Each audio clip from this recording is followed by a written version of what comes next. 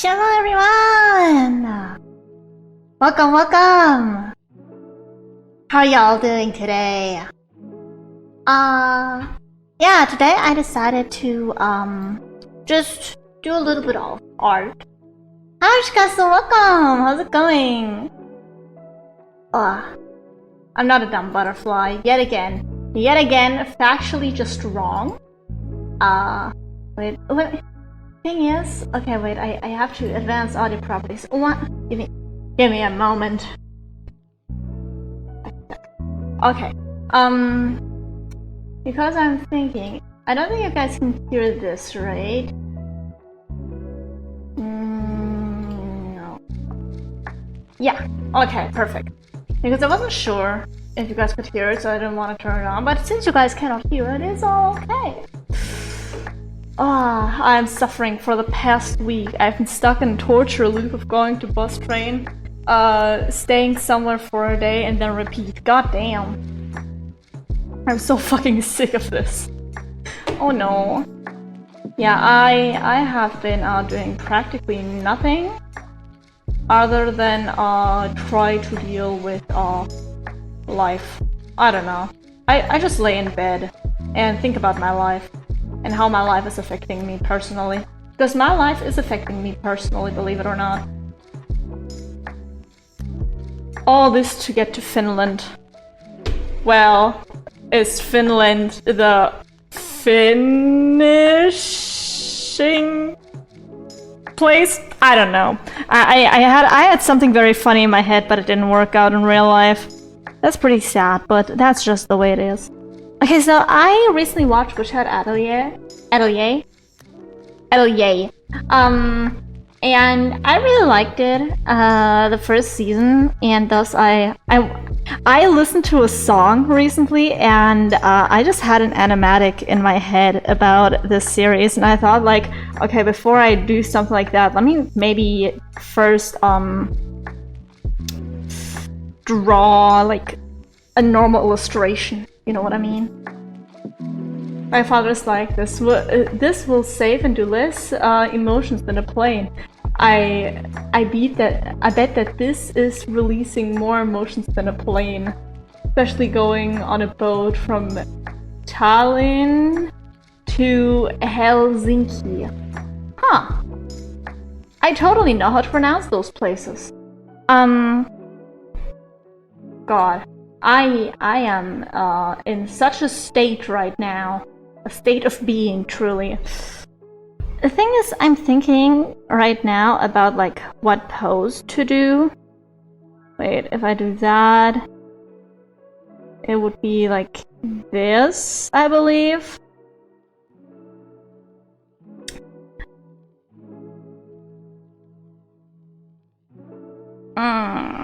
Because I want to draw like the mane for why is your hand pure black? Brother, have you ever looked at my hand? Have you ever looked at my VTuber model's hand? Wait a second, let me show you. Let me show you my VTuber model's hand. There. It is black. It just looks like that. That's just how my hand looks. What can I tell you, dude? I see no hands. There are hands. I just see it. The hand is there. You have to believe me. Wait. How can I prove that I have a hand? Wait. Maybe if I go right here, and then I bring this to right here. There. There, you see the hand? You see the hand? It's behind the skirt. It's there. It's there. It is here. I have a hand. It's just that the hand is a bit dark because yeah. Okay. I am back in my position. Hi, Dan. That hand was out of the sun for too long. How are you doing? I'm doing pretty good. How are you doing, Dan? I barely see it. Why are your fingers so slow? Brother, did you look at my whole frame? Did you look at my waist? Did you look at everything? Did you look at my freaking neck? Of course my fingers would be thin as fish sticks, because I myself am thin as a fish stick. Or a breadstick. I don't know. Some kind of stick. Basically, that is what I'm trying to achieve, the stick figure. Like this. Wait. This is peak performance right here. This is what you should try to achieve totally. Man, you could be thinner. Don't you dare say that. Don't you dare. I'm good the way I am. I believe no, I have to gain weight actually. That's the thing. I actually have to gain weight. Not really, you need some meat on your bones. Yeah. I just need to gain weight. Being too thin is unhealthy. Yeah. But I mean, what are you supposed to do about it? You know, when I watched Witch Hat Atelier with my, I'm drawing like the main characters of Witch Hat Atelier, yet again, Atelier. When I watched it with my parents, they were like, okay, those just look like a bunch of dunce hats. You know what I mean? Like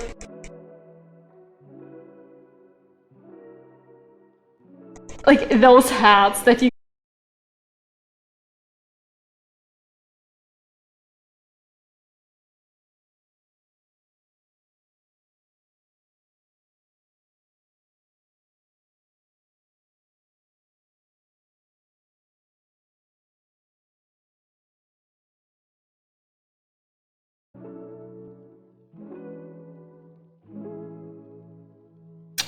Alright, are we back? Yeah, I think so. What do you mean that I messed something up? Sometimes the internet...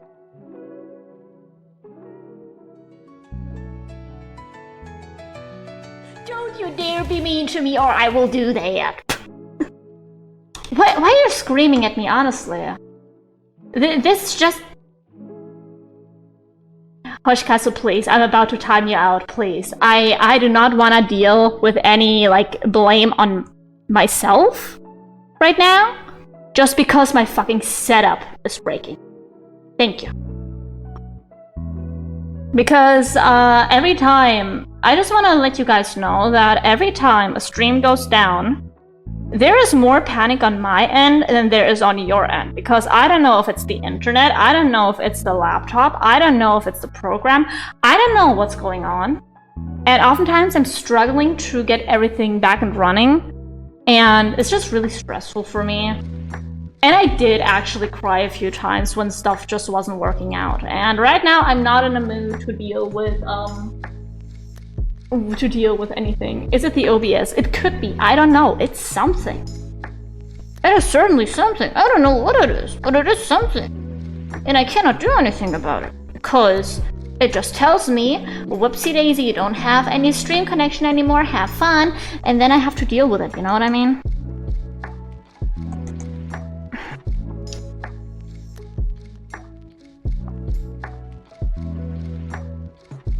Dude. May I make a joke? You may.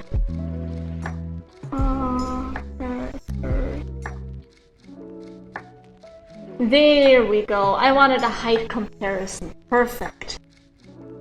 Beautiful. Now I can have the heights comparatively. So... Is she shorter? I think they're about the same height actually. So I guess it would be... Oh, I hate sketching out poses because I never know how to do them. Because, like, here I want her to put an arm around her.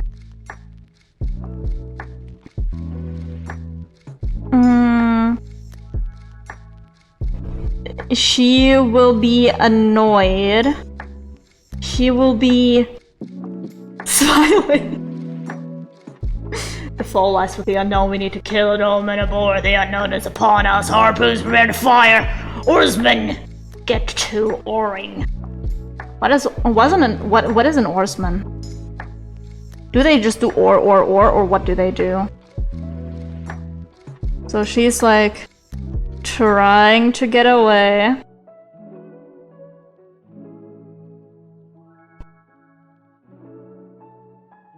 Alright, and then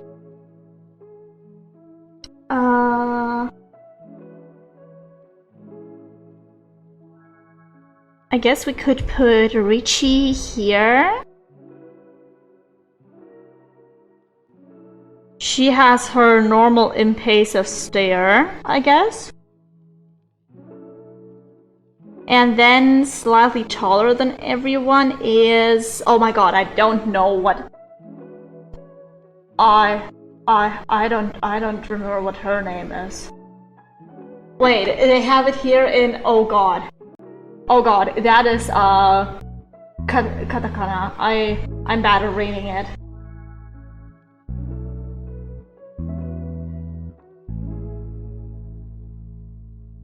I can only read I don't think that's enough. What is her name? Wait a second. Pink hair. What is her name? Where is her name? Okay, wait a second. Ketia. Ketia is her name. I never would have guessed that, honestly. With human strength, that's what an oarsman is. Someone with a lot of strength. Alright. And she's even more smiles. What a beautiful family. That's just the average family photo, isn't it?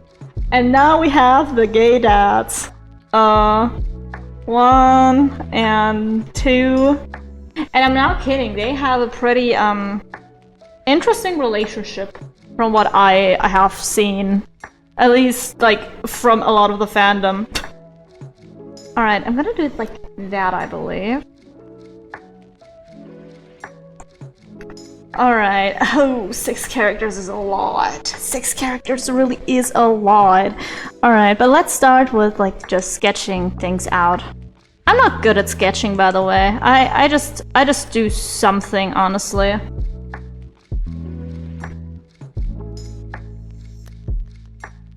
I can make them all baby-faced, though, except for the grown-ass men.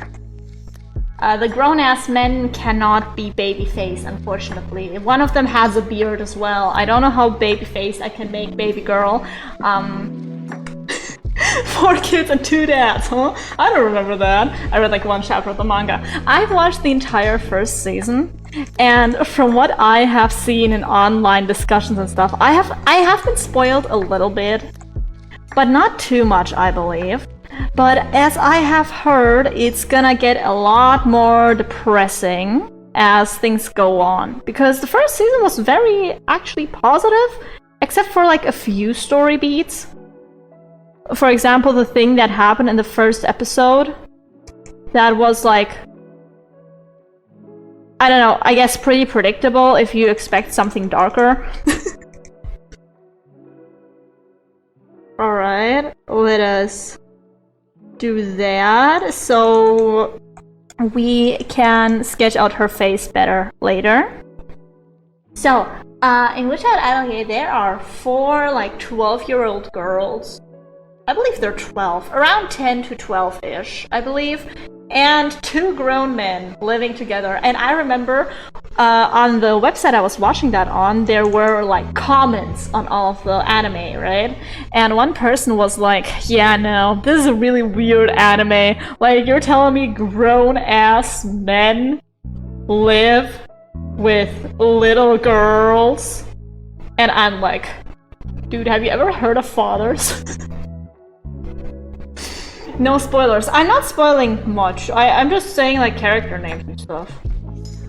I'm just saying they're like 4 like little girls and 2 grown-ass men. What can I say? But yeah, I did like the anime. Like, I'm very excited for the darker stuff because I myself am an enjoyer of the darker the darker, what do you call it, aspects of anime and stuff. Personally, I like the concept of Madoka Magica, for example, but I didn't really get into it just because, while everyone is praising it for being super psychological horror, I feel like it doesn't do it enough. I want even more, like, sadness and, I don't know, depression. They're kind of the same. Let's ignore that. Because I feel like the concept from Madoka Magica being like magical girls, but like actually child exploitation by aliens is very interesting. But not just any child, specifically little prepubescent girls. You have to understand. That is the only child exploitation they will do. I believe there have been no magical boys, right? In Madoka Magica. I don't know right now. I mean, there are other examples of older men being with young girls in the same room. Like, example, men could be a teacher. Who's going to get an anime? Would you watch it? Limbus Company is a dystopia. Maybe, I don't know. It depends on the reviews, honestly. You know what I have been watching? ReZero. I have been watching it with my parents, and I gotta say, personally, any ReZero fans, don't get offended, please. I think it fell off after, like, season 1. And the movies were also good. I liked those. Like, I liked the movies and season 1. Season 2 was alright. Then season 3 had a really, really good, what do you call him? Villain in that one archbishop that's like, that basically has a mutagenics ability with like soul link. That was so good. That was such a good villain, and the first scene with her was amazing. But the rest of the season was kind of like meh. And now the 4th season, like, I don't get what the fuck's going on anymore. I feel like the anime strayed so far from what it used to be, you know? Alright.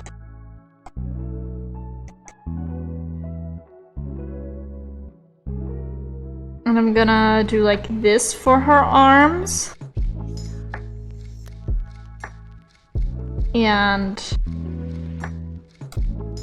as long as they don't change the story much, it will be peak. Like, Limbus Company is such a good story in my opinion, will never stop glazing. I mean, the thing with adapting a game into an anime is that, historically games haven't been adapted into anime well. I still remember Danganronpa, right? I don't know if many of you remember Danganronpa. I have watched the full anime. I have played nearly all of the games except for the 3rd one because it was just too long for me. But I've watched it, I've played it, and I gotta say, the anime really didn't do a good job in showing the story at all. Like, it was just too fast-paced. At the same time, like, didn't cut out unnecessary stuff, but kept in like some stuff you don't really need, and they just rushed through the main story.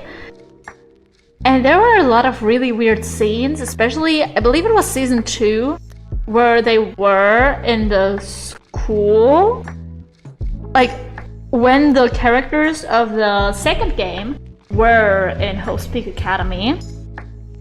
Like, that whole part of the anime was totally originally written. There was nothing in the games that was like that. And I gotta say, looking back, did we need, for example, that scene with Teru playing with a donut and a banana? And I'm not joking. He is talking about someone's banana going into someone else's donut, and I'm just sitting there being like, I wanna enjoy my anime about high schoolers killing each other. Please? I watched 2 episodes of the anime. The first trial was so short and really boring. Yeah, that's the thing. I haven't played the games, I'm just watching trials because sometimes they are funny. I like the 2nd game the most. I feel like if you want to play a game of that series, you should play the 2nd one. In my opinion, it has the best character writing. It has the most personally likable characters, and it has an amazing plot twist at the end. Like, just watch a summary of the first game. It's alright, but looking back, I didn't enjoy it as much as the second one. I heard the second one was the best, but I'm spoiled for it. Yeah, I played it blind, and oh my god, I loved it. Even replaying it is like amazing. I really enjoy like certain characters there. I have like several favorites compared to like... Okay, who did I like in the first game? I liked Celestia Ludenberg for her design.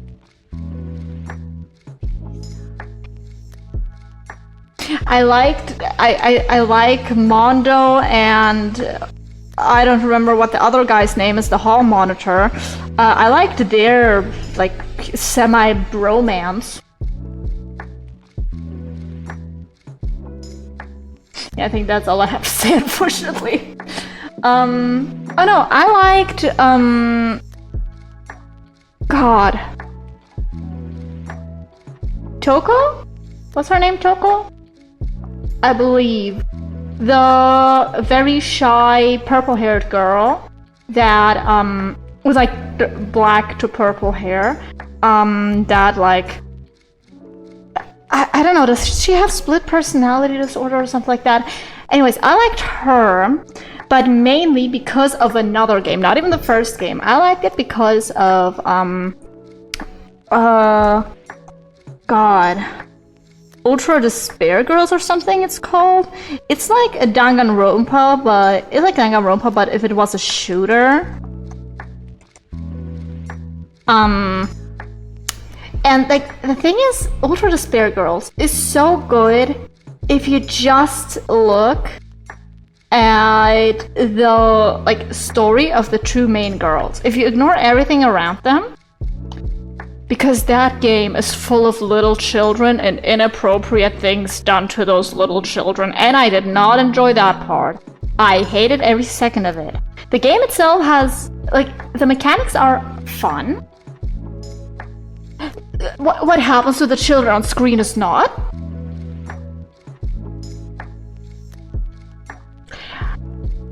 But I really like the character development of the two semi-adult characters. What did I come to? What the fuck? I am discussing Danganronpa. If you know the franchise, you will know why I am talking about it that way. Hi, Approval! Approval, don't forget D&D in 3.5 hours. D&D, don't be late. D&D approval, D&D approval, D&D approval, D&D. For context, approval usually comes late. Fun fact, have you gathered that from my very, what can I call them? Subtle hints. Oh, you're the D&D guy. Will you be sick? No, today we have a dragon fight. He cannot be sick. I'm not allowing that.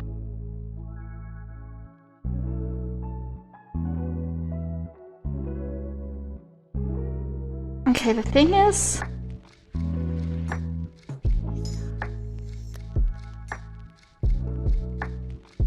I want it to look like she's being pulled towards the group, but she doesn't want to be inside of the photo, you know what I mean? That's like the kind of the vibe I want to give. But I don't really know how to do that. Because I usually don't draw family portraits, is the thing. Is the thing-a-ling-a-ling. But yeah, Approval, how have you been? I will be late. Approval. Come on, Approval. Come on. One time in one permadeath game, there was about a really dangerous event the next day, and commander of IUR branch was like, okay, who will come and fight? And all of the captains was like, I will have a headache tomorrow. What does WBY mean? approval.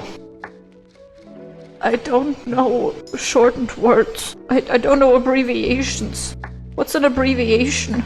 I don't know, because I live under a rock.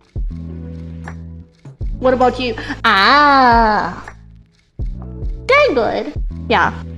Settling in. I nearly got scammed out of €2 at this grocery store today. But I didn't, because I always check my receipts. Always check your receipts, kids. It's very important. Got it? Perfect.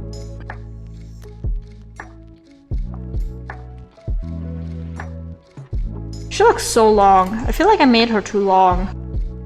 I feel like... Okay, wait. This is where I put that. So... Huh. Yeah, something is inherently off about this whole thing. Me when something is inherently off about it. What about you, motherfucker, I guess. Wait, why? Wait, why doesn't it only go there? Why? I wanted to go further back. Why don't you go further back, little motherfucker?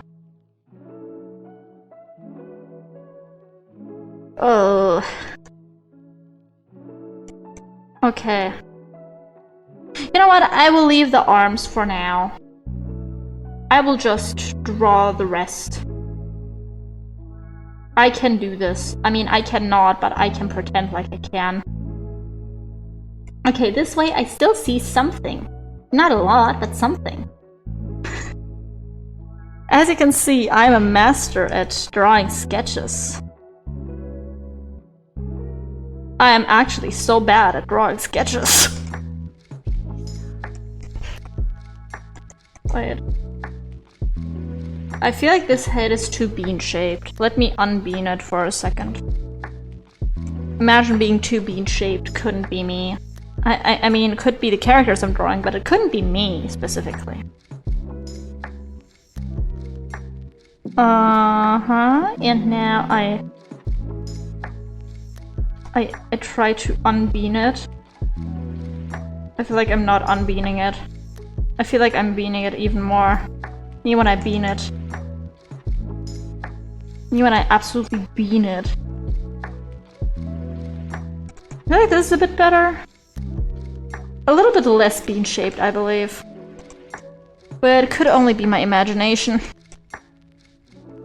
Bean it? Bean it. Bean your meat. What? Alright. But this head has to be a bit more circular. It has to be a bit more circular, I find. You know, I have been really getting back into like those videos about mascot horror recently. And I gotta say, why is every mascot horror the same? Like most of them are, oh, you are at abandoned place. And at abandoned place, bad thing happened to children. So now you gotta be at abandoned place to figure that out. Why are you here? Because someone needs to be at abandoned place.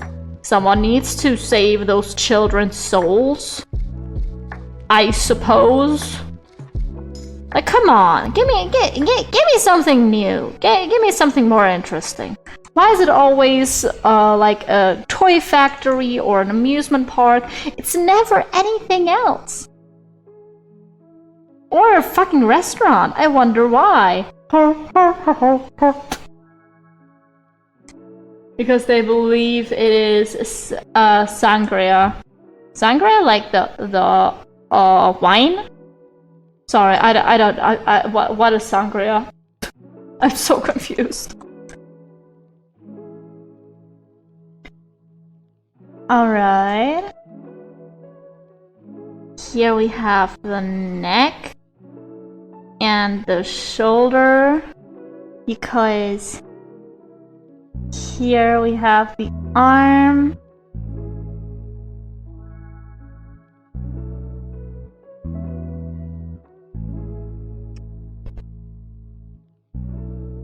And do we put another arm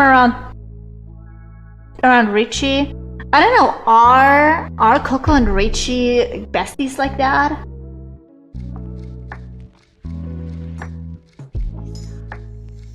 In addition, they could be LB or be under pressure for SC.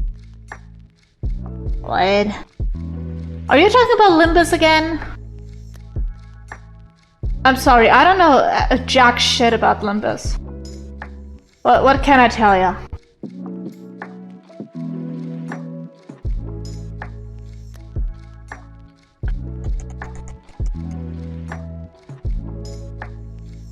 Alright, like that.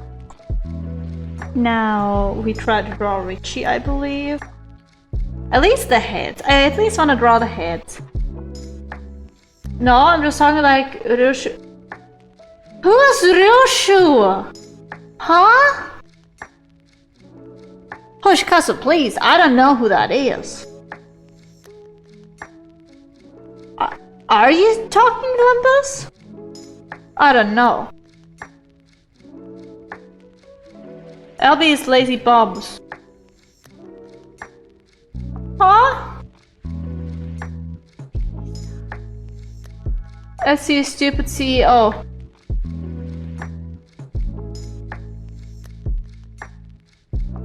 Huh?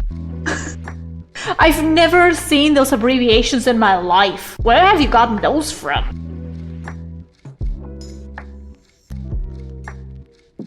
I feel like I feel old now. I'm not understanding slang anymore. Oh no. This is it, folks. It was very nice knowing ya, but I think it's over for me. I made him the fuck up. Okay, then it's not over for me. Thank God. I thought I was a goner there. Because, you know, as soon as you stop understanding the slang of the youth, you are, you are sentenced to execution. Like, immediately. You know what, I'm just gonna... I don't want to draw the face shape again if they have the same face shape.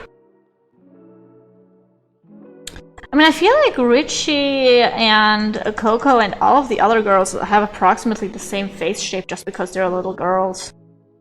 Because in anime, there's only one face shape a little girl can have. Around. I feel like she was shorter though, no? Oh, she's not that much shorter. Right? I don't know. How am I supposed to understand heights, man? I think her head is a little smaller though. She's just a little smaller than the rest. Well, not that much smaller, but like,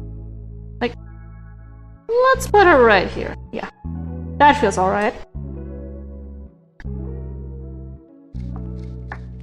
Discord R&B.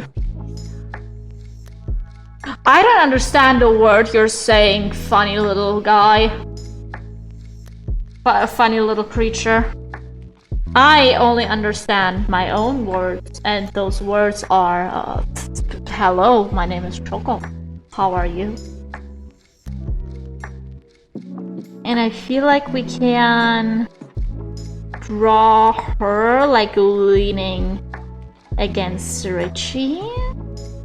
With, like, only a slight side profile.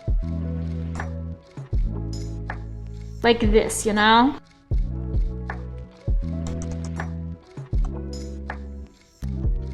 Okay, and she's taller than the rest. That checks out. She's a little bit more taller than the rest. I feel like this is good. Okay. Guy, I'm a gal! Everyone is a funny little guy in my stream. Or tell me I'm not a funny little guy. Everyone is a funny little guy. Honestly, I don't even guess genders for my viewers. I just assume everyone is a funny little guy.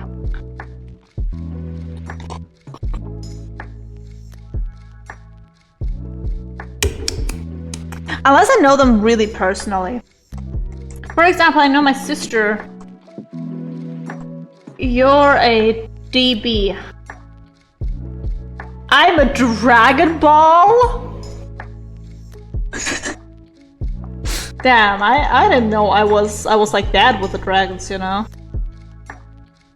I mean, I didn't choose to be a Dragon Ball. The Dragon Balls chose to be me? I don't know. Okay, now let's add some faces. Very excited for the face stage.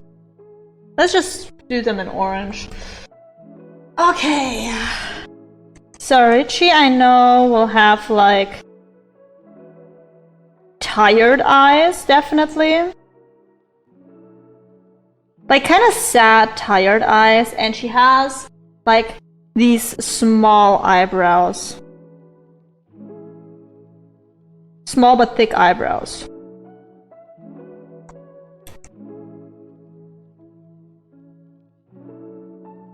And generally a very like neutral expression. Alright.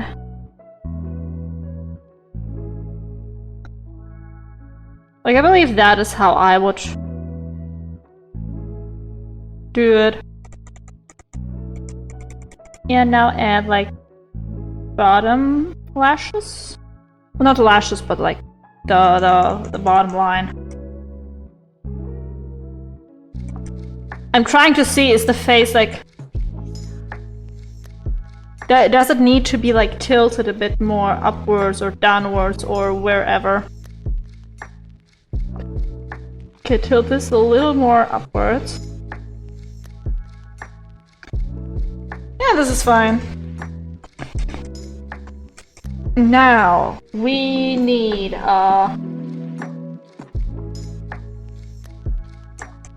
wait, let me put the faces at the top here. Super big smile. From, God, I forgot her name. I forgot her name again. Atelier, I believe. Yeah? I don't know.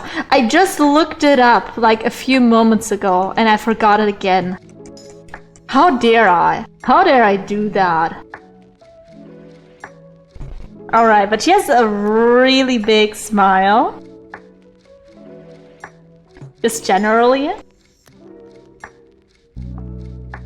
Choco, I am bored. I'm entertainment. I'm not entertained. Should I jangle some keys? Wait. Oh, wait a second. Oh.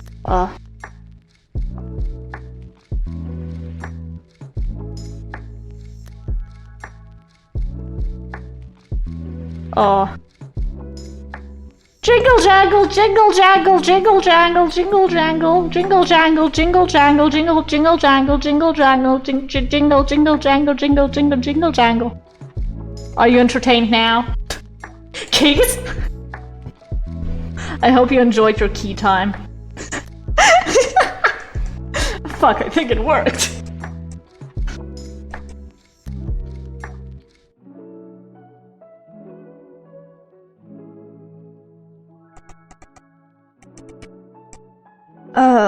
Okay, now...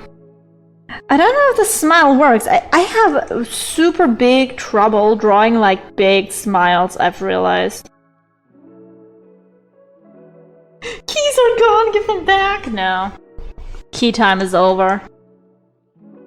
I get to decide when it is key time, and key time is officially over.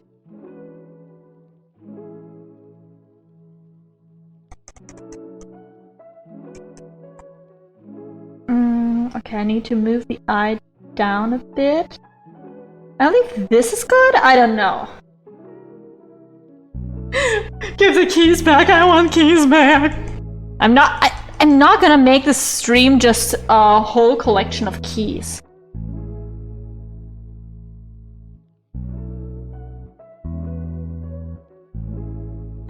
By the way, fun fact about Agatha. In like the first episode I saw her in, I really didn't like her. But honestly, the more I watched, the more I actually related to her. Because I too am annoyed at people not knowing how to do their job. And I think most people are. And just wanting to basically achieve good things and doing the best you can do. That's just like basically her motivation, I believe. Like wanting to achieve something no one believes she can achieve. And being very pissed that other people like are just standing in her way, basically. Like, I get that, girly pop. Me too. People are annoying. You just keep doing you, and don't listen to the haters.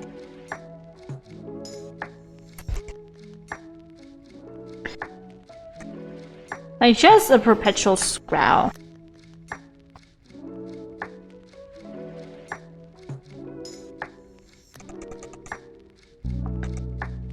Yep. Okay, doing that. Mikasa death stare again. Nah, you cannot Mikasa death stare me. Because Mikasa is too Kasa. I don't know.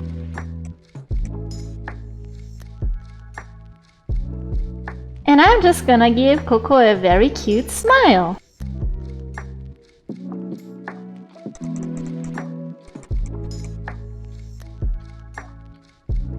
Alright, what kind of... I feel like Coco has like very round eyes. I wanna like give her pretty round eyes. Like this. But these eyes are way too small compared to the rest of her head. And since this is an anime style, we gotta make them bigger. And since she's a child, they have to be extra big, you know? Because that's how it works.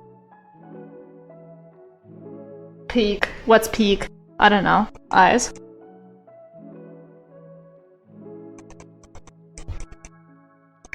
Honestly, you can kinda see who everyone is supposed to be. I believe. Like the four horsemen of a friend group. Angie, normal, emotionless, hyperactive. Shoko, when are you gonna add redeems? When I get to like average 10 to 15 viewers. That's when I'm gonna do redeems. Before that, nope. Because taxes are way too complicated in Germany.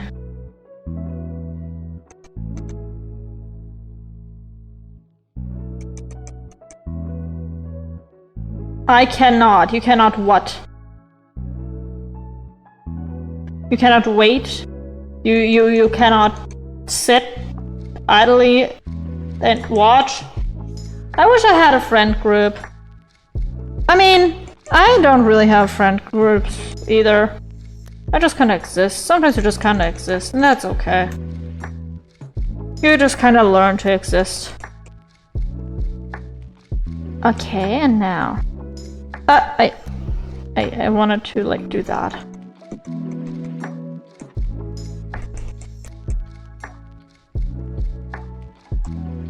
Yeah, like that. We have a few expressions. And now we only have, Tetia to finish.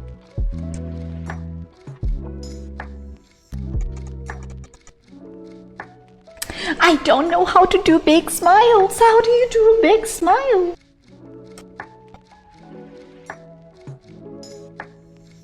I feel like every big smile I try to do just turns out really ugly. Can you like not claim the money? Like if you don't cash in your cash, you won't have to do taxes. I don't know how that works. I don't want to risk it because very complicated. I would have to tell my employer that I have a second job, basically. I would have to even ask if I'm allowed to have a second job like that. I would have to deal with the taxes that a business owner would do because I would be a business owner in the strict sense of the law. And many more such fun things. Welcome to Germany. Alright, and now we put this up a bit.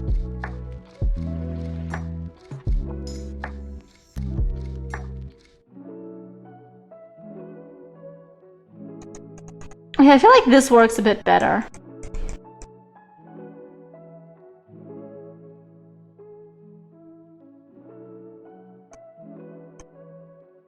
There we go, but her face looks off for some reason. I feel like her eye is too far to the side. Like, let's do that.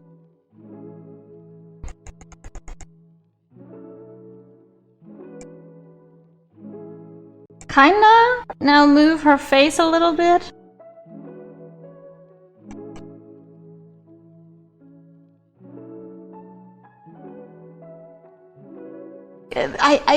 Maybe, kinda-ish? I don't know. I'm so bad at drawing faces, dude. Literally worst artist of ever. Not even of 2026, of ever. Would it really count as a second job? That's so odd. I believe so. No? At least I believe it would count as a second job, because theoretically it is a second job. Because you're getting money from it. It's a business you have.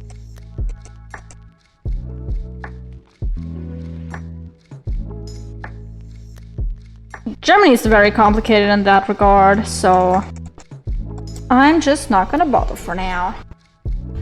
Alright. There we have it. And now, I can draw the hair. Because that is more fun. Okay, which hair do I want to draw first? Here, mini bangs. She has micro bangs, dude. You can see her whole fucking 5 head. That's just how rich she is. Honestly, that's such a fashion statement to have like messy micro bangs like that. No, they're even higher up. I see on the picture now. Jesus. They're like right here. But Jesus. Personally, I could never, but honestly, big mood to her.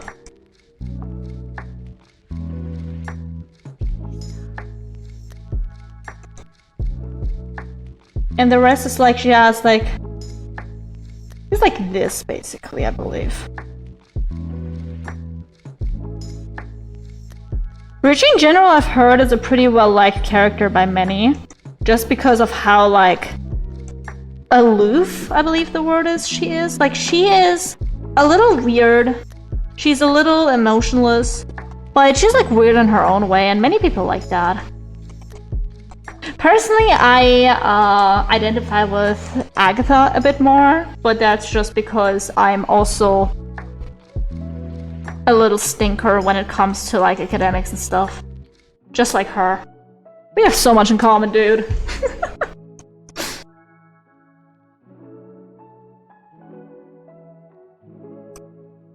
Me when I'm a little stinker about academics.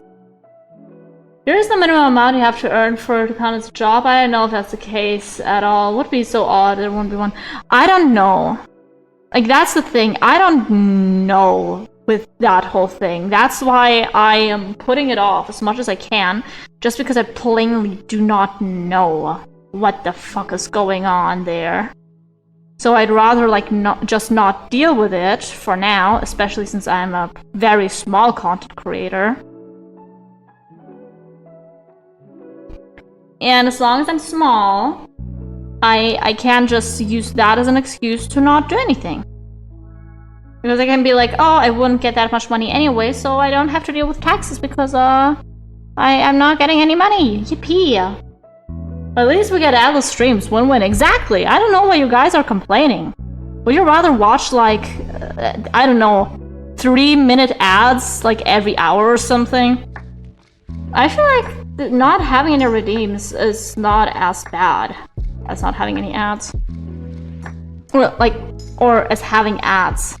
That's the way.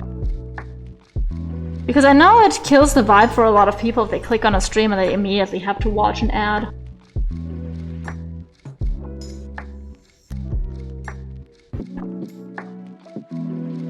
I don't know how her hair looks, dude. I don't usually draw curly hair like this. I just hope I'm doing it justice. I don't know, though. Because I don't draw curly hair. You wanna draw curly hair for the first time in a century. Like, it just doesn't make sense. There's too much hair. Why are you so hairy? Stop being hairy. Become a potter. What? I mean, if you're this hairy, you might as well, you know. I feel like Coco's hairstyle is so simple. Literally just like here, and then right here. And then bada boom, bada bam, I'm already nearly done with her whole freaking hairstyle.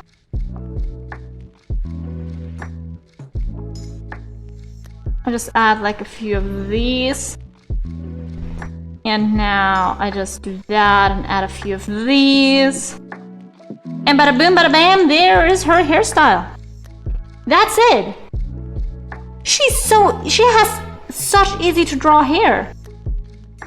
I literally said that motherfucker looks easy to draw. And she does. And she is. Like, I believe out of all the characters here, she is the easiest one to draw. Oh, she isn't bad for a protagonist. Become bald. I was thinking of that meme too. Amazing. And now, I believe the most complicated hairstyle. Tetia is giving me so many issues, dude. She has her bangs are very high up again. But I feel like she has the most fun hairstyle out of all of them. She just knows how to vibe, you know? She just knows how to have a style. Because her hair is like this. She got like that Sailor Moon those Sailor Moon bangs going on. And beyond that, okay, first we draw her Sailor Moon bangs. Perfect question mark. I don't know. I'm not an expert at Sailor Moon bangs, unfortunately, so I cannot tell you how good or bad they are. Or like this rendition of them is. Alright. And then she has two little pigtails right here.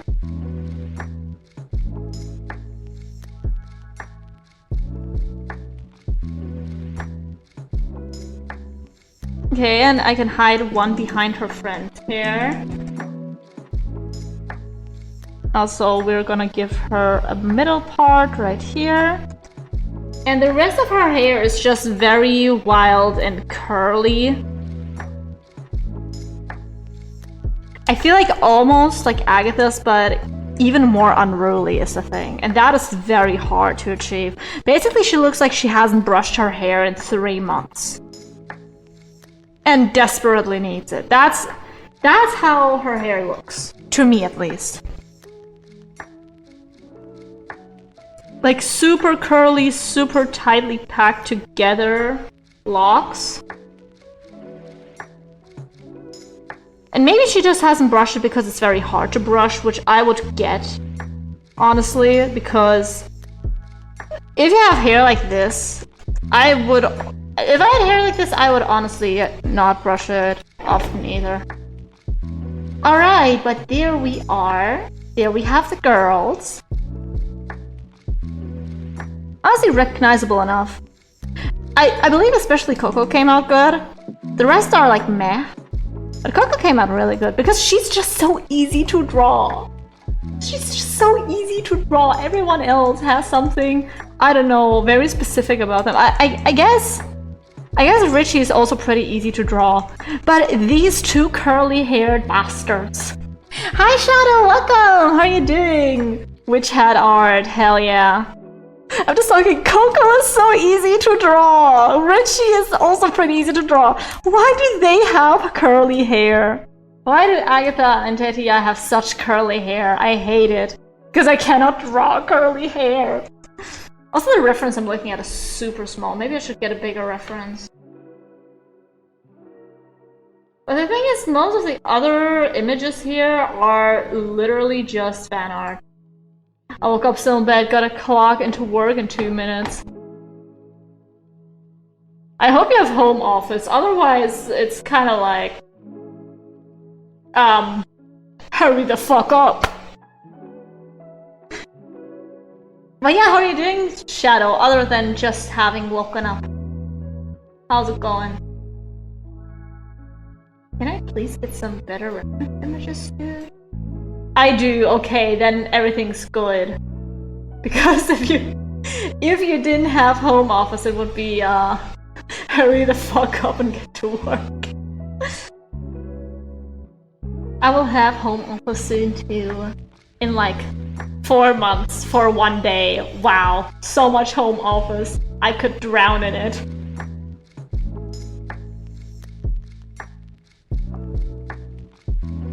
Okay, wait. Now that I'm looking at the anime image... Wait. Open a new tab. Okay, this is not anime, but this is like...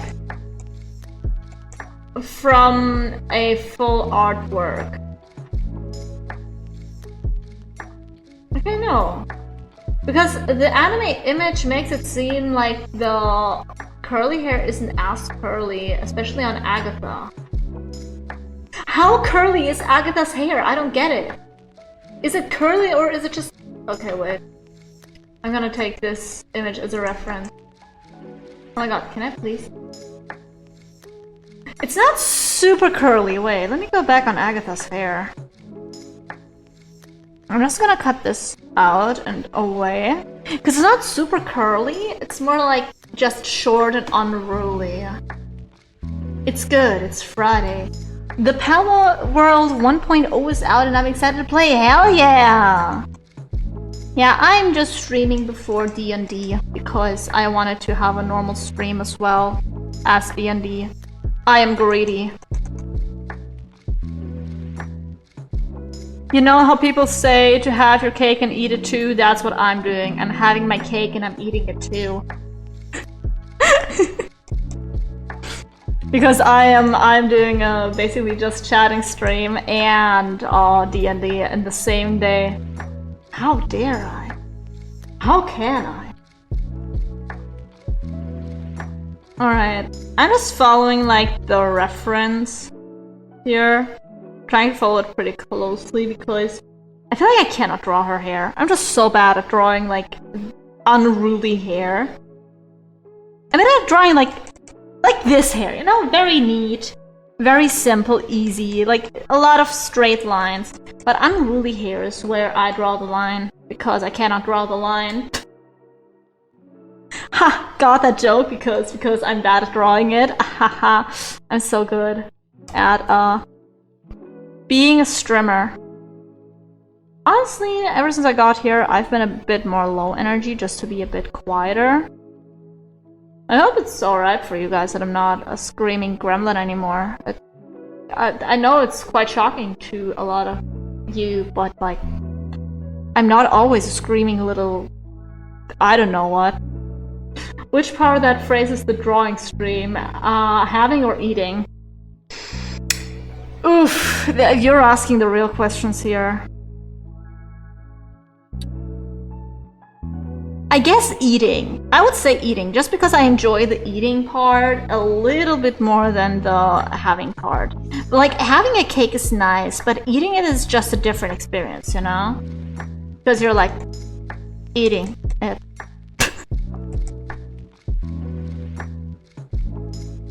Because while I really enjoy D&D, I feel like streaming D&D is an entirely different beast. You know?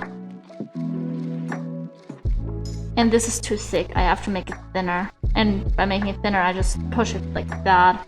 Also, I have to draw an ear for her. SMH, having to draw ears. Imagine, in this economy, dude. Who even draws ears in this economy? That's an alright ear, I guess.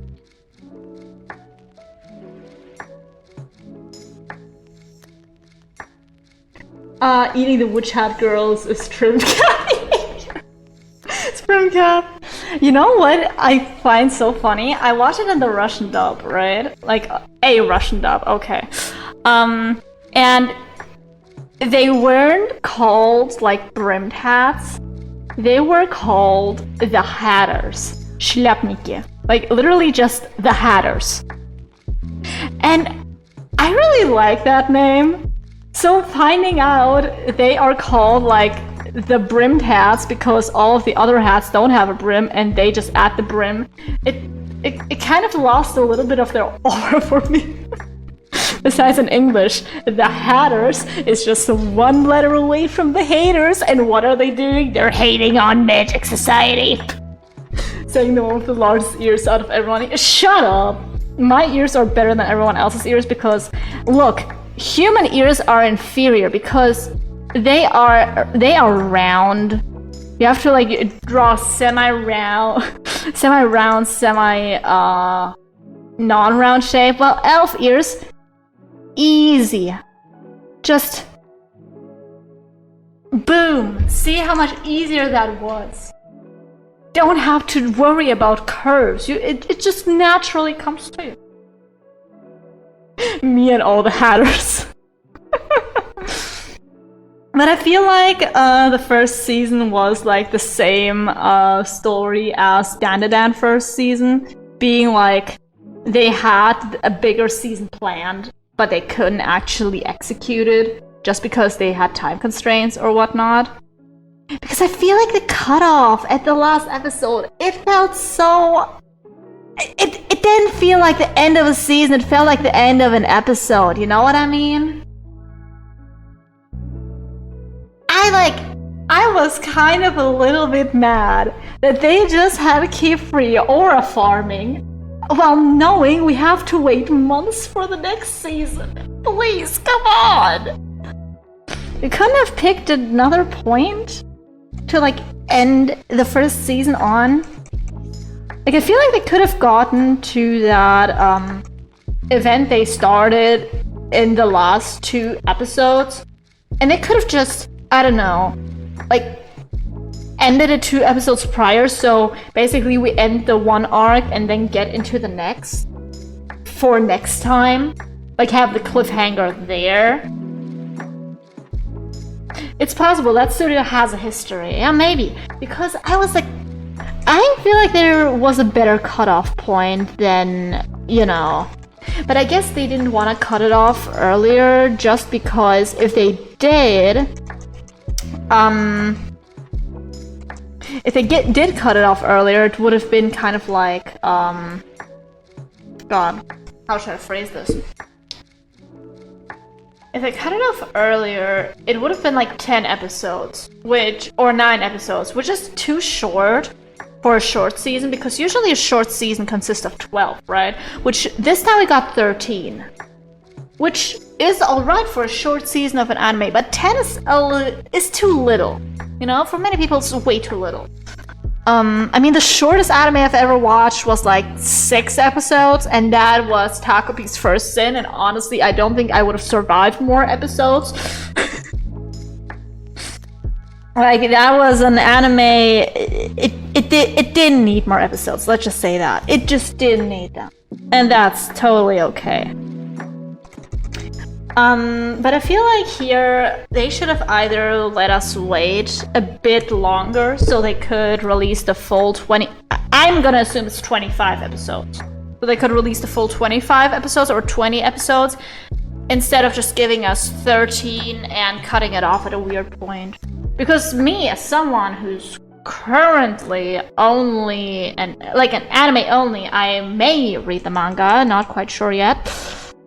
It's just a very weird cutoff point, like I said.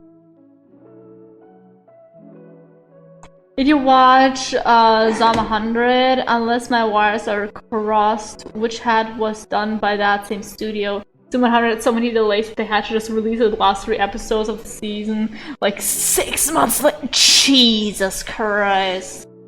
I didn't watch it. I didn't even hear of it, but damn. That studio has a history then. That's crazy.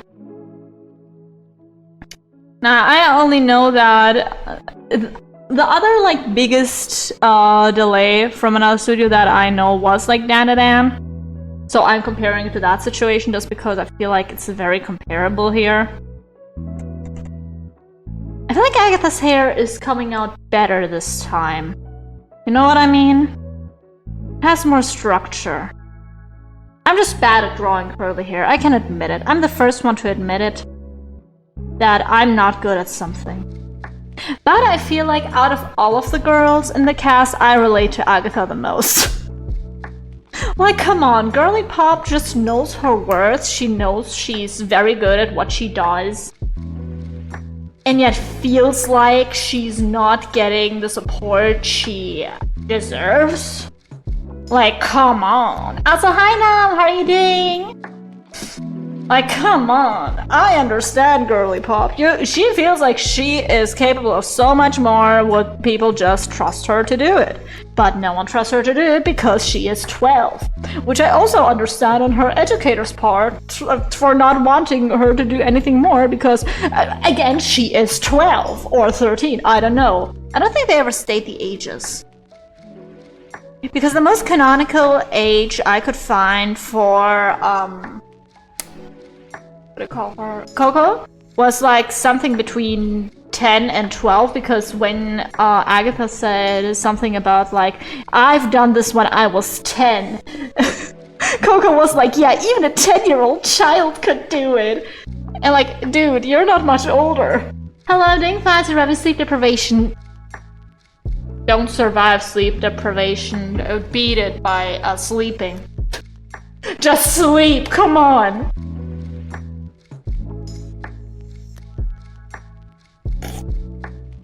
Sleep is very important, guys. You gotta understand. You just gotta understand. Because without sleep, you're sad. With sleep, you're probably also sad, but now you had a pretty funny dream you can think about all day. Instead of just being sad, you know? That's usually what I do. Oh, I actually did have a pretty interesting dream recently. Wait, let me try to recall it. Oh yeah, I was... Okay, so we were at like something like a convention, right? Something like an anime convention. And, okay, I've had the stream like a day or two ago, so it's not too vivid anymore. Just listen. We were at a convention. And I believe I picked up a box. But it turns out that it was not a box, but a guy that was like ripped apart and formed into a box. And I didn't know that. And so for picking him up, he wanted to rip me apart and turn me into a box. So I was running away from Mr. fucking box guy. Trying not to get ripped apart and turned into a box, and I was like begging him. I was like, please no, I didn't know you were a guy. I thought you were just a box. And like, you were probably in my shoes back in the day. You didn't want to be turned into a box. Why do you want to turn other people into boxes now? And he was like, you know what, you have a good point. I still want to turn you into a box. And so I kept running and running and running. I ran in that dream for like a solid 2 hours. I ran so long. And then eventually I came to a fashion show. And one guy was like, you look alright, but like not what we're looking for right now. And then I was like, I had an idea. The box that turned himself into a box, it was like a zombie thing. It's not a zombie thing, it's more like people who got turned into boxes are so mad at other people that are not boxes that they want everyone to be boxes because they didn't want to be boxes. Kind of like that kind of situation. And so I turned to like the box guy, which there was 3 of them now. And I was like, okay, if I can get into a fashion show, you will leave me alone, okay? And they were like, alright, bet, Girly Pop. And I was like, alright, I gotta go to another fashion show. So I looked at the convention and I saw that there were 2 other fashion shows I felt like I could like maybe get into. So So I went to the first one. The first one was like, nah, we're not taking you. And then I went to the second one, and then I was like, at the second one, I was like, please, that guy wants to turn me into a box. Please let me in. And they were like, all right, girly pop, we got you. And then I turned to the box, and I was like, okay, I'm in a fashion show now. What you gonna do? You're gonna let me go now, huh? And also, you're gonna let my friends go. And then I woke up. So I don't know what they replied. I just know that I just basically stuck it to the box guy by getting into a fucking fashion show. As a model for the runway, by the way. They didn't even really want me. They just did it because I begged, because I was scared shitless for my life, because I didn't want to be a box.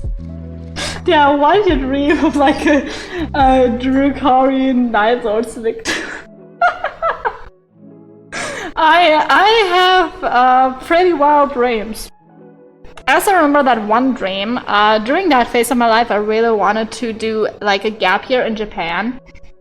But I was too old for most of the programs, so I dreamt that I met a doctor in Japan and he was like, you know, I can make you sick and then they can't do shit about your visa because you have to be like in a hospital. And I was like, ha, bet! And then I had the dream where he was just making me really sick and I was just laying in a hospital.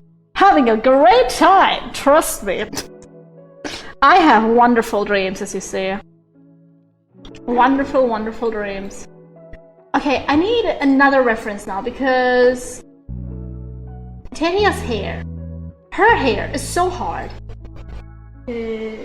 Tetia. Come on. Anyone have a good reference for her hair? Turns out her hair is just really fucking hard to do. Because I'm looking at it right now. Yeah, it's not looking good. It's not looking good. Also, I forgot her eyebrows. That's why her face looked so weird compared to everyone else. I forgot her fucking... Okay, no, wait, I didn't forget her eyebrows. They're just hidden by her hair. Okay, what do I do about that? I believe I put her eyebrows down a little bit so they can be seen at least, maybe. I don't know. I don't know how to do this. Okay. I was right. Honestly, I was pretty spot on with the hair. But I don't like how it looks. But how do I change hair that is just generally pretty weird in its shape? Okay, I feel like I can do these better. Like her pigtails. That I can do better. Also, why are they called pigtails in, like, English? Like, a pig doesn't have those tails. On that topic, what are you drawing? Do you know the anime Witch Hat Atelier? It has been really popular recently, and I just wanted, like, to maybe do an animatic to it, but I thought, like, before I do that, I should probably draw the characters first to see how I vibe with drawing the characters. I feel like Coco is the easiest character to draw, followed by Richie. And like Agatha is like third place out of the main girls, and then Tetia is just hell. Hair jail. I don't think I know it. So it's basically in a magic world following this girl, Coco. She lives like in a little village. And she is the daughter of a seamstress. And basically in that world, magic is considered to be something that can only be done by chosen people. Like, not everyone can do magic, but she, like, really wants to do magic. She's, like, fascinated by magic. She, like, really, really wants to do it, but she's not one of the chosen ones. So she can't do it, you know? But she's been fascinated by magic her whole life.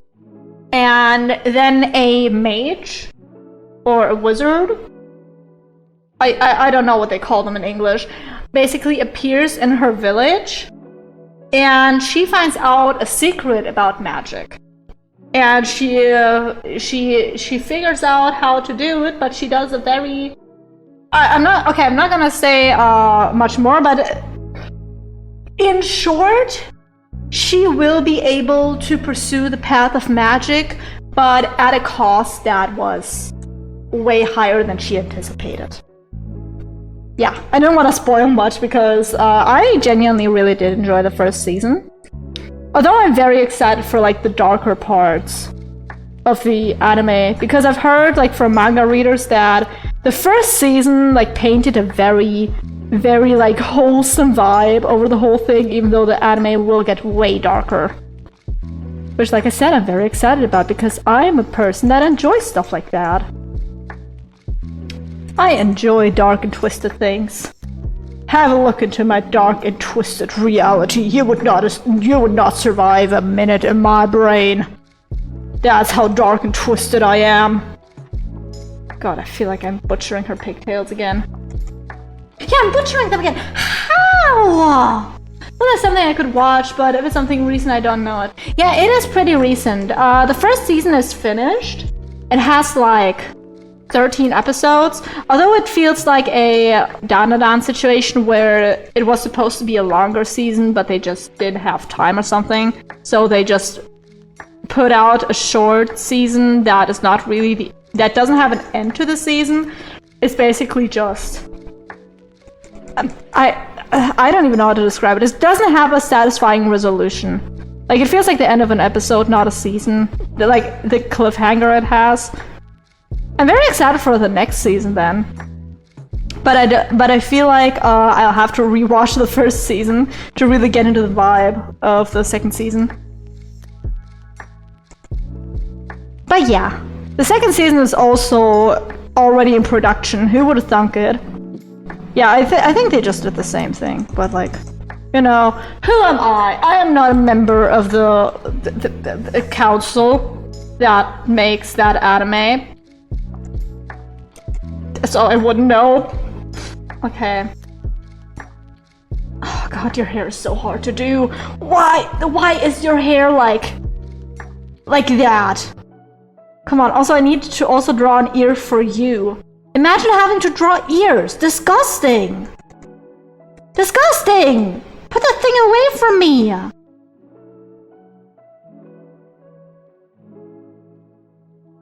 Tell me I have to put an actual work here? Nuh-uh. I want the easy way out. And the easy way out is not drawing ears.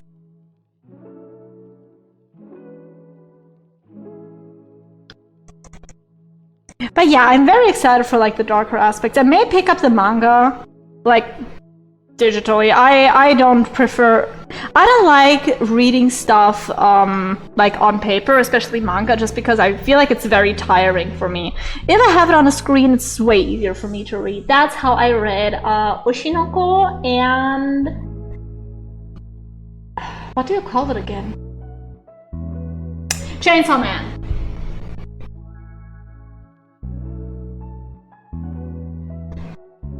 You know, after reading Oshinoko to the end, I personally didn't like the ending, so I just don't keep up with the anime anymore, which is such a shame, because I feel like the anime and the manga had such a cool concept, but it just got butchered by the ending and how everything was handled there.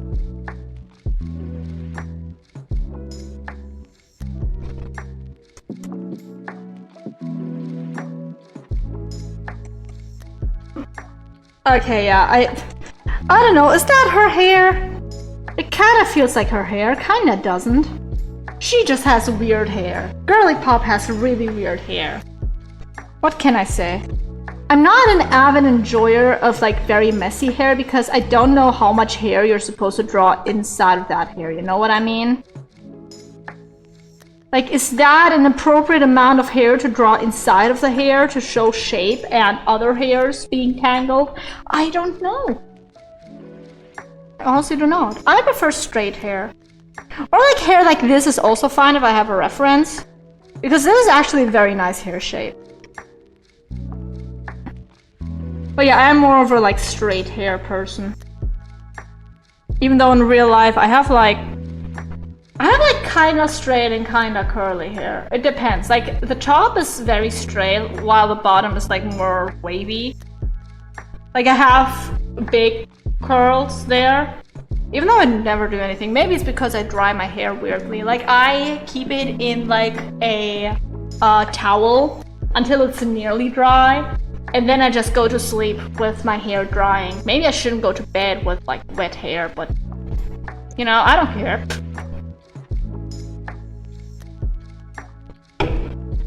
Also, goddamn, what was that voice crack? Okay, and now I get to draw the gay couple. AKA the teachers. I just enjoy Kifri and Arugio so much, especially together. They're like so fun. I like saw screenshots of the manga today, like very minor spoilers of them two interacting, and they just act so gay together. I'm sorry, they just act like an old married couple basically. And I just found it so funny because the anime says, oh, we're just friends, at least in the beginning.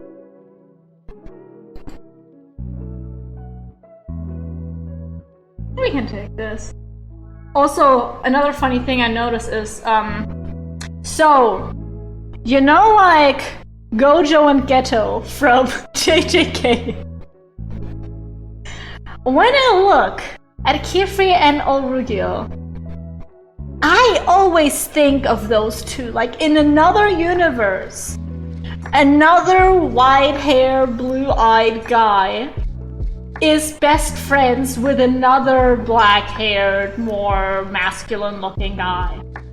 I'm just saying that because Geto and Olrugio do not look as similar, but Kifri and Gojo look very similar.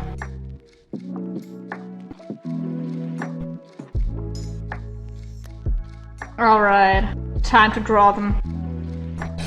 Time to draw the teachers. It sounds like some... Oh no, I already read that. Man, it's so hard. Sometimes I feel like chat is moving even though it's not moving. Then you just have to deal with like streamer hallucinations. Not digital hallucinations, because that would be the amazing digital circus. Also, how did everyone like the ending? I don't know if I've talked about it extensively here. Because I know that some people, when I recently tried to talk about it, did not watch it yet, even though it has been out for several weeks at that point. I believe it's been several weeks, right? Right, I think so. I don't know. I just remember I watched it in cinema, so I already knew all the tea when it came out. Ha! You cannot spoil me, I'm the unspoilable. It's alright. There we go. Personally, I did like a lot of the parts of the ending. I just feel like, looking back, there are a lot of plot holes. As in, like, things they could have expanded on which they didn't expand. Like, why are they there? How did the company get their brain scans? Stuff like that. Like, why? Like, I understand it with characters like Gangle, because, like, it's canon that she got into a car crash. So, like, they could have, like, done some medical testing. But, like, how did, for example, Zubul end up there? How did they get Zubul's brain? I just don't understand that, you know?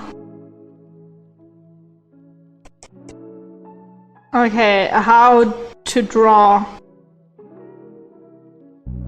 nose for big man. I guess that's how to draw a nose for big man? I don't know, I don't often draw noses for big men. Also, did you guys hear that the bar they used in the footage, like the IRL like articles and stuff for Zubul's bar is closing down, or closed down recently? It's like really kind of a shame, considering they just had a big cameo. But I guess it's not too surprising considering not a lot of bars are doing great. Okay, I need a different image as well because manga and anime art styles are sometimes so different that you cannot use the manga as a reference if you are going for more like the anime vibe, you know what I mean? Okay, that's how his face looks. He has like eyes that slant more downward. Like, kind of like that. And like that. Is that him? He also has pretty thick eyebrows.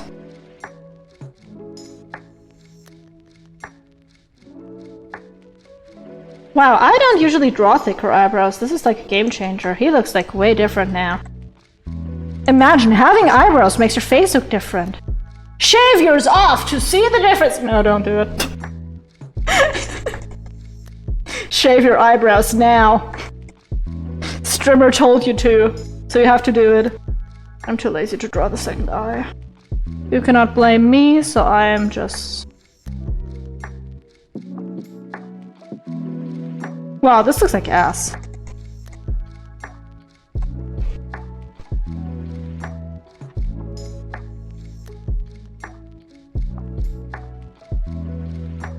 There's something uncanny about his face. I think it's because I cannot tell what his expression is supposed to be. So I'm just gonna put the eyes together.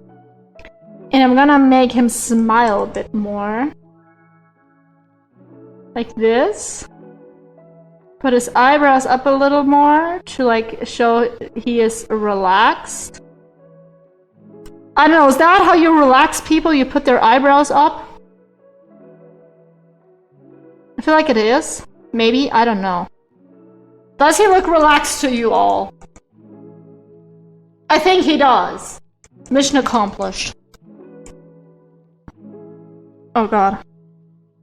There we go. There we go. This is him. Wow. Like father, like daughter. I'm sorry, their eyes just look really similar in this picture. I guess because they have very similar expressions and because they're being drawn by a person with an art style. Crazy. Imagine being a person with an art style. Couldn't be me, totally trust. Also, I have to draw his fuck-ass glasses now. I still don't understand. How are his glasses and why are his glasses? Like, they have such a weird shape. Like, how are they holding on to his nose? Did he glue them on? Is it just magic? Why are they so small? Look at how small they are! They're tiny! And also, why is one of them black? Like one of the eyeglass thingies. Like, why does he only need half sunglasses? Give me full sunglasses or give me death. As I famously said. Famously, that's like my catchphrase. Right, like kind of like that, I think. I don't know. And this would be like that. Also, why are they so low? Are they like reading glasses? I don't know. Does he read? Is he literate? Fair question. Alright, let's put them like that. And now his hair now. One important part about his hair is that it basically covers one of his eyes. So we're also gonna do that. He's like kind of an emo boy, but that's okay. Everyone has been going through that phase, Keyfree. I remember I saw a video recently where someone called him Queefree or something like that, and I laughed out so loud. Because sure, he's written with a Q, but it's not a queef, dude. It was genuinely a person who just didn't watch the anime and didn't know how he was pronounced. Okay. He has like a thingy here. He has like very fluffy hair. I feel like a wig of his hair would have to be super duper fluffy. I don't think I could ever like manage to make a wig like that. Honestly, I have so much respect for people who make wigs for cosplay because a lot of them just seem to defy gravity. Like, how do you do that? Is that witchcraft? That is like IRL witchcraft. I'm not saying we should burn them at the stake. I'm just saying we should, like, I don't know, have them teach their ways in like witchcraft schools. Being like, hey, that's how you style a very fluffy wig. And then I look at it and I'm like, yeah, that's still witchcraft even if you teach it to me. It's not gonna change the fact, Susan. I don't know. Do you think there are cosplayers with like super, like, Karen-ish names? Like Susan, Karen, and whatnot. It would be so funny. I don't know why. It would be so funny in my head. Like, imagine being a super good cosplayer and just being called Karen, and so everyone makes the joke that you want to see the manager. It may be funny, but it may be annoying. I'm not quite sure which one of those it is yet. Okay, he actually does have a little side hair like that. I wasn't sure if he had a little sideburn like that, but he does. He indeed does. Okay, and over here...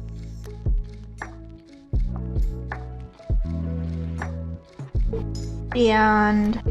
he just has a really spiky to the side hair that just goes to the side a lot. I don't know how you style your hair to look like that. Like, what do you do to your hair in the morning, dude? Do you just take your car and like go like 100 miles an hour and just put your head outside like a dog and just do your hair that way? Is that the secret?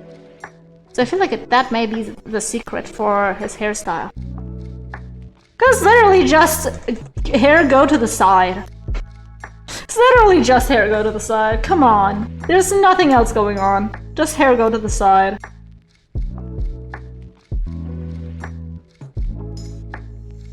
I'm gonna copy his head over and I'm gonna give this to old Rugio. Alright. It is time for man with beard. Man with beard time. Oh, Rugio.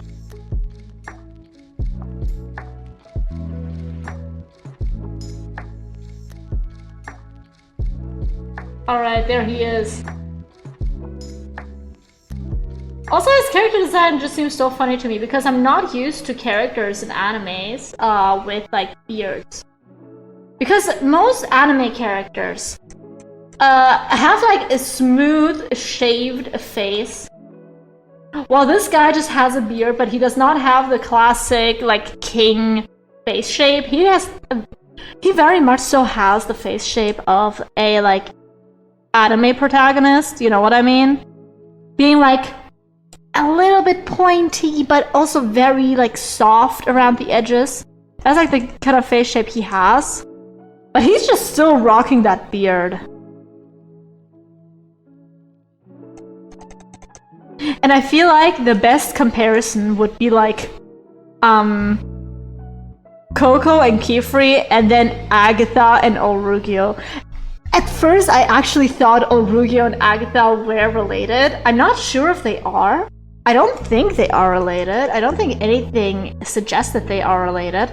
But I, for some reason, thought that they are related just because their personalities are very similar and they look a little bit similar-ish.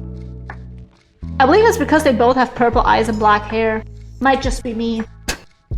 But I don't see a lot of people with purple eyes and black hair. What can I say? Okay, and now I try to draw his beard and I will fail because I don't know how to draw beards. Because I, famously, don't have a beard. I shave it. What? Fun fact, women can also have beards. And fun fact, men can also lactate. You have everything that's needed for that in your body. The question is, do you have the hormones to, like, achieve your dreams, I guess? If your dream is to, like, lactate or grow a beard. Because with the right hormone imbalances, you can do those things. Women can also lactate if they haven't given birth. Very interesting. I first learned that in Apothecary Diaries when they said that one of Mao Mao's sisters actually started lactating, even though she didn't give birth to Mao Mao. It's like, she just started lactating because her body was like, okay, there's a child and child needs sustenance and we will provide said sustenance to child. Beautiful. Is that a beard? Is that a beard men have? I feel like it's not. I feel like it looks very off. I feel like it's drawn on with a Sharpie.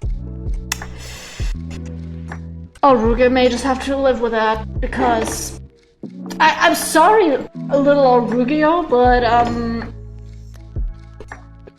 your face is just not beard shaped. What even is a beard shaped face? I don't know. But it's just not very beard shaped.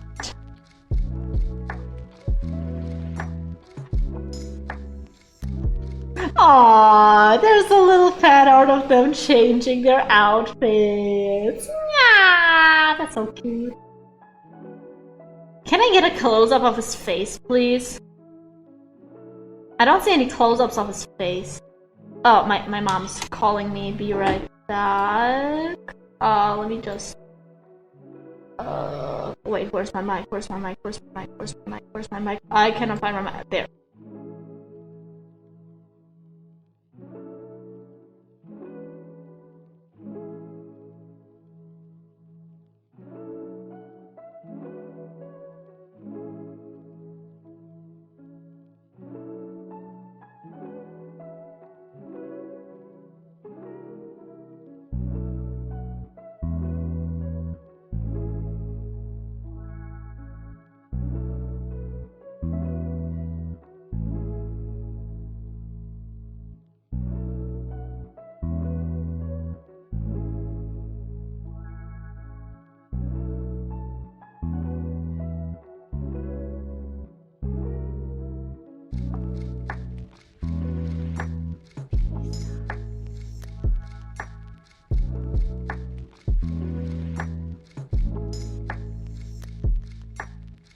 My mom was like, oh, I didn't know you were streaming. Why are you so early? Anyways, I called right now because I didn't want to interrupt your streaming. Anyways, so call me when you're done. Bye-bye.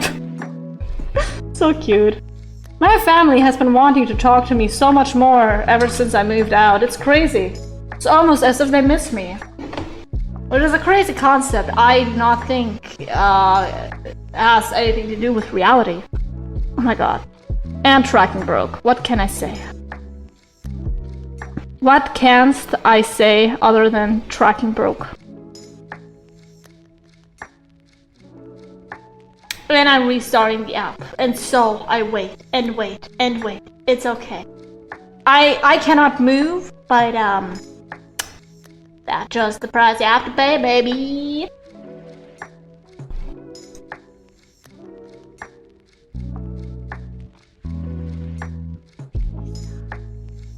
Hello, phone? Oh no, it doesn't want to open VTube Studio anymore. It hates me. It actually despises me.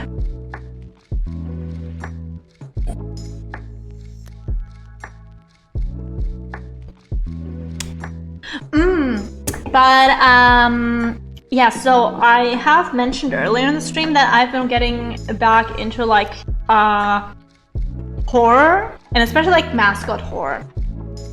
And I feel like it would be so much more interesting to like I have seen, okay, I gotta say, it's not my idea, it's from a comment I saw under a video, right?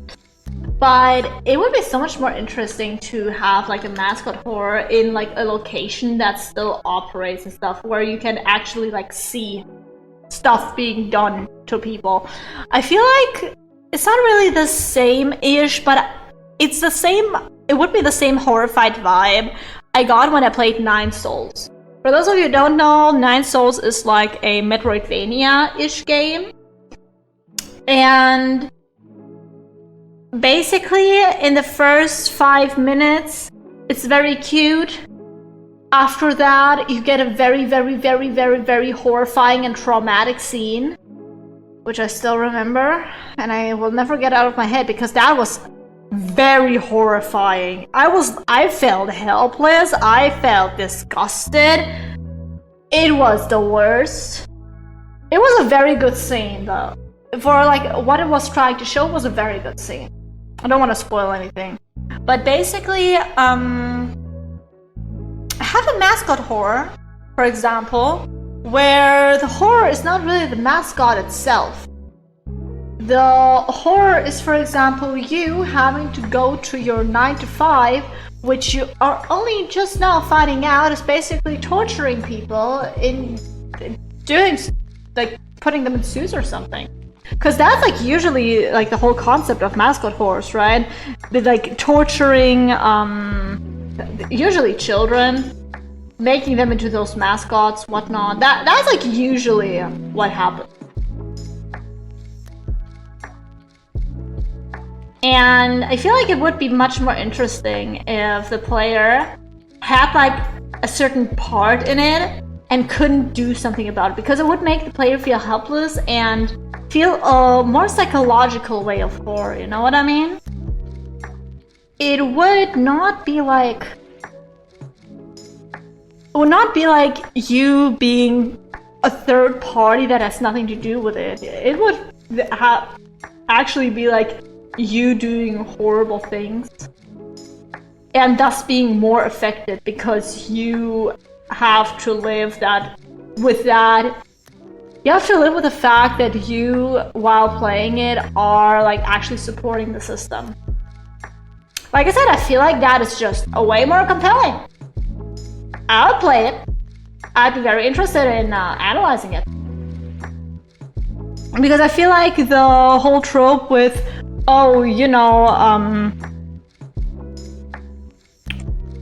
with you being a third party that may have had something to do with it in the past, but not anymore. You're just a good being that just wants to help people, you know?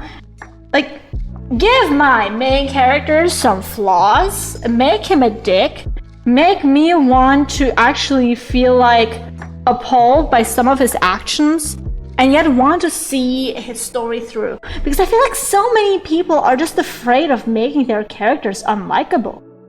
You know?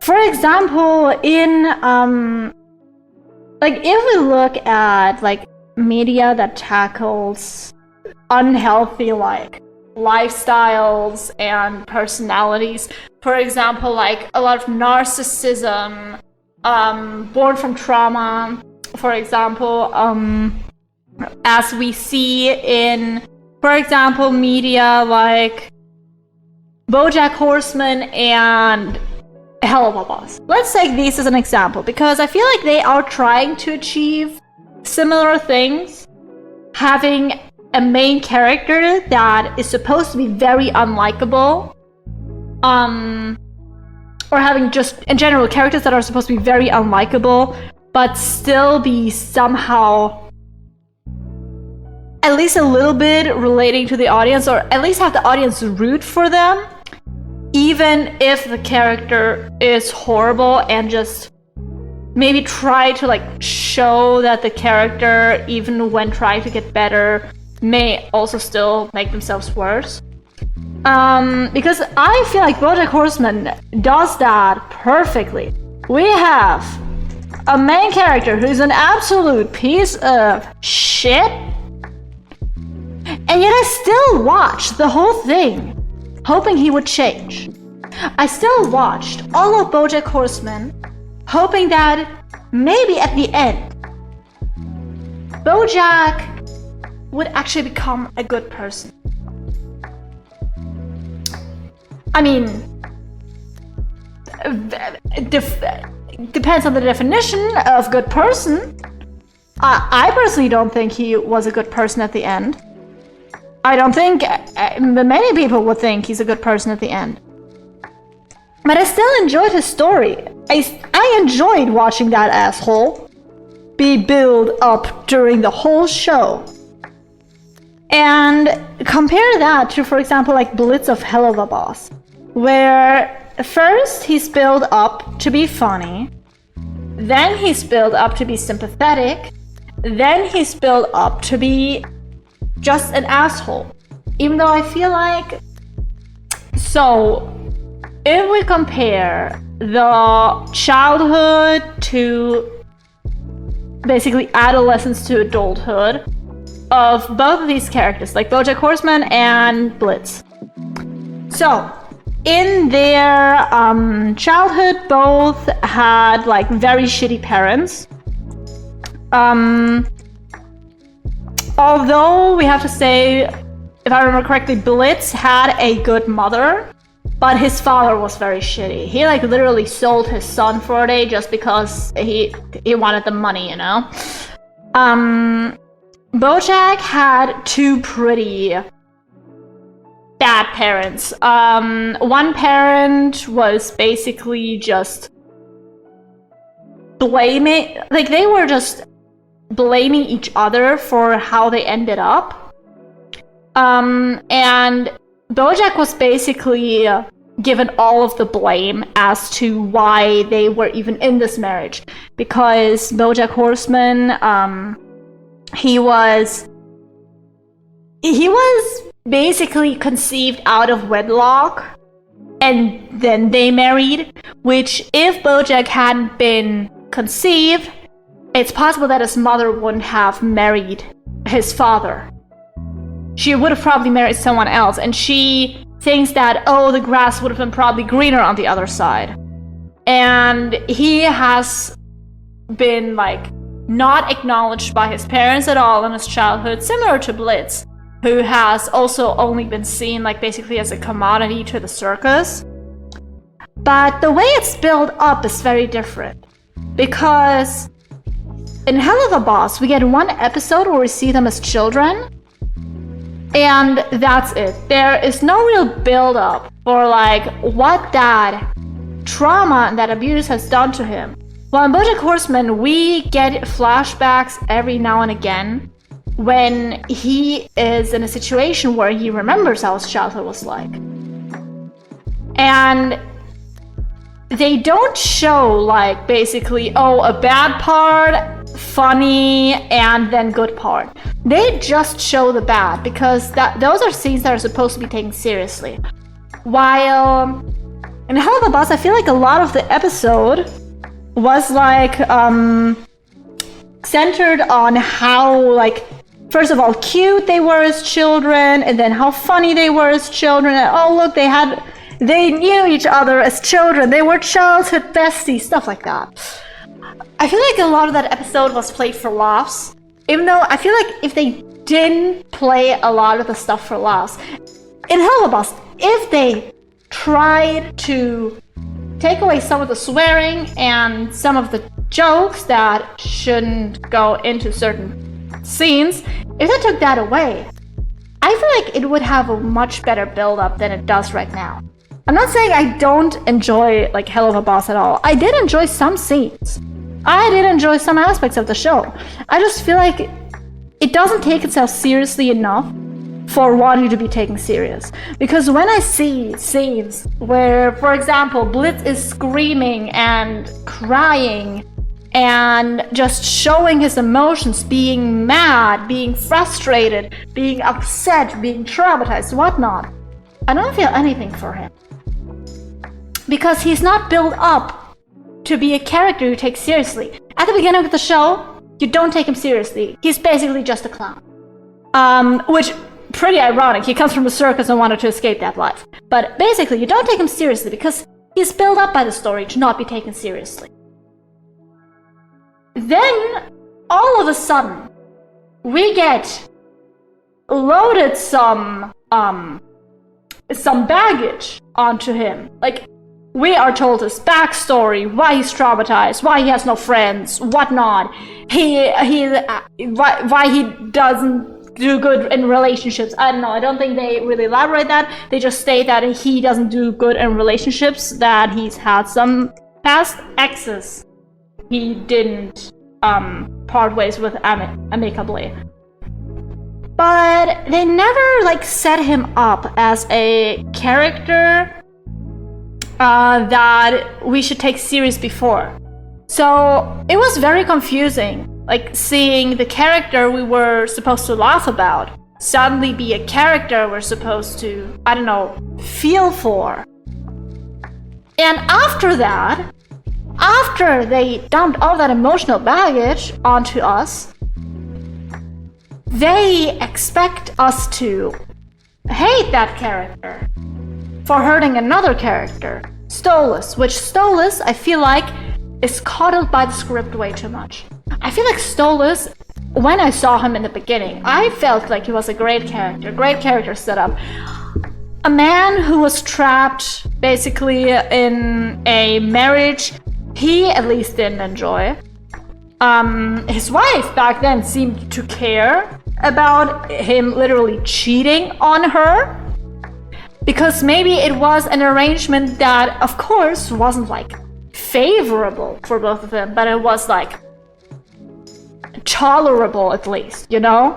And him actually like cheating would break the whole thing. So that's what I thought in the beginning, right?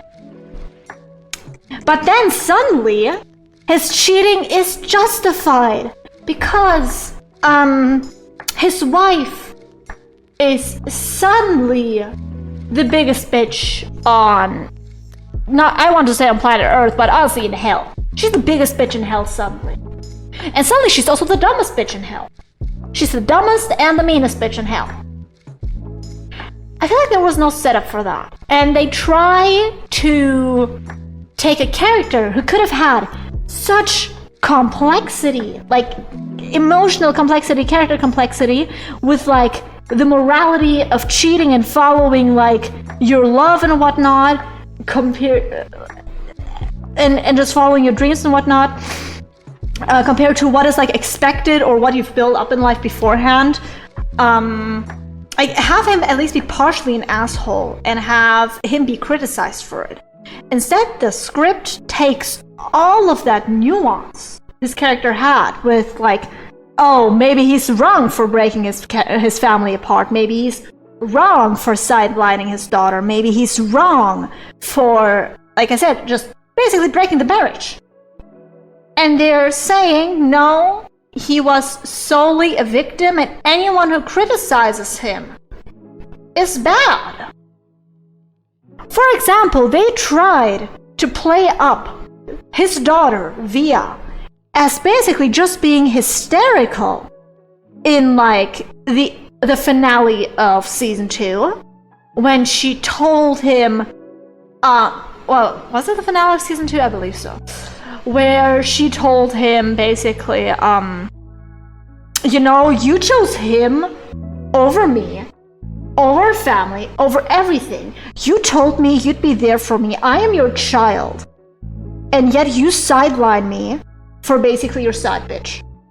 Which I feel like is a very fair criticism of Stolas, because yeah, it like literally an episode prior, he was ready to die for Blitz. He was ready to leave his daughter behind.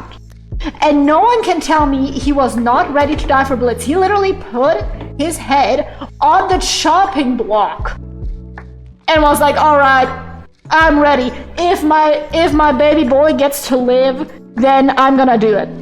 He was ready to die for Blitz. And yet, like, he doesn't get criticized for it. He doesn't get criticized for breaking the promise to his daughter. He only gets coddled and being told, yeah, no, you did the right thing. Everyone else is being bad to you. And that kind of writing just minimizes the whole impact of their relationship, I feel like. Because before that, it was like basically forbidden romance. Basically, if they go through with it, everything would go to shit. And a lot of people would suffer from it, which, okay, they are, but it's mostly just them suffering and crying while being criticized, while that criticism being framed as being wrongly. So basically, there are no stakes. Currently, the way it's written, it's like he either goes with Blitz or he stays in a loveless marriage and keeps being abused. That's the options they gave him as a character. They first build up his wife as being rightfully mad at him for, like I said, cheating on her, which I feel like a lot of people wouldn't be thrilled about. I know I wouldn't be thrilled about being cheated on. Like, I got her there. Stella had a point at being mad at him. Maybe not hiring an assassin to kill him, but you know, if he's being such a dick, he slept in their bed with another man she knew nothing about. Yeah, I'd be pissed too. Girly pop, I'd be pissed. But then they just say, oh no, first of all, they were childhood crushes. Second of all, Stolas, in his privileged position, didn't exploit Blitz, who's basically the bottom caste of society. He didn't do that. It was actually the other way around. Blitz exploited Stolas. And we're gonna ignore that if Blitz denied Stolas something, like, especially later on, that he would get in a lot of trouble because Blitz is the smaller fish, and who would basically be cut out of the picture if it caused any issues? It wouldn't be Stolas, because Stolas is actual royalty, or at least aristocracy, I believe. Basically nobility. He is demon nobility. And he has the money, he has the resources, he has everything to destroy Blitz, because Blitz has nothing. And they just gloss over that, paint Blitz as the bad guy, all of a sudden, after telling us his sob backstory, and expect everyone to side with Stolas for the 15th time. Which, like I said, at some point, if you just sideline all of the complexity of your characters, it just stops being interesting. The writing falls flat. You don't feel stakes anymore. And all the depth you try to put into your story just disappears. And I feel like they could still do it better. Just show that they're not perfect characters. But no, they try to basically have a strong, powerful demon with a lot of resources and whatnot, and then they also want to have him be the weak and, I don't know, exploited one in the relationship. Even though, like I said, the power imbalance is the other way around. And we're just gonna paint Blitz as the asshole, even though he basically just had a very big, he had a lot of feelings against Stolas, just because he was basically the oppressor of his kind. Let's be honest. Stolas had a lot of imp workers. He was talking down to Blitz, especially in the beginning, constantly. And then they expect us to feel a lot of sympathy for a man who not only made his choices, but also a man who kind of pushed another party into something they didn't really want to do and kept pushing them. You know? Just had his fantasy that Blitz liked him. But that wasn't actually true. And the love song that came at the end of season... Yeah, at the end of season 2, I feel like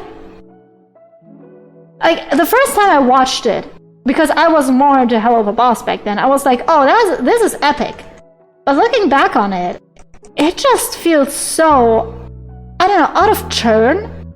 Just because this whole series has turned into a rom-com, of basically two assholes being justified constantly by the script. Which I feel like you can have assholes, and you can have assholes be happy, but don't try to always justify their behavior. Let your characters have flaws, because if your characters are well written and have an interesting backstory, then even if they have flaws, people will watch that. There's a lot of assholes in fiction that people excuse just because they are interesting. I do that constantly. If I see an asshole and he interests me, I don't just say, oh no, I cannot watch or support or whatnot because he's an asshole. No, I say, that's an interesting asshole. I wonder what else I can make him do. You know what I mean? Because it's fiction. Of course you should treat fiction with maturity, like especially like scenes that deserve it. And the BoJack Horseman does it all the time. They play some scenes for laughs, but some are super serious and they hit hard. For example, God, what example can I use? There's a lot of them.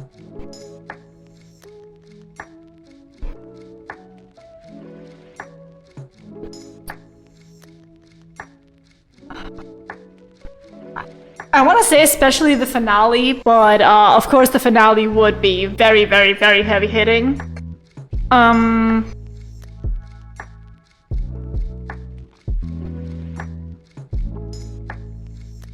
Let's take like a scene, the scene where BoJack meets basically the family of his ghostwriter. So BoJack Horseman has a ghostwriter because he wasn't able to write his own book. And he meets her family, and BoJack was like, oh, I always wanted brothers. And when they get there, they play it for laughs that her family is very uneducated, that they have a black sheep in the family, which isn't her because one of her brothers is a literal walking black sheep. That's pretty funny. But they play that for laughs. But as soon as they get to a scene where Diane, BoJack's ghostwriter, gets berated and it gets shown that they are a very abusive family. Like, they had basically catfished her for months and then hired a homeless man to go to prom with her as a prank. She didn't have any friends, she didn't trust her family, and that's what they did to her as well. She was a pretty lonely person, and that's what happened, you know? And that was a very heavy-hitting scene. And they could have just solely focused on Diane there, but they also showed that BoJack, the asshole that he is wanting to fit in, also laughed at that. They didn't shy away from making BoJack an asshole, but he's also an asshole you sometimes feel for. For example, during his childhood, or when his mother calls him and tells him, you know, despite how hard you're working on yourself, you will never get rid of what happened to you. You were born broken, and you will always stay broken. You will never get out of that hole you are in, basically. That really makes you feel for that guy. But then you get scenes where he's the biggest dick on earth. So you don't need to have a very, like, basically, sinless character so your audience feels for them. You can have the biggest asshole as your main character, and sometimes the audience will still feel for them if you set it up right. And that's my biggest critique of shows like Has-Been Hotel or like Helluva Boss. Okay, Fizzy Pop is very easy to... There's like a lot of like inconsistencies in writing, but also shows like... I don't know, I don't watch a lot of shows. What show didn't I like that was badly written? Oh, for example, Demon Slayer. There were some very badly written characters, in my opinion, in there. Or generally a lot of anime, where they, for example, play a character for laughs all the time. suddenly very traumatic backstory which comes out of nowhere, or suddenly the character is actually painted as the asshole. Basically, like, where the narrative tries to tell you how to feel about a character instead of letting you just decide for yourself.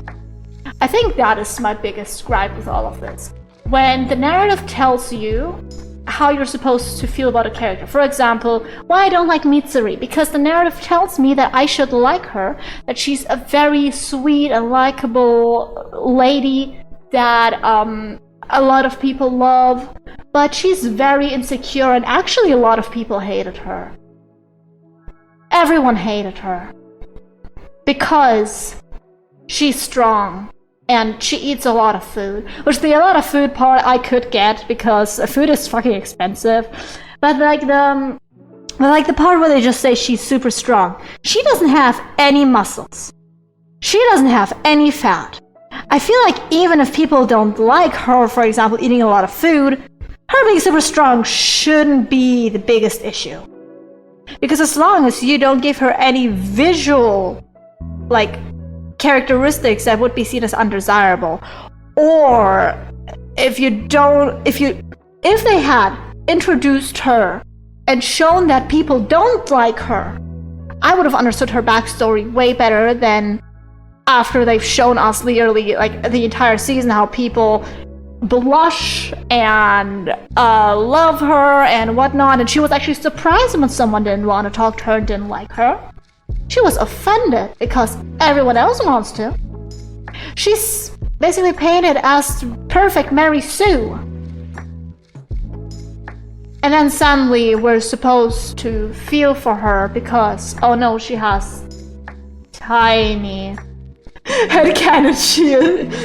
She smells really bad. Could be, honestly, but for me, I feel like if they've just made her a muscle mommy, or if they made her overweight, something like that.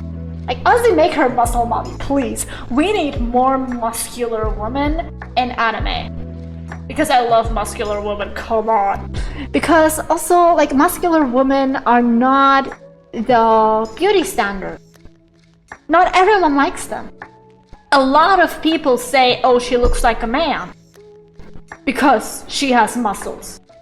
Like, unless she has ginormous tits with those muscles, yeah, that's a man. That's what a lot of people say. So I feel like if they had just made her muscular, the whole argument would make a lot more sense with her being insecure, with her being like, with her wanting to find a husband. Here where strength is valued, basically. Because if she does not find someone here who basically wants a partner as strong as themselves, where will she find a partner like that? And it would make it so much better because I don't know what the fuck the snake guy's name is. I don't care enough for him. But basically, him being like super obsessed with her would make it so much cuter if they had like, if they didn't look like basically E-boy and E-girl. They look like E-boy and E-girl together, please. Basically just like, don't stray away from making asshole characters. Don't stray away from making ugly characters. And if you make like a character, don't tell your audience how to feel about them. Let them decide how to feel about a character. Because always screaming out, oh, she's so pretty. Oh, she's so nice. Oh, he's so strong. Oh, he's so benevolent. Oh, she's so cute. Bitch, let me see. Don't tell me how to feel about someone. Let me see how strong they are. Let me see how pretty they are. Let me see how hot they are. Because, for example, Gojo is very, very attractive. I don't hear anime girls screaming, he's so hot every 2 seconds. Yet in every isekai anime, if there's a girl, oh, she's so cute. Or if there's the protagonist, oh, he's so strong and kind. Let actions speak louder than words. show don't tell is a very important rule in any piece of fiction. And I feel like nowadays a lot of people just lack subtlety when writing characters. Which is a real shame. Because I enjoy exactly that. I enjoy the subtlety that comes with, like, characters. That's why I enjoy shows that are written for, like, a more mature audience, usually. Just because I'm so tired of always being told what to feel about a situation that's happening, or a character that's in there. Let me see.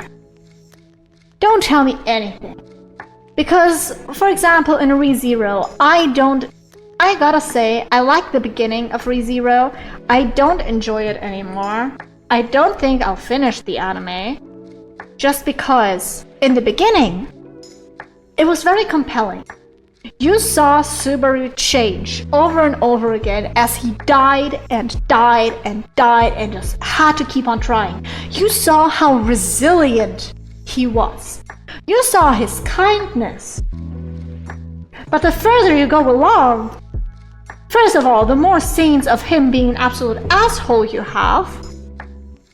Second of all, the more anime girls stroke him on the head being like, oh, it's alright, it's okay, you are a good boy, you're so good, you're so nice, oh, you're so good. He's being treated like a fucking dog. I'm sorry. I don't like the current arc. The reset made me sad. Honestly, I don't like the current arc just for the fact that I don't see where it makes any sense currently.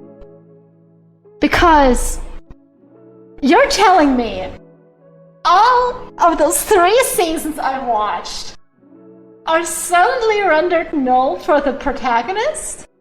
You're telling me Season 1 Subaru is back? Season 1 Subaru was fine in Season 1. Season 4 Subaru should not be Season 1 Subaru, please. I don't get what's going on. And I feel like I just don't enjoy a lot of the, like, newer characters that are not there to stay. For example, in Season 3, I didn't enjoy the singer girl. I don't even remember her name because I didn't care for her. But she got so much screen time. She was so annoying in my opinion. And she was just there. Like, I would have much rather focused on that blonde rival Emilia has because she had some aura. She had a lot of aura. We could have focused more on her and her story. I love the focus on the villains. Although I feel like there were a bit too many villains in that arc. Like, you gave me Mrs. I'm inside of bandages aura farming for love. She was amazing. I'm sorry, that first scene with her, with Subaru's first death in that season, was amazing. I felt fear. That was actually genuinely good writing with introducing her and having like the slow change of his personality be shown, not told. He wasn't like, oh my god. After that, he wasn't like, oh my god, my personality has changed. That must be one of her abilities. Oh no! No, we saw as people were actively cheering for a little boy to die and being happy about it. You know? That was the most horrifying part. You didn't need to be told they were brainwashed. You saw that. I fucking loved that scene. I fucking loved that whole villain. But honestly, I didn't like the singer girl. She didn't add anything to the arc, really. I feel like she was just there to be there. And after that, we didn't hear anything about her after the arc, you know? And in the new arc, I feel like the same thing is gonna happen with this librarian girl or whatever she is. I don't even remember her name. Just because, like, she is there, she's loud and trying desperately to fit into the group and being kinda annoying. They could have left her out, just kept that one assassin girl as the new character for the season. As a new character for the group, because I feel like she would be there to stay, theoretically. and not the librarian girl. Because I feel like her character is similar to the character in season 3 where she shows up one time, is really loud, wants all the audience's attention, and then just fucking dips. I'm sorry, I don't have it in me to deal with those kinds of characters. I want to know what happens to the characters I already know. I want more exploration of the characters I already know. Please? Can you, for example, give me some, just a little bit more character development on, God, what was her name? Little lolly girl.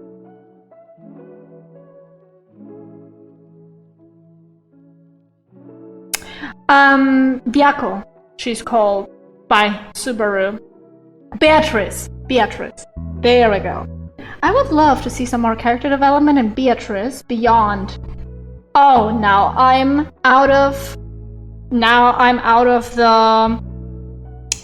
the library. Now that I'm out of the library, you know, I can I don't know, hold your hand. I'm basically a glorified gun at this point because I hold your hand, you hold my hand, you hold me in your hand basically, and I do magic for you because you fucked up your magic. I'm your gun now. Have fun. Her name should just be Gun at this point, honestly. I feel like they could do more character development for her. I know they've done a lot for her in season 2 already, but I feel like they just dropped her after season 2. They just dropped her because now she's just sitting there, she's just holding his hand and being quiet and not doing anything basically. That's what I feel like. She's just become a tool for the narrative. And that hurts me to see because I genuinely enjoyed her when she had her really good moments. I genuinely enjoyed Beatrice a lot. Or for example, show me a little bit more how Ram feels. I think her name is Ram. I don't know how to pronounce her in English. How she feels about her suddenly having a sister she doesn't know about. Like, they tease it a little bit, but they could go more in depth with that. Like, I just feel like they sidelined the main characters to shove in some side chicks that will just get forgotten about in like less than a season. You know what I mean? That's what's annoying me the most. Like, I know I will not see them again. I know they're just here for a season. But why do you have them here? Why? I just don't get it. That's annoying me to no end.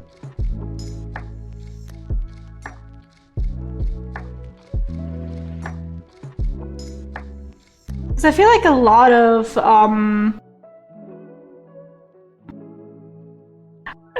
a lot of shows try to sideline their main characters as soon as they like really build up the main cast. Because I think, I don't know, people will get bored of the characters, which I still remember. Best like example of this is Stranger Things. Because Stranger Things like build up their whole franchise on the, what were they called? Mind Flayers, right? And in the finale, they cancelled a whole fucking section with Mind Flayers. No, not Mind Flayers, Demogorgons, sorry. They cancelled a whole fucking section with Demogorgons because they thought their audience was tired of them.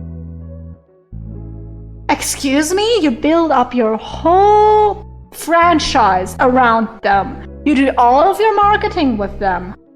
You think people watch it despite being tired of them? No, they watch it because they want to see more of those. At least I wanted to watch it because I wanted to see more of them. And I feel like a lot of like writers just don't understand that their audience watches the things for a reason. They don't just watch it because, I don't know, they they want to see new character number 17. They watch it because they want to see the existing characters. Also, big issue with Stranger Things there. They just build up a way too big a cast. Like, season 1 cast was fine. Season 2 also okay. But they had like I feel like 17 characters or something at the end of season 5, which you cannot give screen time to every character at that point. You have to pick and choose, and especially in that kind of show, you could have killed off a lot of them. Kill off a couple of kids, come on, don't be shy.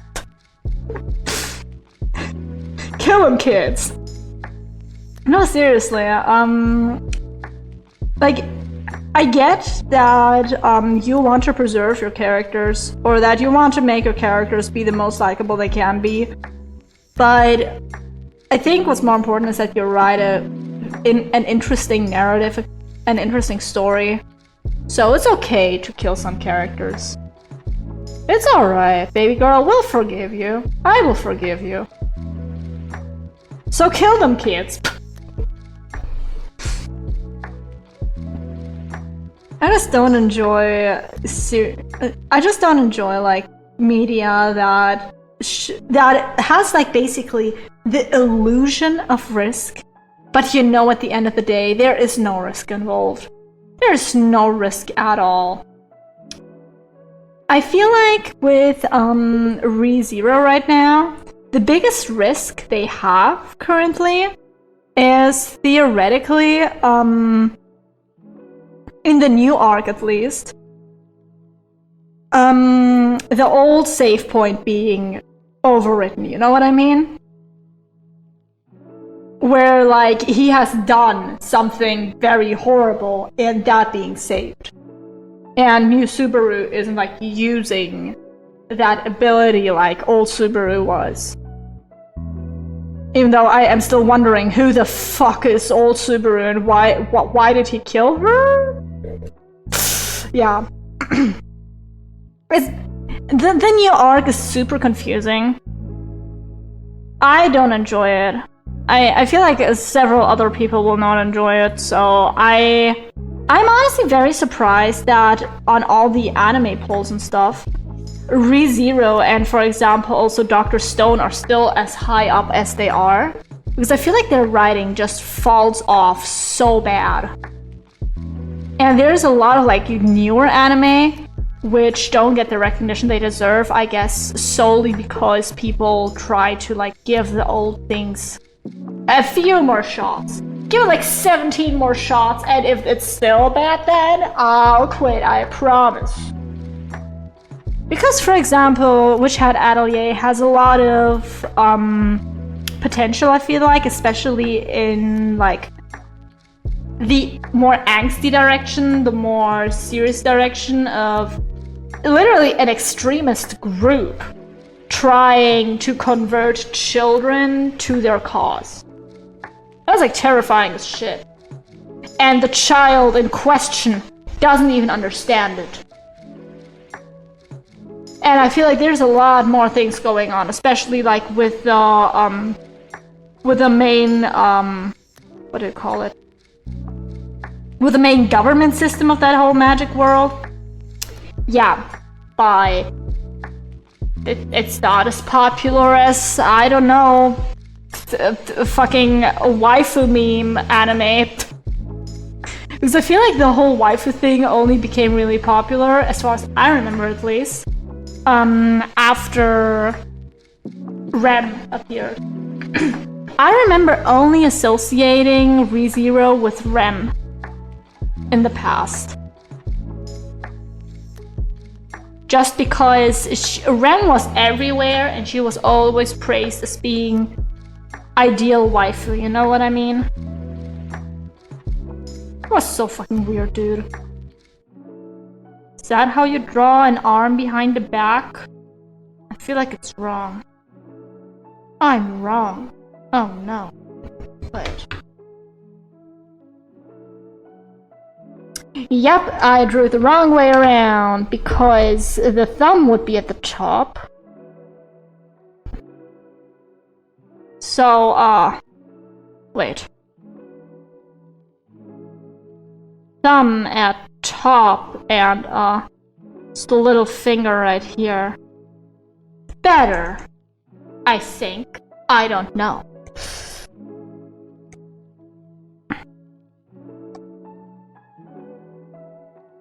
Can you tell which character I like the most? I wonder. Me drawing Agatha first because I like her the most.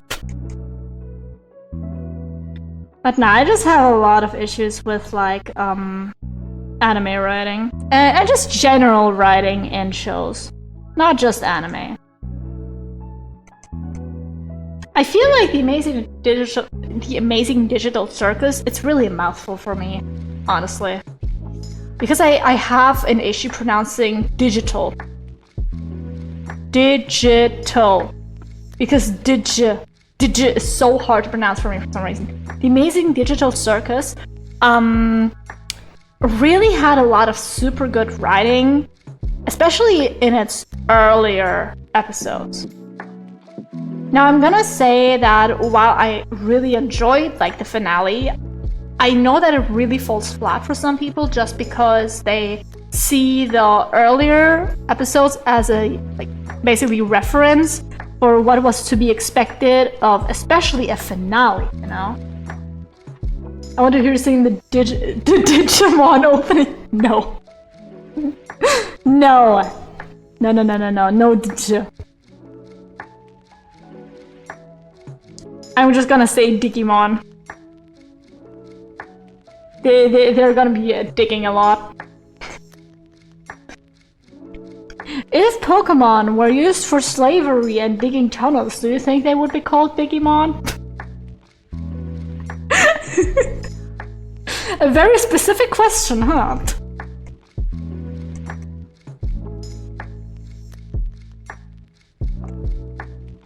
I feel like her pose is very off.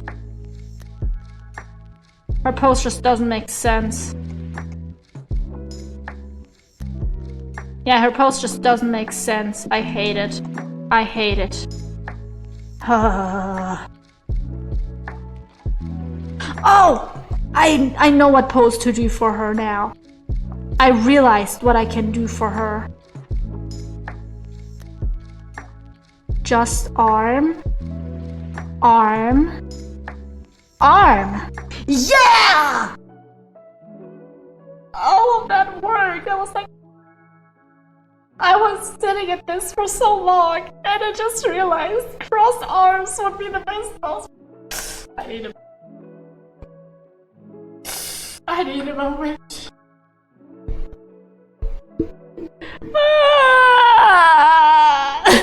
Okay, I'm good again. Have you watched Ascendance of a Bookworm? I have watched, like, I believe the first-ish season of that with my parents, but I dropped it because my parents didn't like it. My parents absolutely despised it at some point. Because, like I got to the point where she asked a nobleman to adopt her so she could read books. That's where I dropped it, I believe.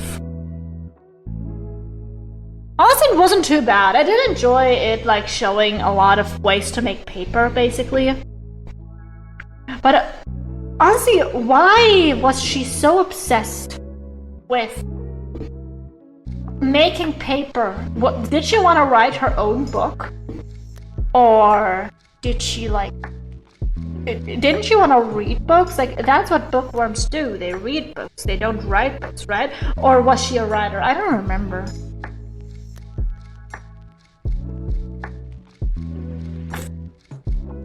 It's been a long ass time since I watched that.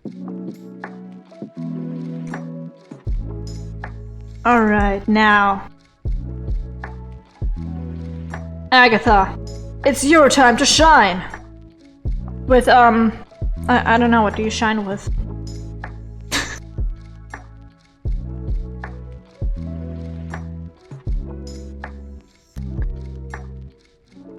You know, I find it so funny. I recently saw a post, like, okay, I saw it today. From a person being like, Your sketches really say a lot about your art level. Under a video that was basically, you know, all of those AI bros trying to pass off AI art as their own by just basically tracing over the AI work and saying, oh look, here's my sketch. Yeah. Because with all the AI bros, you can just see that they make sketches that do not reflect the level of art they produce.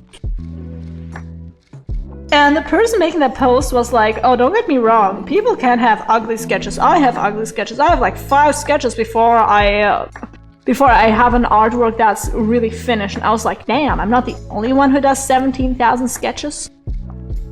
So I always had the feeling I am the only person that does 17,000 sketches before they finish an artwork. I mean, this is like my 4th sketch or something of this post. Or at least 3rd sketch, and after that I'm gonna make a final sketch, and after that I'm gonna do the line art, you know? A lot of sketching. Not a lot of actual drawing. I feel like solely due to how long I take to sketch, Jesus Christ. My voice cracks are getting so bad. I don't even know why. Is it because I drink soda instead of water? Mayhaps. And followed by the voice crack.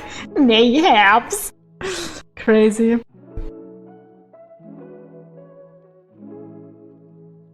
Okay, yeah. But yeah, where was I going with this? Oh yeah, because I always do like so many sketches before I finish something. I believe that's the reason why I don't enjoy rendering things to full. Just because I use up all of my energy on the sketching phase. Like, by the time I get to the rendering, I'm just tired of the drawing.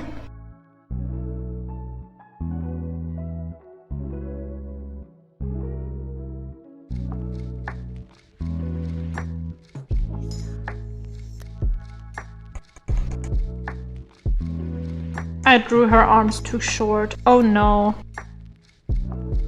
Oh no, her arm too short. Oh no, what to do? Much to think about. Oh no, arm too short. Oh no, have to redraw arm because arm too short. Sigh. Very sad. Okay, wait, where? Okay, the elbows should go to like right here, I believe.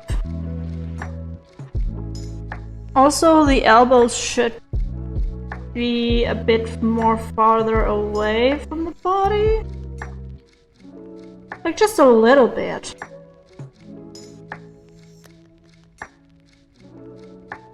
Alright. She wants to read, but if she couldn't, she'd need to make the book first.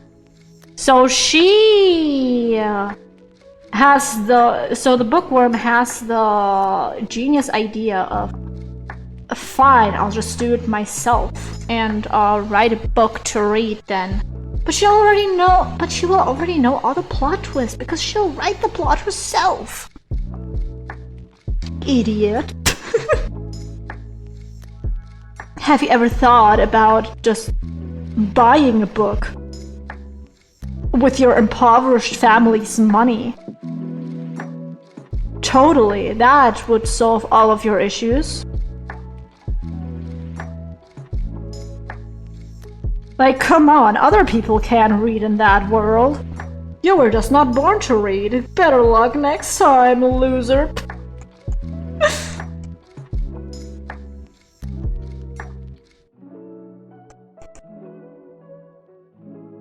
feel like her arms were too short again. They are too short, I believe. Actually, not that short. But I still feel like her arms are off. Okay, maybe let me get her arms on a separate layer from the body. Cut. And now I can move them around freely.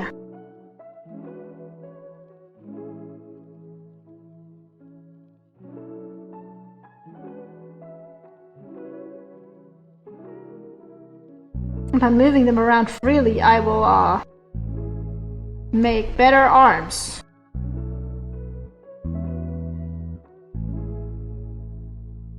Oh yeah, I can move her shoulders up a bit more, so she'll look angrier at the whole wide world. That makes sense.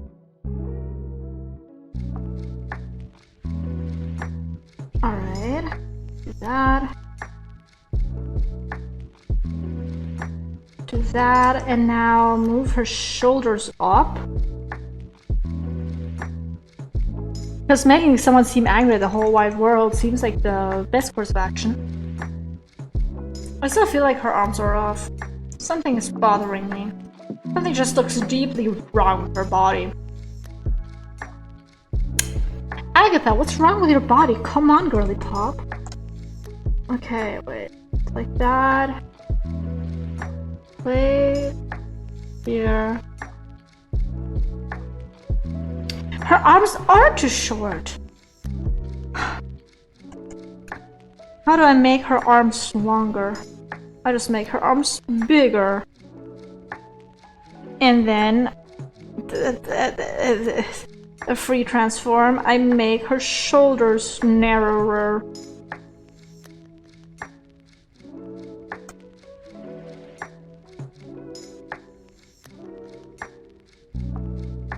Also, it looks like she's just covering her chest. Yeah, no, these arms don't work for me. I mean, I could also just try to make a sassy pose like this. Because I am clearly unable to draw her crossing her arms. So I can make her look like she doesn't want to be here by making her a very relaxed but dismissive pose. The beauty of art and basically wanting to make certain art but being unable to do certain art because you are just not talented enough. Sigh. Even though, like, saying you are talented or untalented at art is just wrong, because it's all just practice.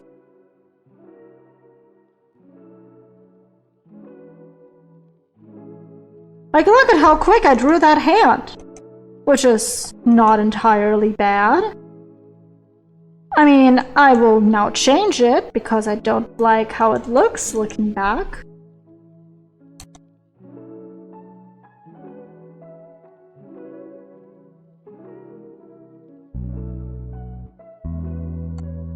But see, I know how to make quick hand. Also, this looks like crap again. But it has nothing to do with my ability to draw the hand. It has to do with my ability to pose the hand. Because my hand posing is entirely off.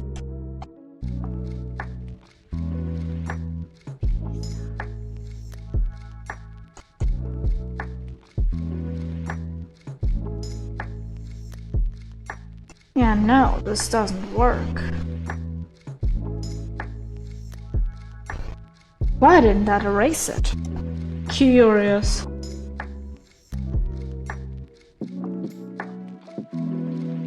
Yippee! Welcome to, Witch Hat Elliot now.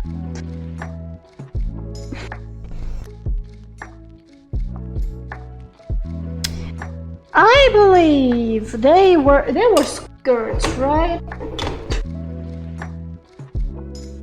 Wait, where is an image of them together? Oh. Witch Hat Elliot. Images. I believe they wore skirts. Yeah, they wore skirts. No, she wears pants? She wore pants. I found out of her wearing pants. Characters. No, she doesn't wear pants. She also has a skirt. They all have skirt. They have a dress. Yeah, I think I'll just hide it behind her dress. So the dress would be like this anyways. Probably. So we can just hide her hand behind that. Perfect! Problem solved. See, and that's what you do as an artist. You create a problem and then solve it.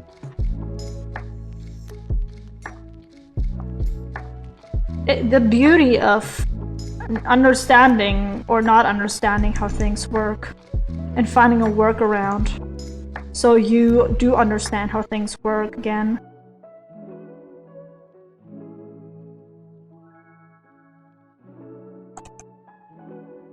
You know, I used to really hate drawing hands. But nowadays, I enjoy certain hand poses a lot. For example, like this. This is just a cute hand pose. I mean, that thumb is atrocious. That thumb is honestly an insult to human life as a whole. That one's better, but it's too high up. But see, I enjoy drawing this hand because that thumb is atrocious again. It looks like she has a little tumor on her arm. Mother, look, I have a tumor. It's shaped like a finger. Oh, see, that's what it looks like. So I'll just do the pro gamer move of hide.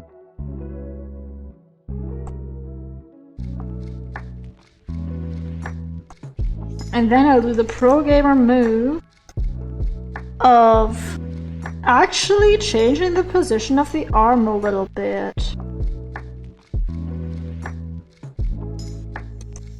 So the hand may rest better against the body.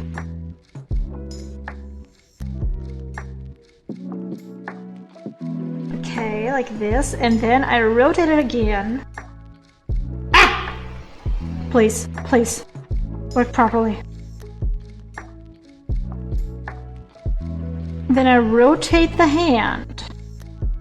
I do a hand rotation. Just a little bit, just like that. And now I can do this. And no one would have known. See, I know how to hand. That's a solid hand. It's not a good hand, but it's a solid hand.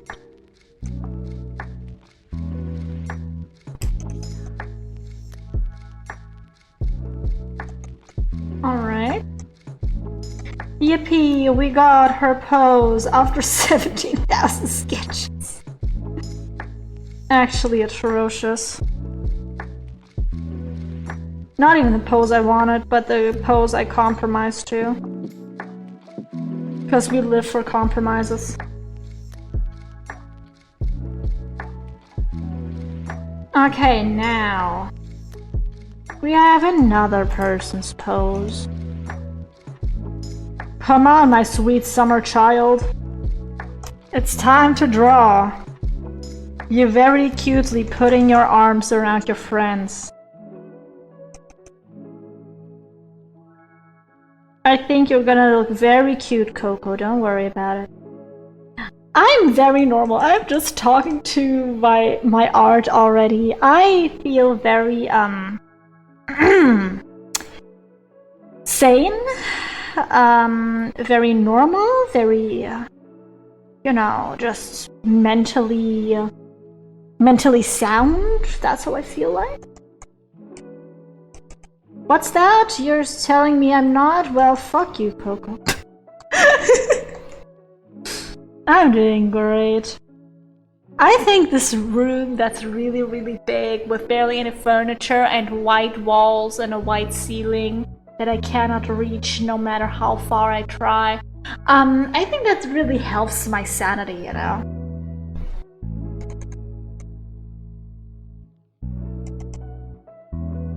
Alright.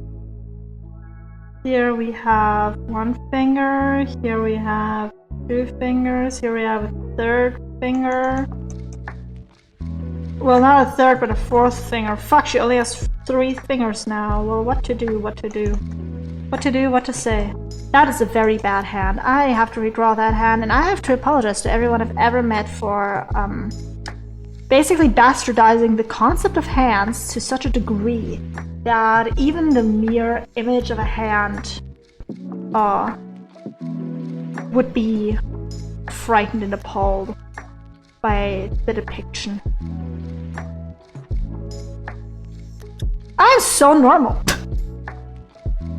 I have very normal commentary to offer to especially art. I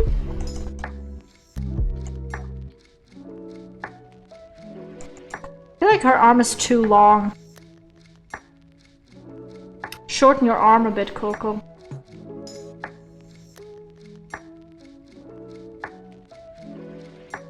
Me, one arm too long. You should shorten it.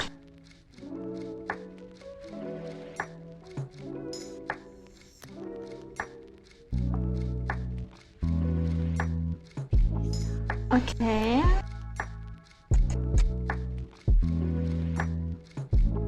Is that it?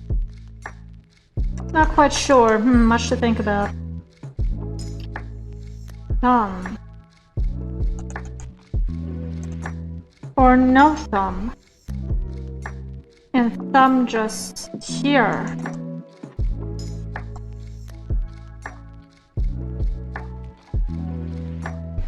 Or we could also finger 1, finger 2, rest of fingers curled up to make peace sign. That is cute.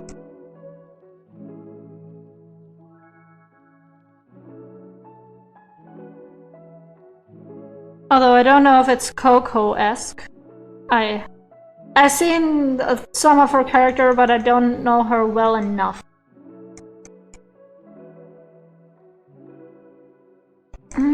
Wait. Like this finger is... This finger has to be straighter, while this finger has to be more bent. That's how we're gonna do it. Straight, more bent.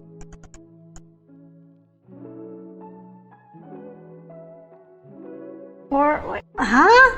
Wait, no. That's not how peace signs work. Oh god, I don't know how to draw. No, some people don't know how to read. Well, I don't know how to draw. I'm illiterate.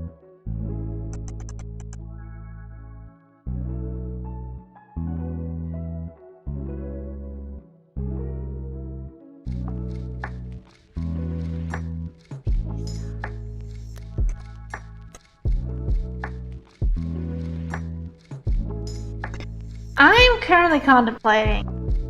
You know what I could do? I don't know if Coco would do this. I know Tetia would probably do this. Give some like these bunny ears, you know? Because I'm contemplating doing that. Because I think it would be really funny.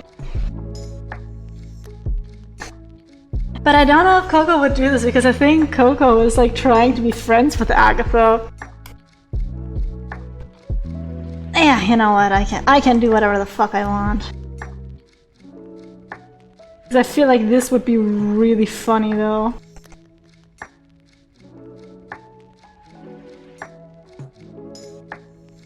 Okay, so a hand, just general shape of hand. General shape of arm, general shape of arm, general shape of arm. Okay, so that way I know where the arm goes.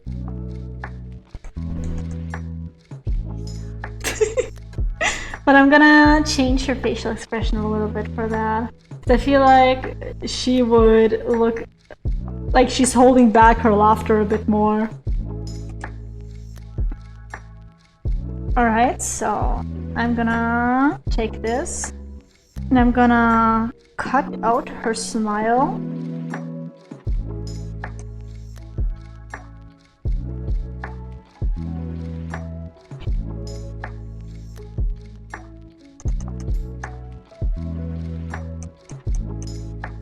I should also cut out her eyebrows.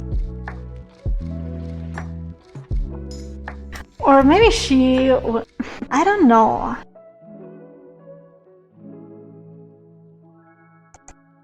Nah, now she just looks weird.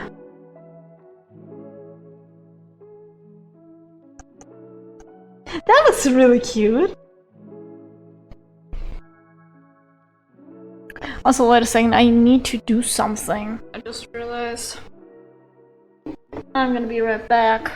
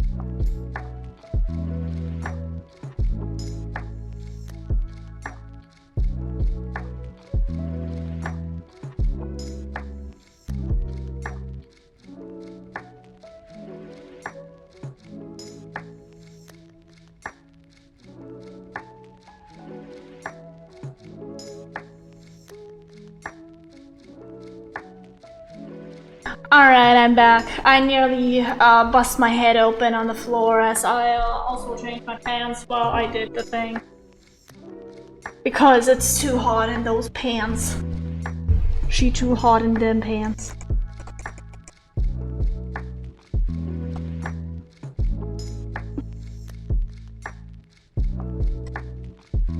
Okay.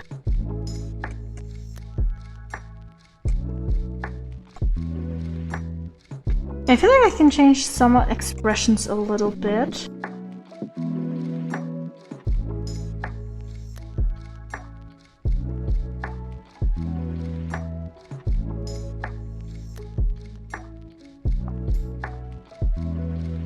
So what I'm gonna do is...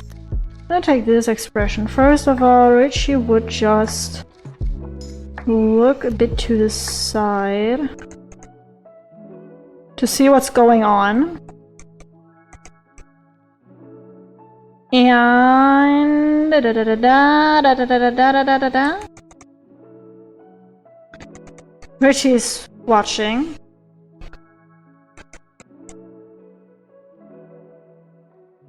Should she have a questioning look about her?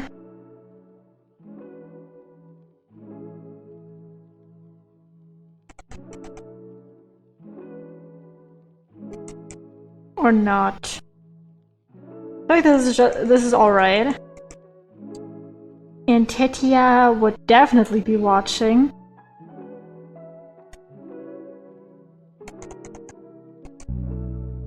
But I feel like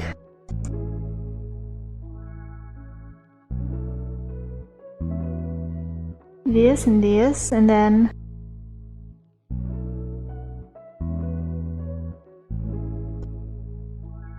we can also give her just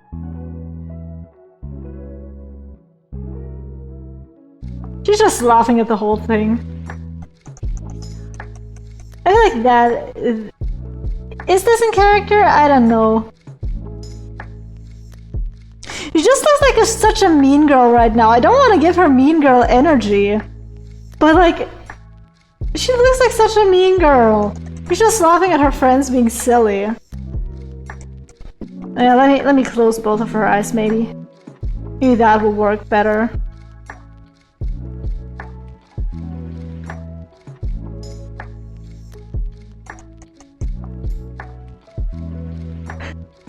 Yeah, that's cute. Okay. I found my footing. Because I feel like she is so hard to draw. Compared to everyone else, I feel like she's the hardest one to draw. Probably because I don't usually draw characters like her.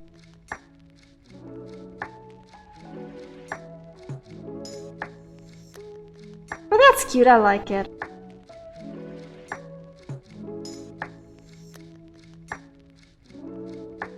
Damn, that was her hair before I read it. She looks so weird with it. That hair is much better. Me when I actually use references for hair.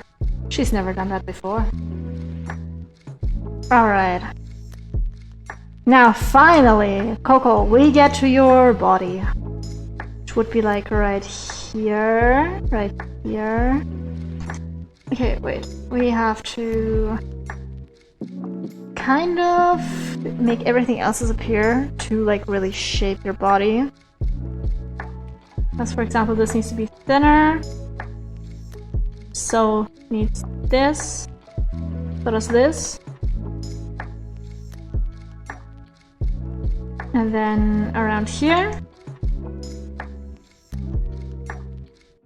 And not really in line with Agatha's. Maybe a little lower. You always have to see where you put the crotch. Just because it basically decides how long your torso is gonna be compared to the legs.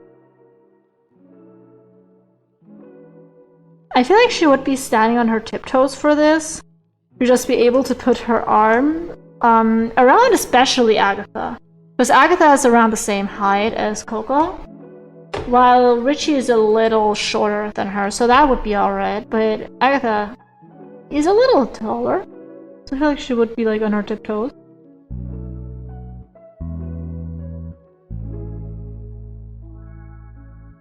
Yeah.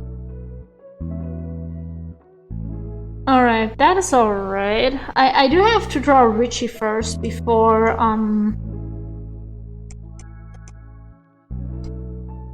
I do have to draw Richie first before drawing anything around her, so let me just do that real quick.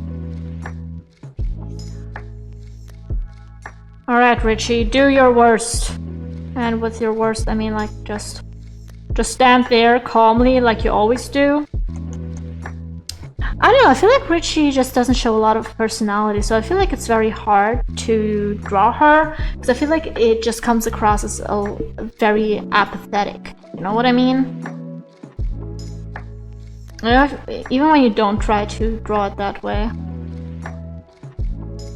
Because she just doesn't have a lot of body language or a lot of facial expression. Like most of the time. Sometimes she does. And I really do enjoy the times she does. I really liked the... God, which episode was it? 9th, 10th, 11th? Where they started the exam. Where she, like, basically... God, what do you call it? Where she crashed the fuck out, basically. Being like, I don't want to do this shit. Well, that was pretty nice. Be some more personality in her.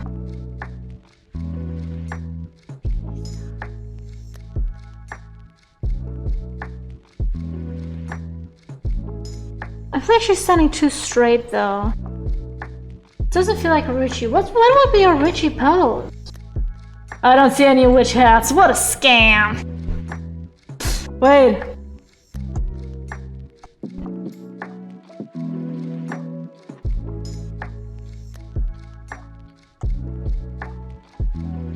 Boom! You have the hats! Now I want to do them in their non-mage outfits, so they don't have hats. I'm sorry. I'm sorry, they're boring. Oh shit! Hi Val, how are you doing though? How's it going? Welcome, welcome.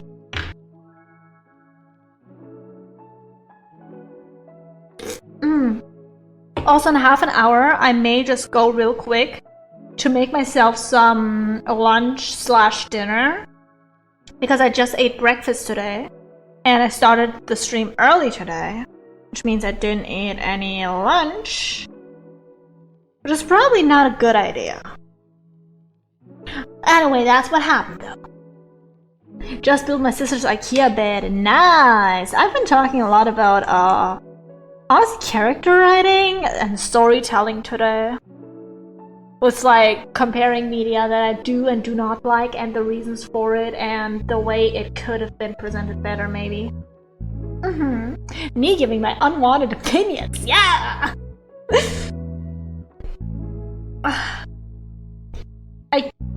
Wait, was it a complicated IKEA bed? Or was it like one of those, oh, here's step 3, where we have a frame, and here's step 4, where we have everything else? You know what I mean?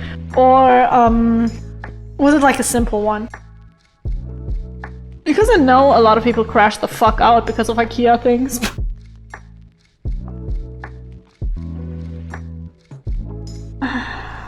I just don't know what Richie would have as a pose, is the thing.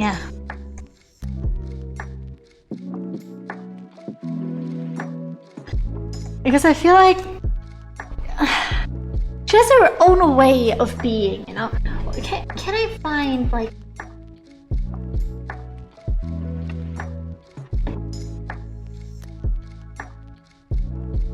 Maybe that, yeah. Maybe that. You're so right. You're so right, one image that I've looked up. Because there she was like...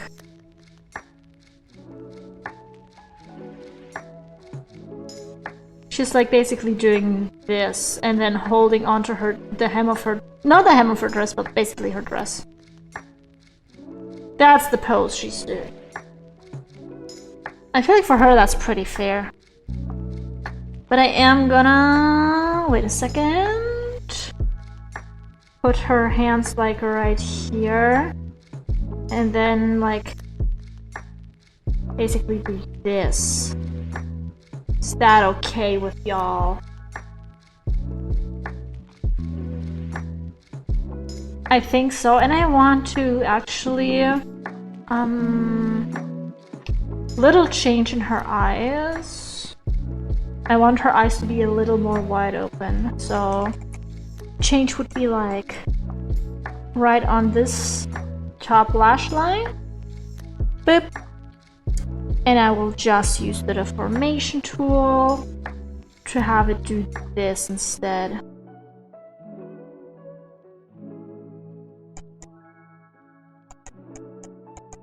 So like that. I feel like that's good. Wasn't that complicated, but one of the drawings was wrong. God damn it. IKEA, come on. I believe... God, which IKEA was it? Was it IKEA Spain? They, this year for Pride Month, actually gave the Bleu High an instruction manual on how, on basically like, the Bleu High accepting everyone, I guess. I believe, if I remember correctly. It was like a video about like the Bleu High having like, that little instruction manual. It wasn't entirely in Spanish. Didn't understand a word, but I like the vibe of it.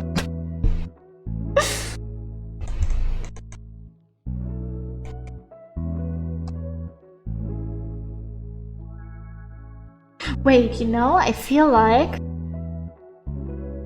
Okay, Richie. You are gonna do the ultimate move that every introverted person does. Hands together. Wait! Instead of them being like down here, we can.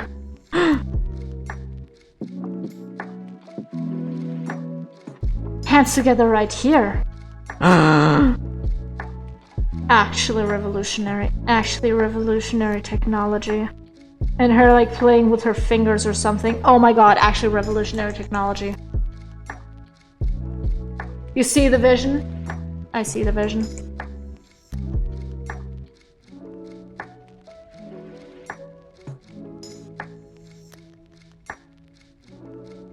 Alright, and next... God. Could be Titia, and she... is gonna... put another... She's gonna put a hand on her friend's shoulder, I believe. Because these two are besties in my mind. They're just like... I get it, I smell what you're shitting toy. Insane phrasing on that one. Insane phrasing. But I feel like these two are like besties. Like you got the introvert and extrovert energy. And I feel like here we have like, not really besties, but like basically doesn't want to be part of the group, wants to include everyone in the group. That's what we have. So basically these three are pretty easy friends, like these two are besties. She is like an extension, like she's here because she's here, and she's here because she's here. But I feel like it's like mutual. They are together, but Coco is only there if Tatia is there. And then Agatha doesn't want to be where Coco is, but ends up being included by the friend group anyway. Who's the smug one? You mean... Wait, you mean this one? This is Agatha. He's my favorite one. Or do you mean this one? This is Coco. This is the protagonist. Why is she so smug? Look at her pose. What is she doing? Nah, I was contemplating should I do that with Coco or no, but I decided to do it because it's cute. But yeah, it's actually not looking too bad currently.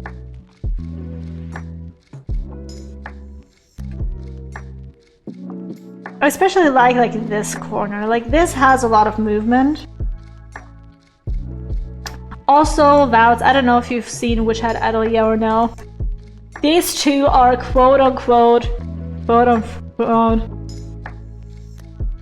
best friend. They're like quote-unquote best friends. Not yet roommates, and they were roommates. I mean, come on, they live in the same house and have 4 quote-unquote students that are definitely not adopted daughters, trust. Oh, so this guy is like, okay, so this guy would be like Kifri would be like the, he would be like the kind but kind of silly father. While Orugio is like the cold father who pretends he doesn't care, but he really cares. I mean, he made little heating stones for all of the girls and his friendo. Which one of the two is the bottom? Oh, that's a good question. I could see it either way. Although I feel like Kifri gives a little bit more bottom energy. Just because he's a lot gentler with everyone, you know? Orugio, he's like very rough on the outside. Which doesn't mean I do think he would enjoy being at the bottom a little bit. I'm allowed to talk about these grown men that way. Quiet, everyone! Socrates is speaking! But honestly, in the manga, okay, today I saw a screenshot. I don't know how accurate it is, but I've heard that this guy later on quotes a love poem when talking about this guy. So you cannot tell me they're just friends. You cannot tell me they're just roommates. They have something going on. And honestly, the way Orugio acts, yeah, he's a girl dad. He's a girl dad. He looks like he'll secretly be, he'll be the secret evil guy. May the Choco be with you. Hi, Nan! How's it going? Which one? This guy or this guy? Because currently, if I were to guess, the left one, yeah, if I were to guess, Kifri would be more evil. Because he's done something evil in the anime already. Preach, girly pop! But the funny thing is, if you look at their color palettes, right? He has, I believe, blue eyes and white hair. He has black hair. So basically, knock off Gojo and knock off Ghetto. I'm telling you. Yeah, secret evil twink energy. Those are the chill nice guys with the glasses. The hashtag ace in effect. I mean, he is built. Currently, he's built up to be on one hand nice, on the other hand not nice. It's like very questionable whether he's nice or not.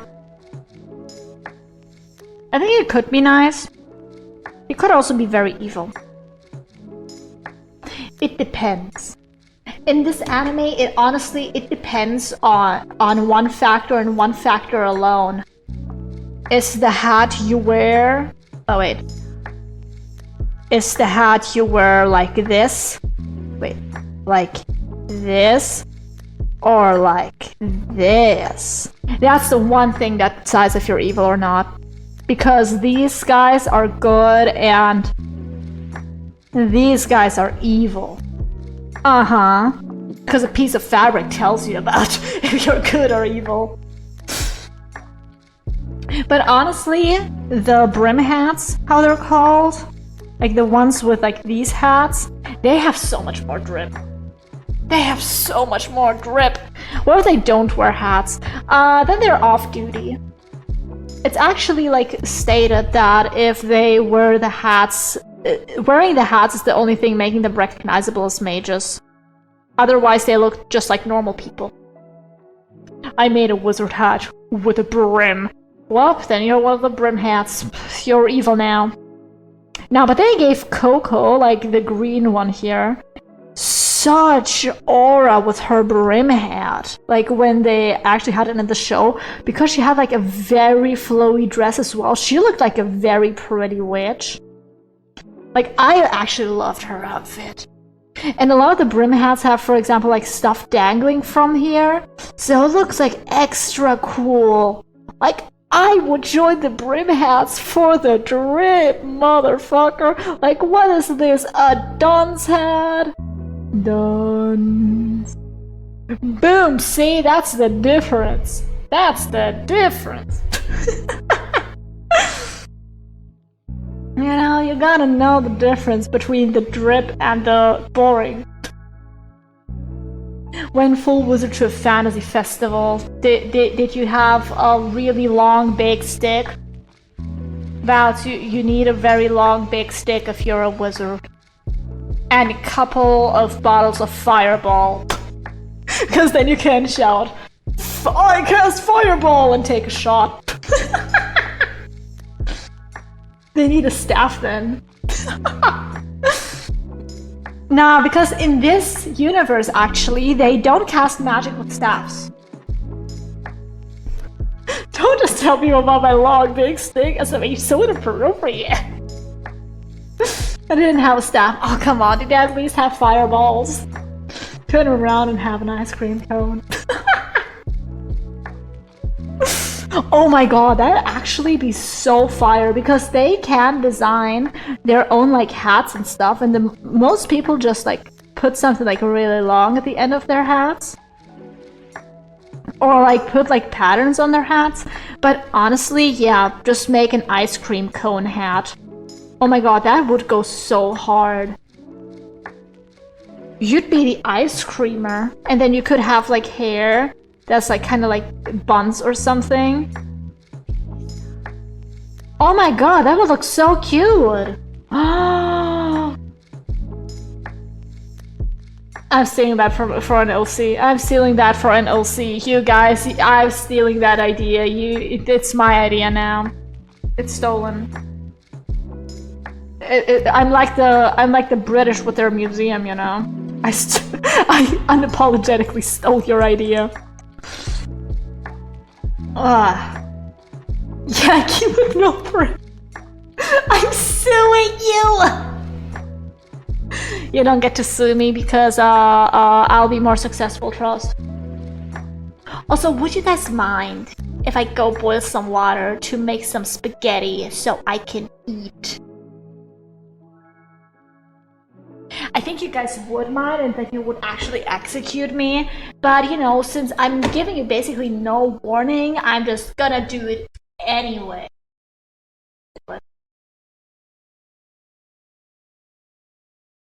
Where'd the art go?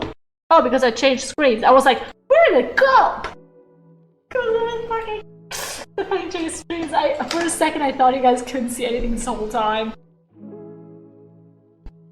How dare you? I'm already gone. You cannot execute me if I'm running away.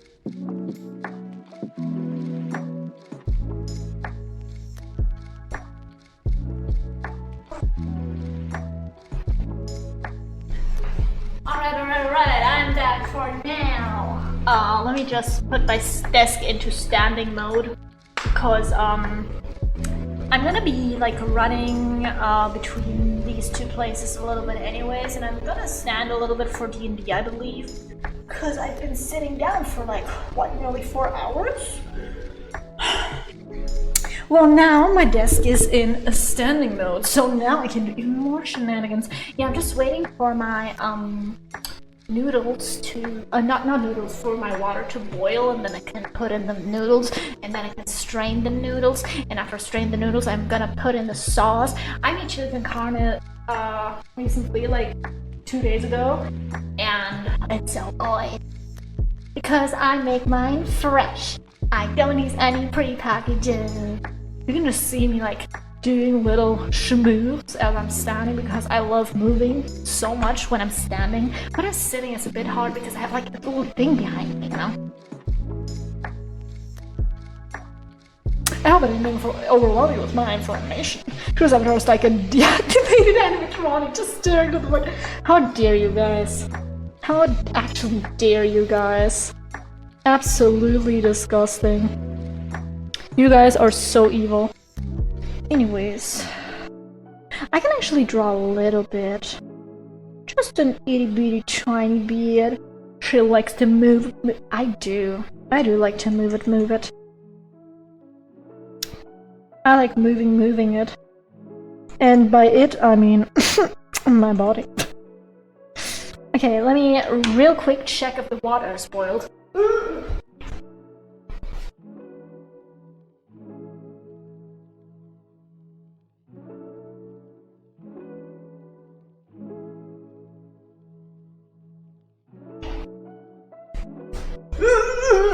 Give it like 2 more minutes.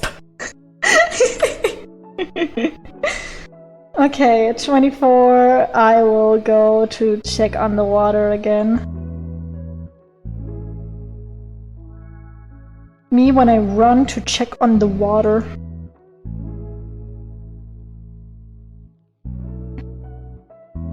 Okay, like that. Choco with the weird noises. I'm just running back and forth. What do you expect me to do?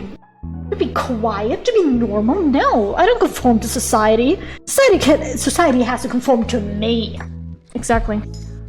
Just be yourself, be as weird as you want to be, but don't disturb other people doing that, because I specifically am trying to be quieter now, just because I have a roommate now, and I don't want to disturb him too much. So be as weird as you want to be, but don't actually don't be like disturbing other people. But other than that, do whatever the fuck you want, as long as it doesn't hurt anyone. That's always my motto. As long as you don't hurt anyone, including yourself, do whatever the fuck you want to do. Who's gonna stop you? No one. So yeah, her crotch would be a little bit higher because she's taller than everyone. Teddy is like the tallest in the group. Don't steal food from the fridge unless it's past expiration. No, actually, my roommate and I have been sharing a little bit of food just because on my first day she treated me to some instant ramen, then I treated her to my chicken carne, then she treated me to some homemade tacos. You know, just a little back and forth. Like, we share things a little bit together. Don't hurt other people unless they like it. Exactly. If they consent and you consent, then you get to do a little bam bam bam, you know? Also, when can I teach you Valo? What are you drawing? I'm drawing Witch Hat Atelier, like the main characters of the show. Also, the Valo thing. Honestly, right now, like, you can hit me up, like, next week, Tuesday. How's that sound, buddy? Yay! Third peace agreement. Yes! I'm gonna check on my spaghetti again and goodbye!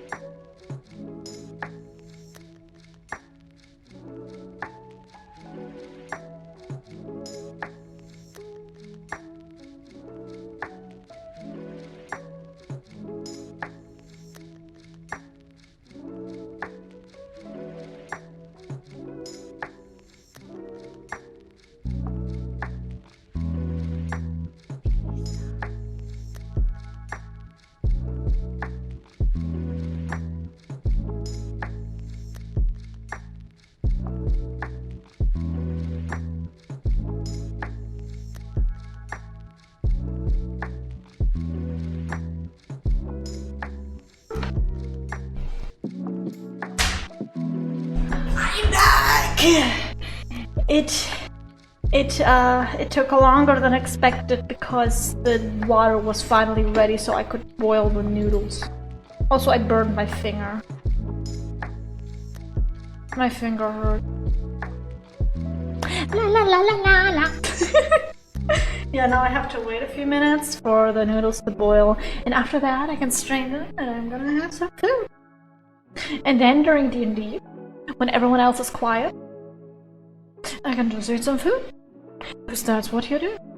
When no one else is talking, you just eat some food. God, yeah, I did burn my finger a little bit. Man, that sucks. Tuesday next week, bet. Yeah, because on the weekend I'm going home, but I do think I'll be home again here Tuesday. Probably. I think I'm gonna stay Saturday, Sunday, Monday probably, and then Tuesday either morning. Yeah, probably Tuesday morning I'll be going again. Yeah. Where was I? Oh yeah, here. Okay. I'm gonna make her a little wider. You know, I looked into the mirror today, and I stretched like my arms up, and I looked at my waist. Like the waist is like right here. It's like the thinnest part of your body, or like your torso at least. And I looked at my waist, and I was like, damn, this is a waist people Photoshop. But it looks so weird when my arms are up because my arms are just so long and thin. I literally look like, I also look like this. This is what I look like. God, my voice cracks are so bad. Guys, I'm actually a pubescent boy. You're not allowed to make fun of my voice cracks, since this is a normal thing that happens with every pubescent boy, and you guys should like know that. And it'll be very, very evil of you to make fun of that. SCP 96. Okay, wait. I have to look that up.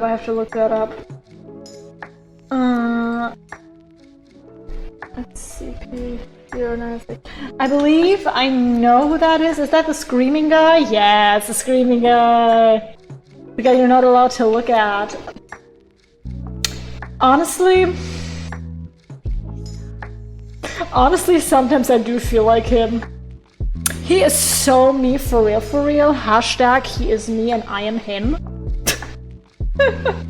Okay, in 2 minutes I'll be going to check on my noodles again. But hashtag he is me and I am him. We are it together. Boom. I think I'm gonna take my like ramen bowl because I made a lot of noodles. Choco's secretly bald. You know, under all this hair, I'm bald. And you know what? I know what you are doing, pervert. I bet under all of your clothes you are naked. Disgusting. How dare you do that? Absolutely disgusting. How dare you be naked under all of your clothing? Ugh. And personally, me, under my clothing, I just don't exist. I am the clothing and the clothing is me. Fool, I'm not wearing clothes. Or am I? Doesn't matter, you're naked either way!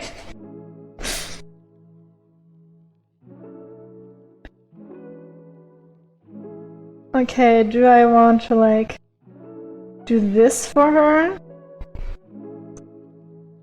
Or like I feel like doing like this for her. Or maybe not that, but like this would be like very cute. Like her basically like laughing about the situation going on like right here. Because I think that's cute. Okay, anyways, I am going to go check on my noodles now. Goodbye!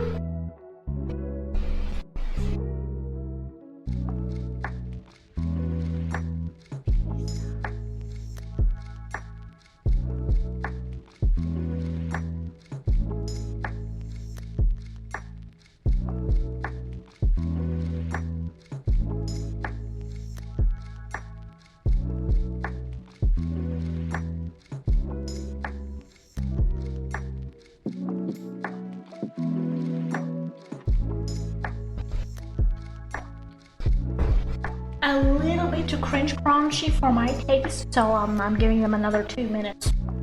Yes. I know this stream is like currently evolving from a drawing to a, you know, a bullshit stream. But hey, I put in art plus Zatsudan for a reason. Because I feel like I can talk better when I theoretically have something to do, for example, like art. But at the same time, I don't actually do the art. I just goof off. But I can talk better during it, so that's what I'm using. Okay, Olivia. Thick neck. Because men have thick necks, right? Okay, no, that neck is too long for him. You're not a giraffe, I believe. Is that how long your neck should be? No, the neck feels too thick. Huh. Quite a curious predicament we're in. So I feel like the girls are too tall. Or like the guys are too short. Comparatively. Yeah, the girls should come up at their waist. So let me just, so... Let me just sketch out. You're like right here. Your waist is like right here. Like this, like this, like this. Boom, bam, you have a man.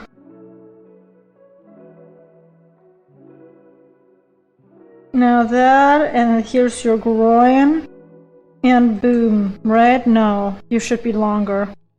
You have to be a long guy. Hashtag long guys save lives. Okay, and now I'm going to check out my noodle thingy. Goodbye!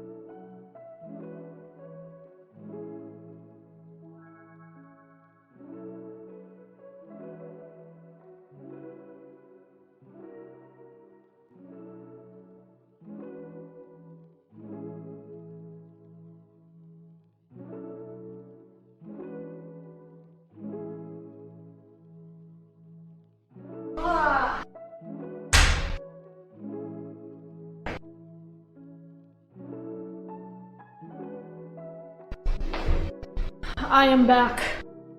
And officially. Really, it looks like your avatar lost its soul. Well, it'd be like that, but I officially have food now. It is here, it is sitting before me. It's wonderful. You know what? I think it would be fine to maybe join the call now for the D&D. Let me see if anyone's on call there. No, no one's on call. God damn it.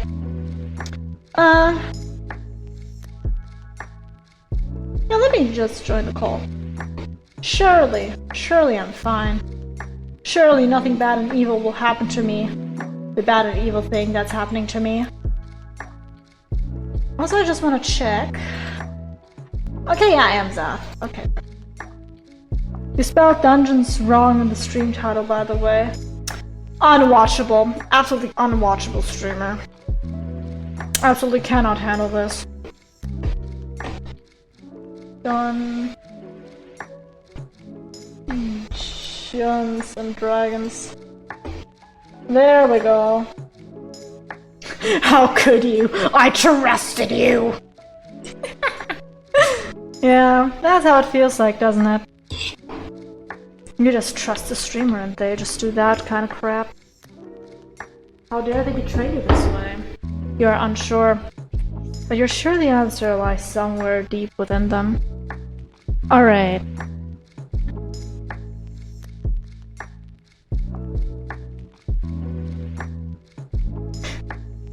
Baby girl, you busy? I did that because funnily enough, that's where Ulrugio's ass will be in my head. Okay, Ulrugio. His neck, like his face just tells me that I should do this kind of neck, but his beard tells me that I should do this kind of neck. Oh, actually this works. Kinda, maybe? No, it doesn't. Oh no, it doesn't. Oh no, Ulrugio, what are you doing to me? I feel like he would have a thinner neck than his partner. I mean friend.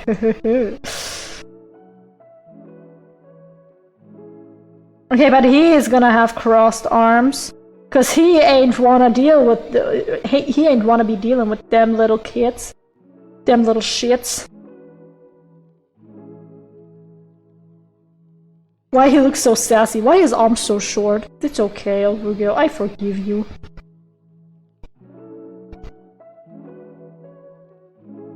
I know how to draw. I don't. As you can clearly see, my sketches are beautiful. Oh, you look too sassy. Why do you look so sassy? You're not allowed to look sassy. Alright.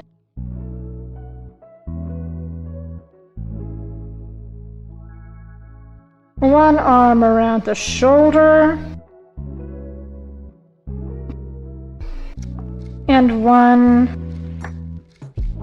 on Agatha's, I know the guy on the left is secretly grabbing the guy on the right.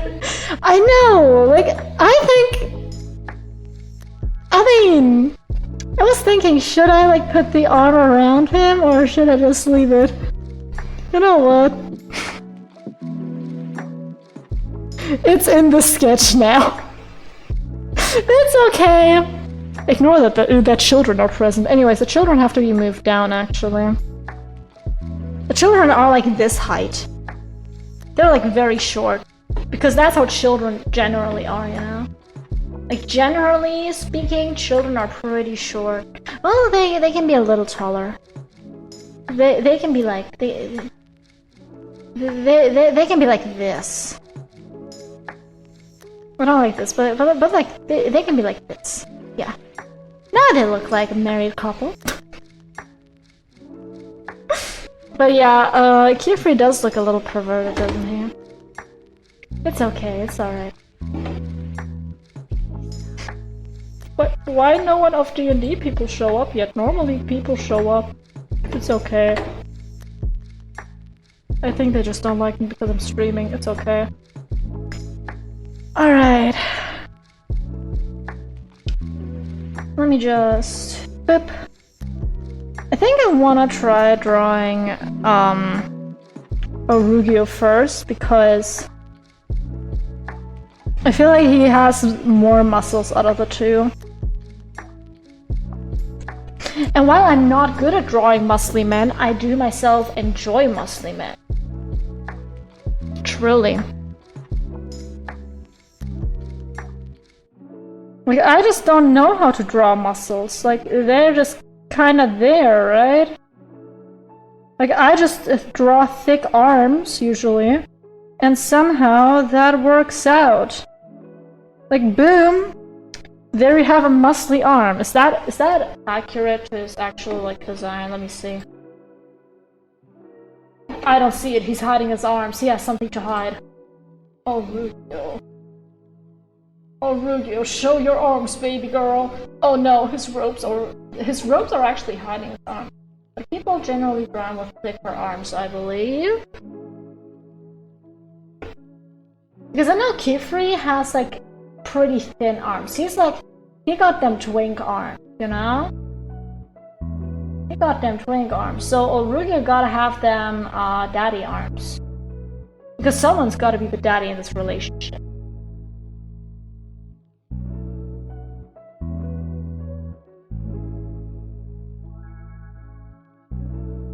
I mean, they look moderate. Okay, he's not as buff as I thought. The end buffification. Like, he's more like this, I believe, rather than this. He's not a beast, he's just a man. He's just a man. Me when I want a buff beast, but I get just another guy. It's actually pretty funny. I talked with my roommate, like, yesterday about, like, guys, because she's in university right now, and in that university there's, like, a lot of different nationalities. And every single girl said that don't date guys from my nationality. For some reason they're just like, yeah, no, we have shit, guys. Also, oh my god, I nearly forgot. Guys, most important character in the fucking show, and I nearly forgot him.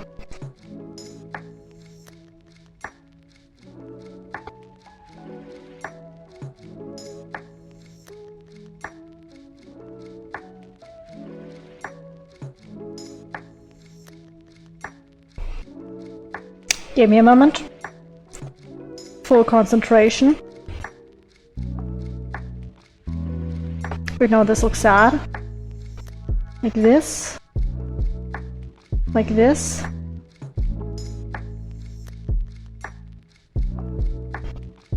There he is.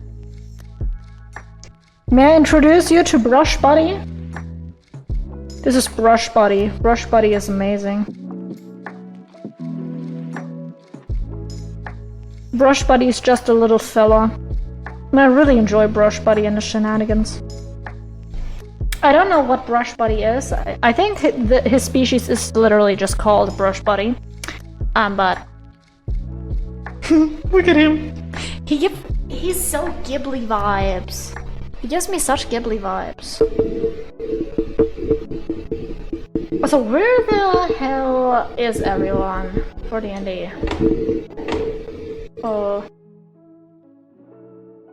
Yeah, I am on the call. Ooh. Oh.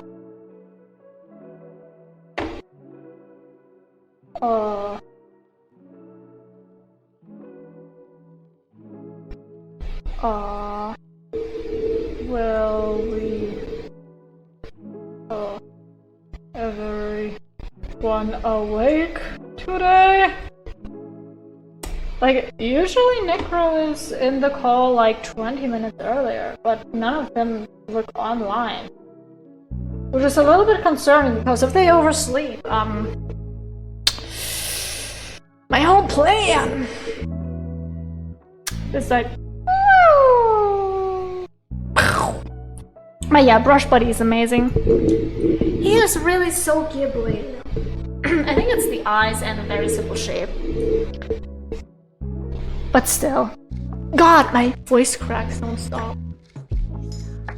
I wonder, is it because I have a weak voice? Do I have to strengthen my voice? Do I have to bring my voice to the gym? Maybe. Mayhaps.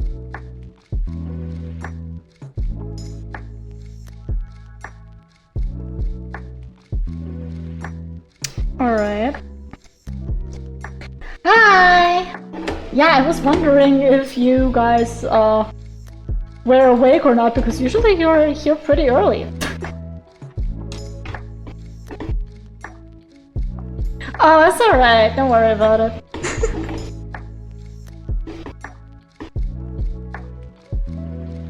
I was just like, Necro is usually here like 20 minutes early. It's like 10 minutes before the usual time. Huh. Also, I talked to Approval. I tried to remind Approval, Approval's on Valorant again. I hope he remembers.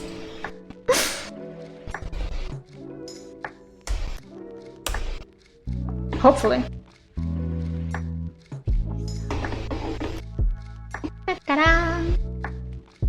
How are you doing, by the way?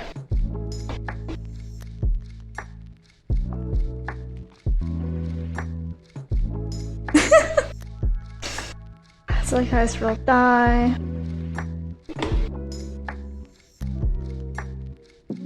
Yeah, I've been streaming for like nearly 4 hours. But it's fun.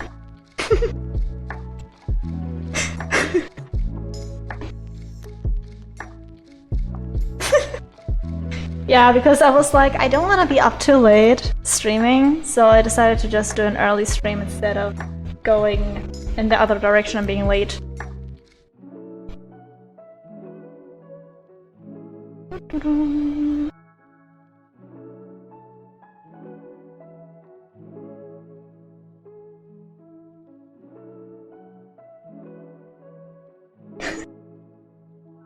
Uh-oh.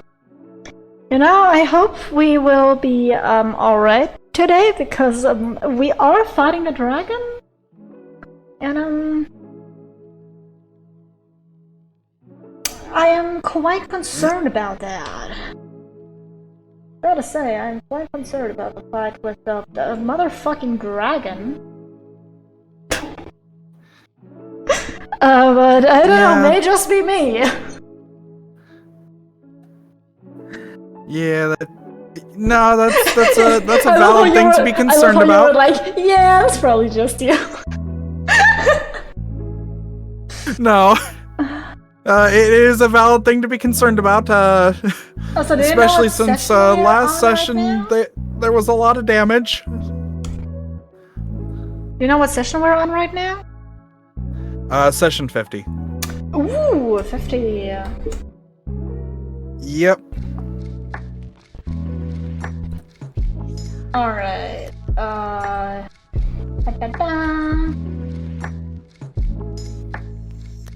So everyone, we're gonna play Dungeons and Dragons in a few minutes, but feel free to stay in chat. I can still talk with you theoretically through chat, because during D&D, like, you do have, like, some role-playing segments, but I feel like most part you're just listening to other people, so you're gonna have my attention still. At least some parts. There we go. Why do I feel like what? Alright, perfect. Yeah.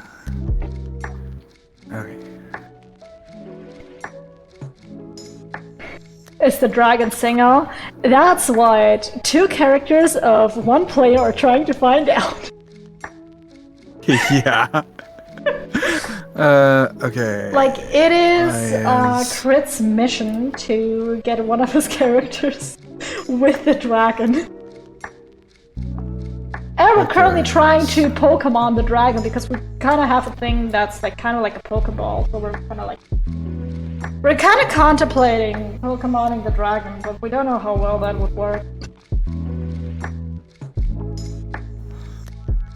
Also, question, Necro, if we throw the Cager box and the Cager box doesn't work, can we pick it up and throw it again? I don't believe so. I'd have to double check the cage box. Give me a second. Because for some reason, this thing is being stupid. So it's some kind of dragon ball.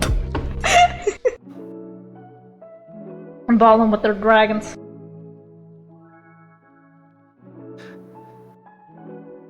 Oh no, I don't want less. I want more. Damn it.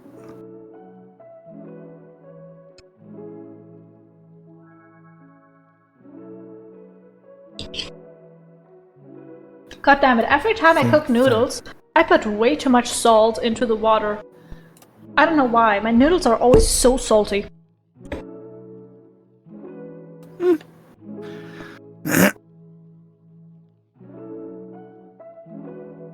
Okay, there's that, and...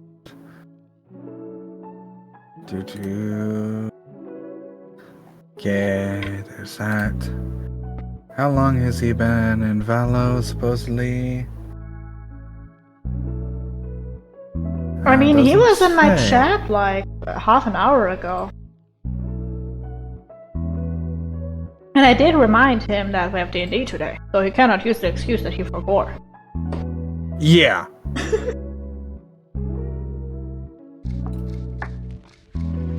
Also wondering where Crit is. Yeah.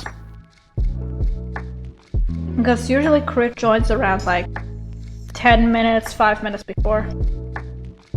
Yeah. Or 15 sometimes. Depends. We recently talked about maybe watching some anime to pre-D&D stream. It's actually pretty funny. Should have double checked to make sure everyone was good today. The one time I don't check is gonna be like, something came up. I don't think so. I think Crit would have like texted it. Yeah.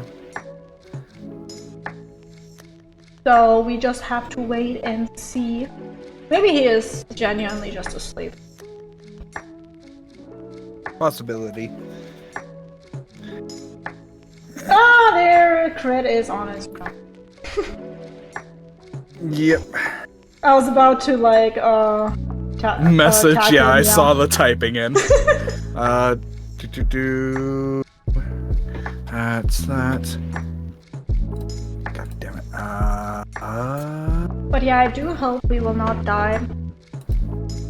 But you know, I don't know if we can run away from this fight because it is like we wanted this fight, so running away now would make us the biggest cowards on Earth. Potentially, yeah. Oh my god! Chris Arca! Thank you so much for the raid! Welcome in, Raiders! Oh my god, hi Johnny! How you doing? Welcome! Yeah, we're about to start D&D, we're just waiting on the other players. How you doing? How was stream? What did you guys do?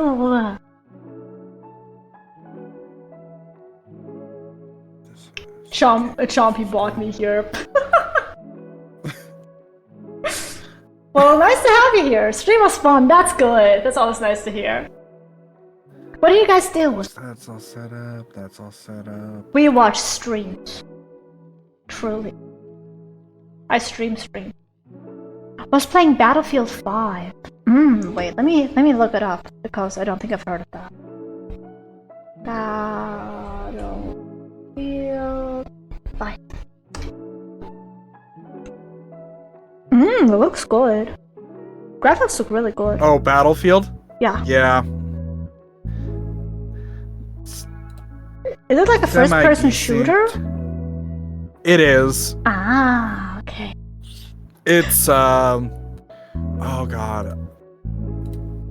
I can't remember the publisher's name, but it's basically their equivalent of the COD series in regards to, like, their first-person shooter that's big and does all this. Oh, you have pretty big eyes. Damn, your eyes sparkle, bro. Yeah, I like big eyes on anime girls, so I gave myself really big eyes. Someday. Maybe I'll have a bit smaller eyes, but not now.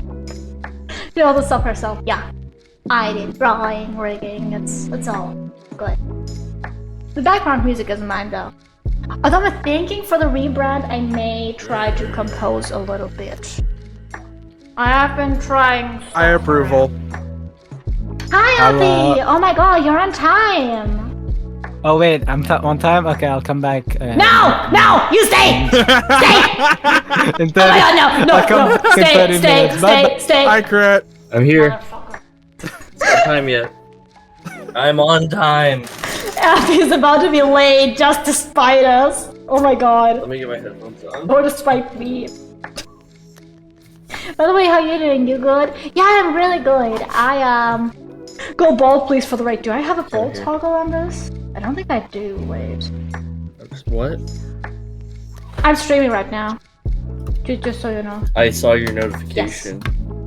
Mhm. A ball? I think you meant to say. I think you said bold, Yeah, but I heard ball.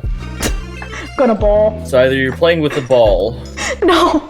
Someone asked me to go Or- bold. Although I don't think I have a. Oh no, I do have. Wait.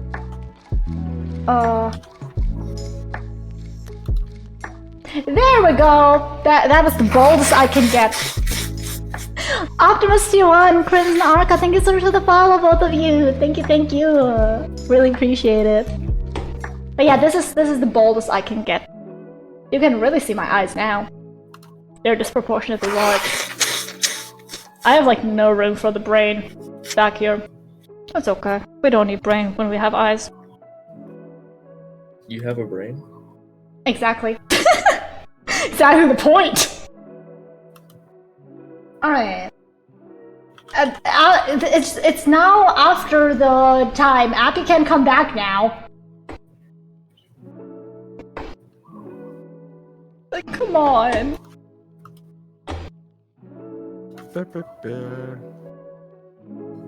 We need clean skin on the head.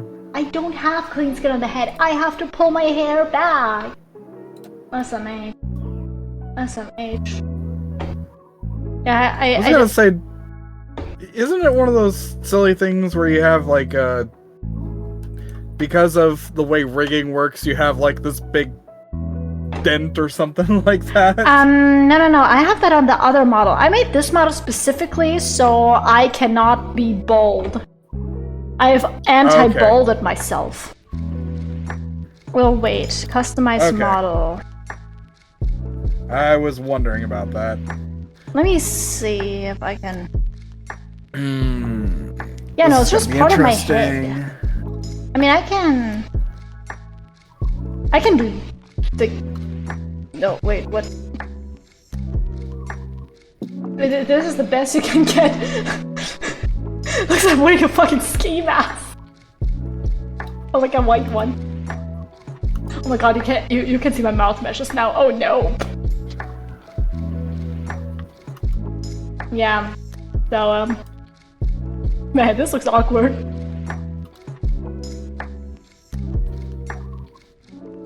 Okay.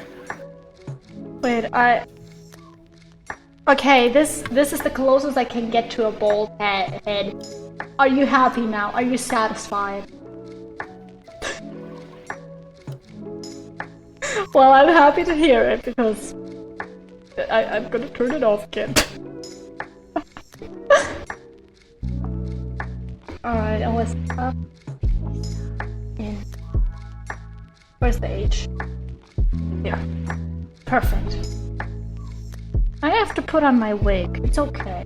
You guys don't mind me with my wig, right? Also, Nico, are we streaming today? Yeah, I'll be streaming. Okay. Just So, I'll invite you to shoot chat. Probably. yeah. Okay. When he does. Yeah. Come here. Close that. Go to this. And yeah, the share, the stream together. There it is. Pop that There we open. go. I just have to open up Chrome.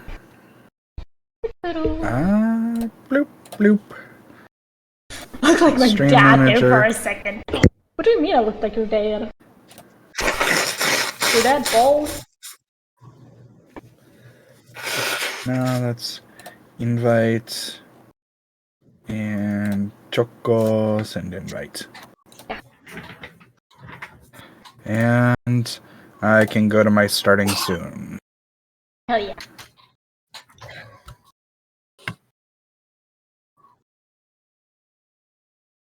It's all good. And that's all set up. Yeah, he's bold like that. He be bald. Start a game of tic-tac-toe. Not again, dude. Not again. The tic-tac-toe on your head. Like, come on. We've only recently had tic-tac-toe. You guys have no other games to play?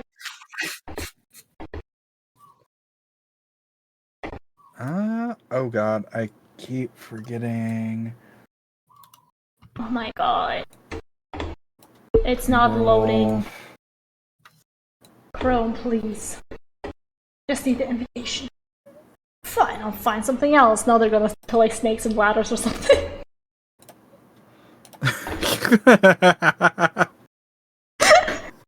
Imagine. See, that would be creative. Instead of playing tic-tac-toe like everyone else, they play snakes and ladders. It would be even more hilarious if they did, what was it? Go. Fucking go on my head. Yep. Alright. That's good, and for this song... You know what? Screw it. Let's go with this one. A nice and clean round of Uno, if you will. Let me delete that. There I go. That was not supposed to be there. Music, please play. Alright, there we go. I believe this has to be here. If I remember correctly.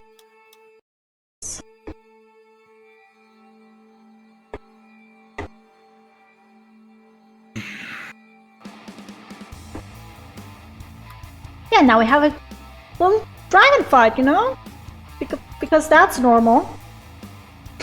Yeah. We're gonna continue where we left off, pretty much.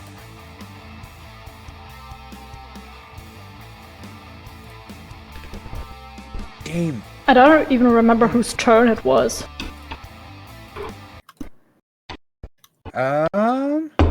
Do... All I know is I have yet to do anything of note. That is true, you were just afraid the whole time, weren't you? We ended it with, I think, Gresh having finished their turn. So it should be Appy's turn. Yeah, because the other option just doesn't exist, please. Wait, it's my turn? Wait, I don't exist yet. Give me like another 30 minutes. No, don't let the dragon go! Just take your turn, man, please. Please. Please. Oh, that would be why that was like that. Right, we're doing chess. Absolutely awful. Oh boy. Alright. That's that.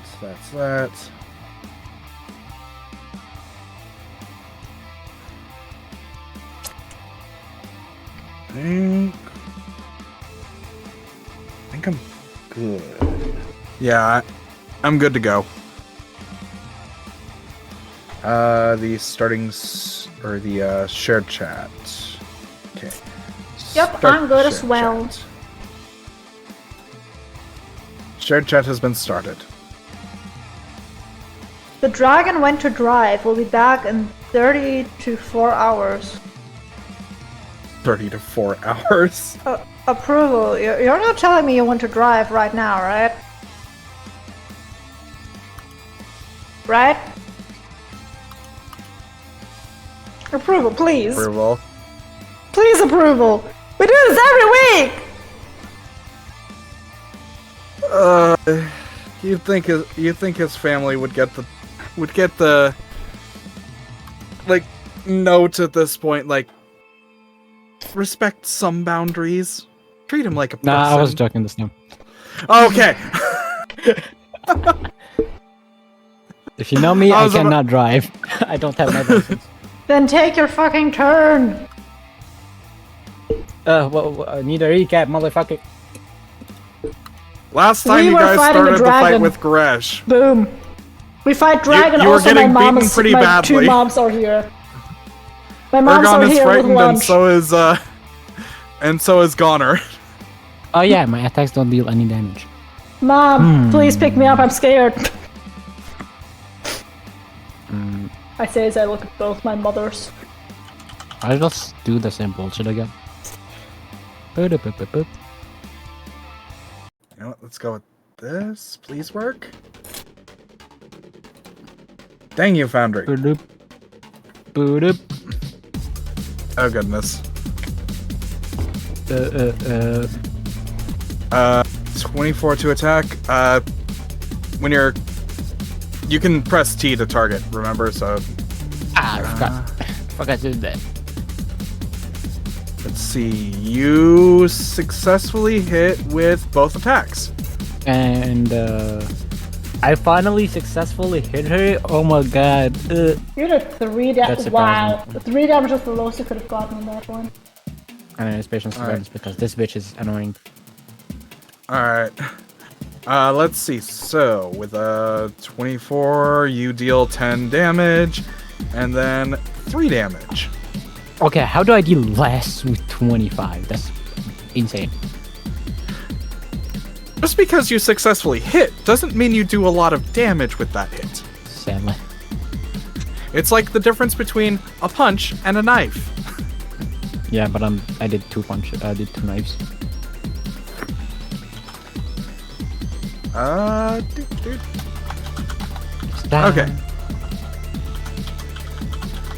Alright, I am assuming that is the end of your turn, correct? Yes, I did my patience defense during my turn. Okay. Bonus action, patient defense, spent your key for that. Zap, it's your turn. Yes. Okay, I wanna give Jeffrey one of the potions. Like, I wanna feed him the potion. Okay. That would Should- use ability.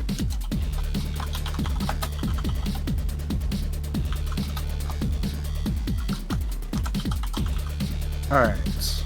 You use a greater healing potion on Jeffrey. Yes. So, as you pop open the cork and just, like, start feeding it to Jeffrey, he just laps it up like, no. You watch as some of the burned and charred skin begins to heal. He still looks pretty bloodied, but he's not in danger of immediate death now. Okay, I remember last time I wanted to do something, but I don't remember what. I know I rolled to see something. Oh yeah, I rolled to see how susceptible she is to, like, charisma thingies, like how good her charisma savings throw will be. I don't remember what I, rolled that then. I think, well, if I'm going based off of the rolls, the perception check 5. Yeah. You next to no. You couldn't really tell how good her charisma saved. Can I try again? Sure. Perception! That's a 10! Even worse. Big scary dragon. You think charisma is probably not going to be as effective as you would like. God damn it. Doesn't help that they're also a ruler to a town, so... Yeah, and thing the is, entire nation you're currently if in, I remember so correctly, technically... the cager box there, they must We must make no, a Constitution saving throw. Oh no, I wanted to see the charisma for something else. Yeah, I believe. All right.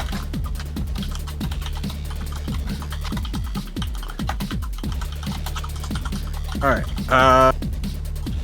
Action. I'm guessing bonus action for the magnifying glass Yep. to check the stat, and then yeah. Are you gonna move or anything? Wait. Let me get the ruler out. Can I go onto these stairs right here? Or what is that? Again. Those stairs would be the ones that you use to, I believe, ascend up into the arena. So I can go onto the stairs, right? Let me just check something real quick. Huh. No, fuck you. You don't get to take the steps. You take one step, you die. I mean, yeah, you can technically go onto them. It'd take you a long time if you want to completely go down or like go down the stairs. I mean, I would like to Considering- at least get away from the dragon a little bit. Okay, that's fair. Can I go Yeah, like... go right ahead. Yeah? Okay. Yep.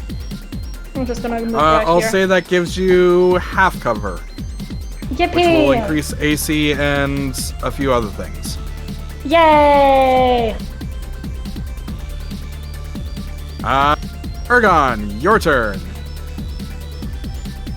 Is it fine?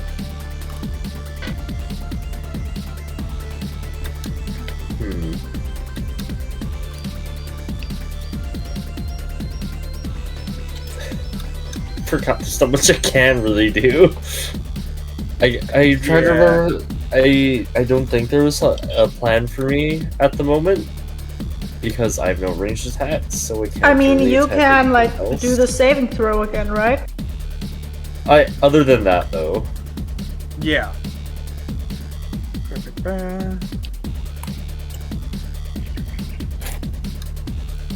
why did I... Okay, that can go there. I'm just gonna try get to cover for now, so I'm out of line of sight. Alright. Actually, You go... yeah, could I just stand here? Because then that way... No, he wouldn't have line of sight. Yeah, the only one who would be... Gwendol. And Gresh. Okay, never mind. I would like to stay here.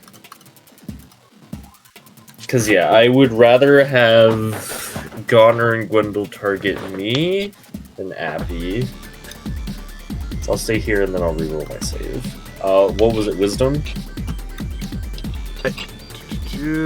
I believe so. Just give me a second. Yeah.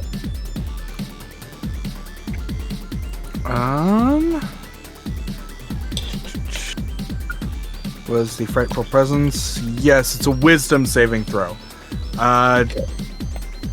DC 15. And you have advantage. 20! Okay, yeah, Yeah, 20. And confirming crit. What are you confirming with me? Okay. It's the thing we do whenever someone rolls a nat 20, remember? Yeah, I know I'm joking, but you said confirming crit. I'm confirming you exist, motherfucker. I'm here, I'm still here. He exists? When? Alright, you are no longer frightened. Hell yeah. Alright, and I'm assuming that is the end of the turn, so it is going to be Goner!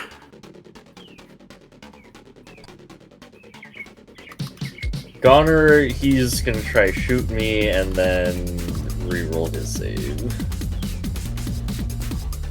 Does he still have the help action from Gwendol? Yes, he does. Fuck, what's my AC again? 22, you miss, bitch! Or I deflect both of them, because I'm better. Okay. I'm better than me!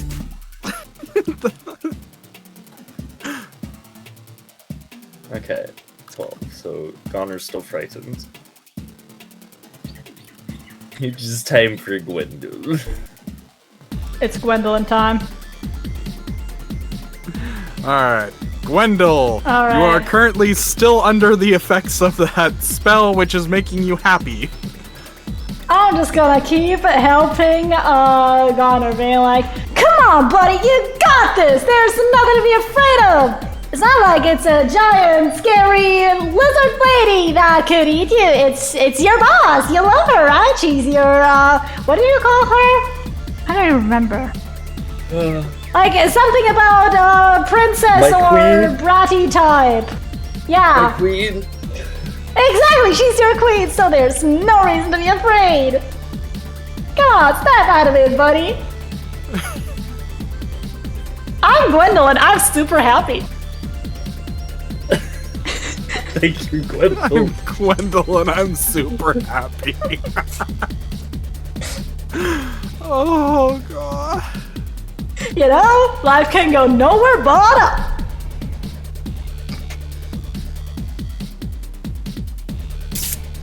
Yeah, that's all I'm gonna do. Alright, so I'm assuming that's the help action for... Yes. Yeah, okay. I hope you enjoy what you've done to Gwendol, you monster. I do enjoy it. Jeffrey, you know what?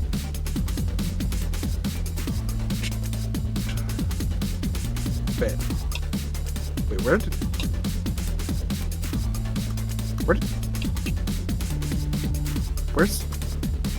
where'd Catherine go?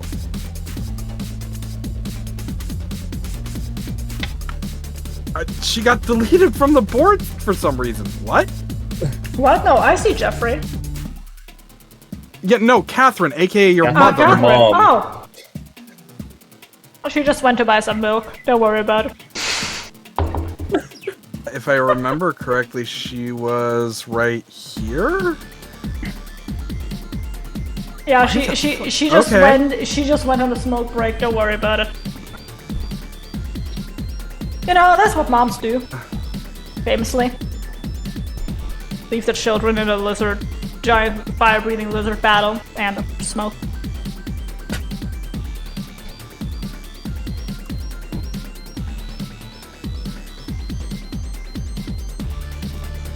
I am just trying to find what her initiative was, because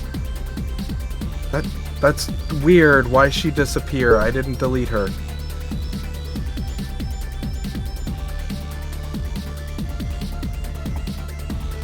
Okay.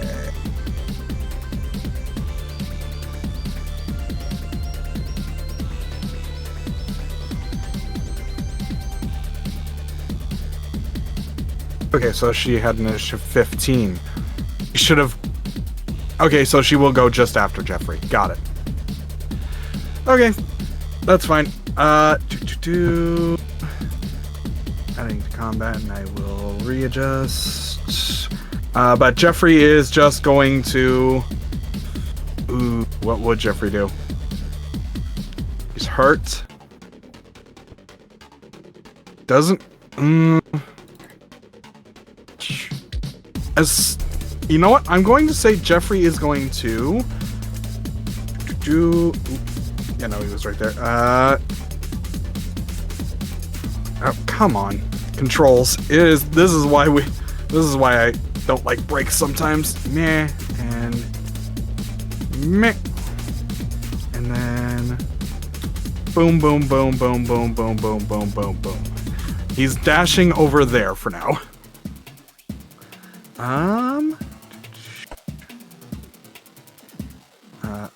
Combatants, initiative value 15. Oh, for the love of it. And update. Okay. And yeah, he's going to currently just hide behind that pillar. Seems like Jeffrey's got some kind of idea of what to do next. Next up is Catherine. Okay, that is good. I don't think we need Beacon of Hope no more. She then will turn around, and she is going to try something very interesting.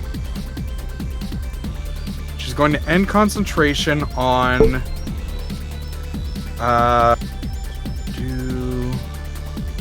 end concentration on the one spell, and she is going to cast Hold Monster.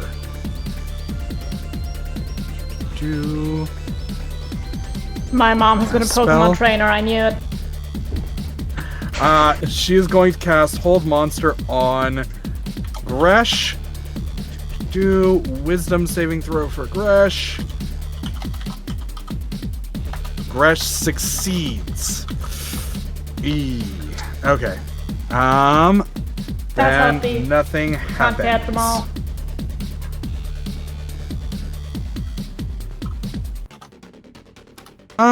Yeah. With that, I think that's going to just be... She's going to, I guess, go behind the pillar for the moment. And that will be the end of her turn. Boo, Gresh. Okay. Gresh, having seen everything that's happening, is just gonna go, okay, I'm bored. And walk, let's see, how many was that? It's going to walk over to her gold pile over here. Look to Gwendol and Goner and say, go take care of this.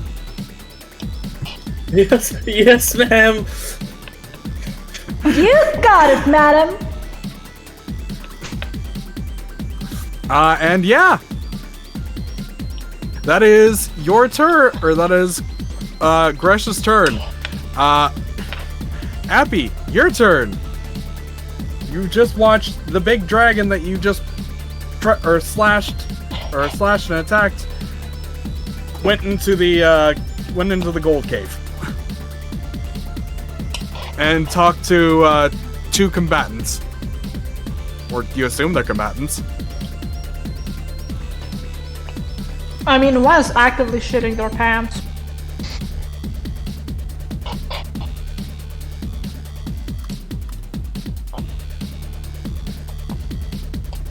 Happy? Appy, I think you're muted. I accidentally muted myself on my Discord, but I'm gonna fucking disable that fucking keyboard. That fucking key. There you go.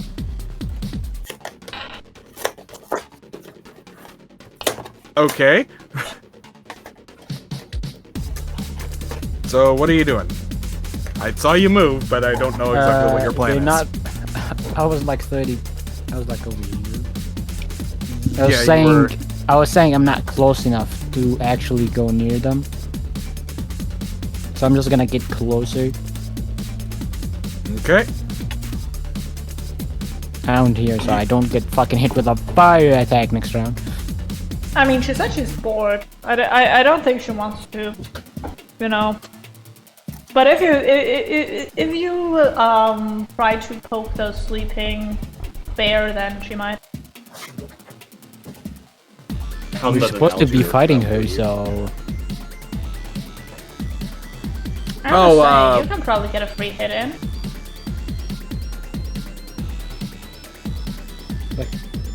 Is it normal to sleep mid-fight? I don't know. She just said she's bored and walked over to her gold pile. That's all you've seen so far.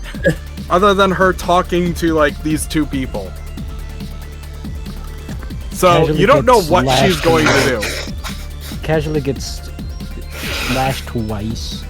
Oh, I'm bored. Time to go to my room. Alright, but that's all I can do pretty much. I can't do nothing far range. All right. Let me just roll something real quick.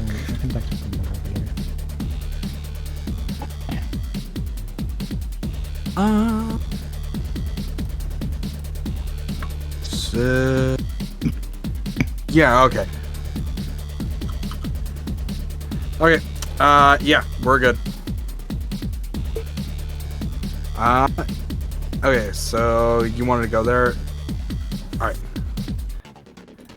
Zath, it is now your turn. Alright, you know what I'm wondering? Now that she's like relaxing, she's not fighting us anymore, right? Like, would it still be considering that we are fighting her? What the dog? Oh my god. You are still technically fighting her. She just doesn't appear to want to fight you guys directly right now. Yeah, did she disengage, basically? Or not? Just curious. Did not disengage. No, technically it was not necessary. Yeah. She's still watching the fight, still watching Yeah, because you guys. I thought like maybe like I have a few spells that work a little differently if the person isn't in a fight with us, but I guess she's still in a fight with us. Okay, wait, I was like right here. I wanna see how far can I go and still I can see her from here, yeah. Okay. I am gonna target her, and I'm just gonna do my classical move of 2 Eldritch Blasts to the ass. Hey, I need that intact. To the ass? Are you trying to fucking You know, impregnate someone? Yeah, exactly. That's the point. Try to kill her, or at least. No, you're trying to impregnate her. There's a difference. I am 12. Don't worry, I'll teach you later about those things. Did you basically say, I'll wait until you're 18? Okay, Zath, you cast your Eldritch Blast. One of the bolts just hits this pillar right here. Just because you have to aim through that little slit. The other one, you get a much more precise hit in, and do in fact manage to land one of the missiles directly on Grisha's butt. Yeah! You then see her turn around and scratch her butt like, what the hell is that? You also see Connor on his knees, like crying a little bit. Bro did nothing. He's like, no, my queen! My queen! Your blemished cheeks!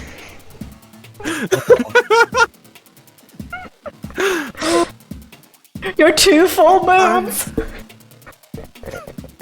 God. Alright. Anything else you're gonna do? Can I cry? Free action to Is cry. crying a free action? Crying is a free action, yes. Thank you. I don't think I want to do anything right now. I think I'm fine. Reaction, sob on the floor. Wait. I want to like... one question. So, Yeah. I have Mask of Many Faces. That's like one action to disguise myself, right? Yes. Okay. Just making sure, okay. Because you're essentially just casting Disguise Self. Yeah. Okay. So, Just wanted to make sure. gonna have to double check that, but yeah, I'm fairly certain that's what Mask of Many Faces does. Yeah, you cast Disguise Self on yourself at will. Still an action. Okay, good. Just gotta make sure the goblin is gonna do some goblin shit.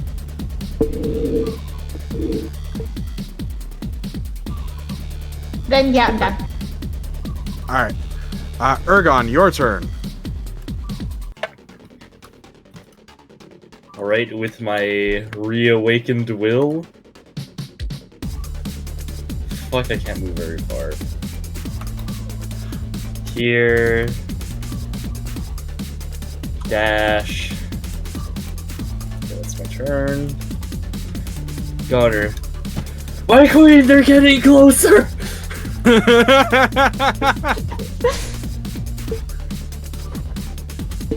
Oh, don't worry so much, Goner. It's gonna be a-okay. They're Yeah. advancing! By the way, Oh, yeah, Advancing it's when... you're not Yep. allowed to get closer to Gresh with the frightened thing, but you're not technically getting closer anymore. You can now approach, or you can now approach the opponents. Right, which is why I'm running at them. Or as Ergon, or are you talking about Goddard? As Goner. Goner, yeah. Because currently Gresh is somewhat behind you and to the side, so you can technically go forward. Realistically, though, I think Goner would. Okay, let me. Goner's intelligent enough to know to maybe use range attacks against the melee guy Chuck running at him instead of running at the melee guy. Fair enough. Fair enough. I just figured I'd give you the option. Both of these ranged attacks miss. Both you have hitting the shields. Yeah. Boom, boom. The arrows deflect off of the shield as Goner tries to use his crossbow to take out Ergon.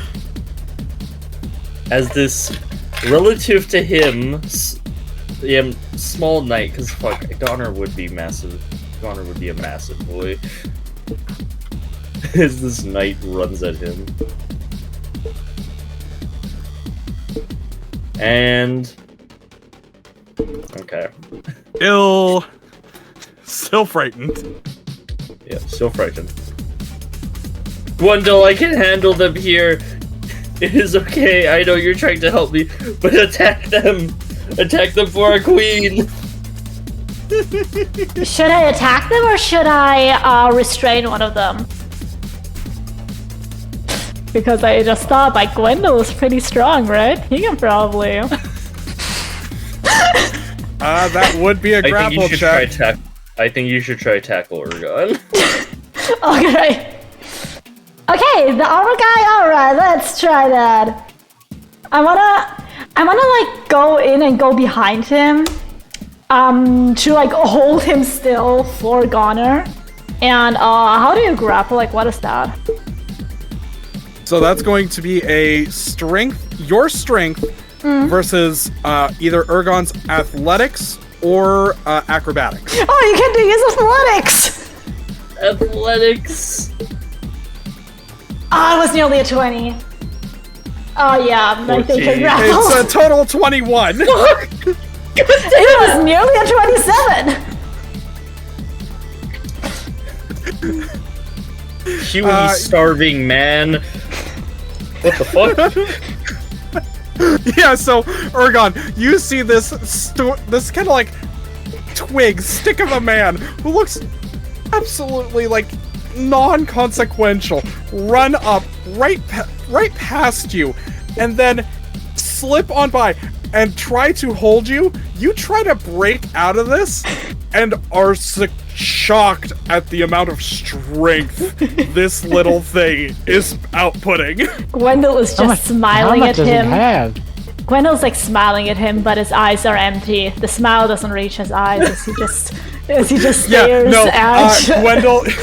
and, Gwendol has the bug-like eyes for a minute, and he is Oh my God. got, and his arms have kind of turned into like little twigs, like literally like the ant legs. and he's still Fuck. smiling.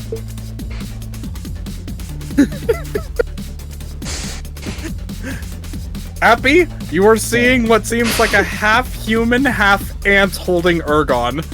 What the fuck? Why am I here? Just to suffer. Why am I here? What? Huh?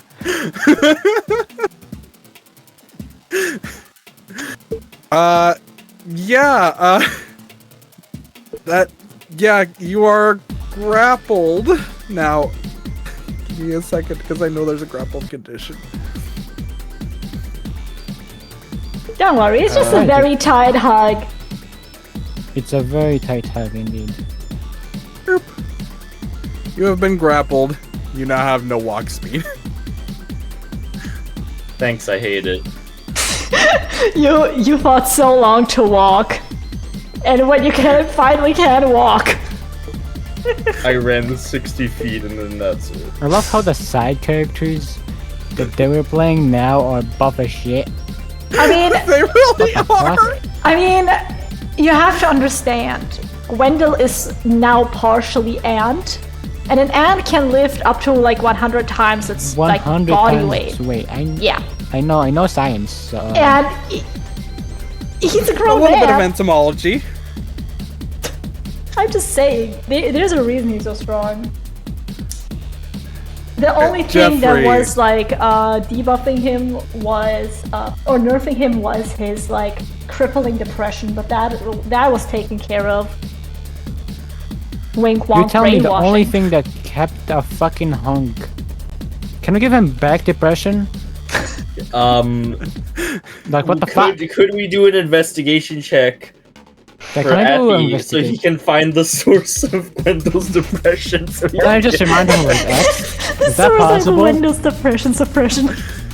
Hey DM, can I? Hey DM, can I do an investigation check to find the source of my depression? You will have. You would have to.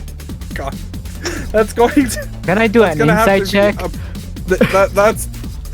It's the magnifying glass thing that I've been trying to keep implemented but haven't really been utilizing. We'll do that as a bonus action on your turn or an action. It's an insight check. It's supposed to be.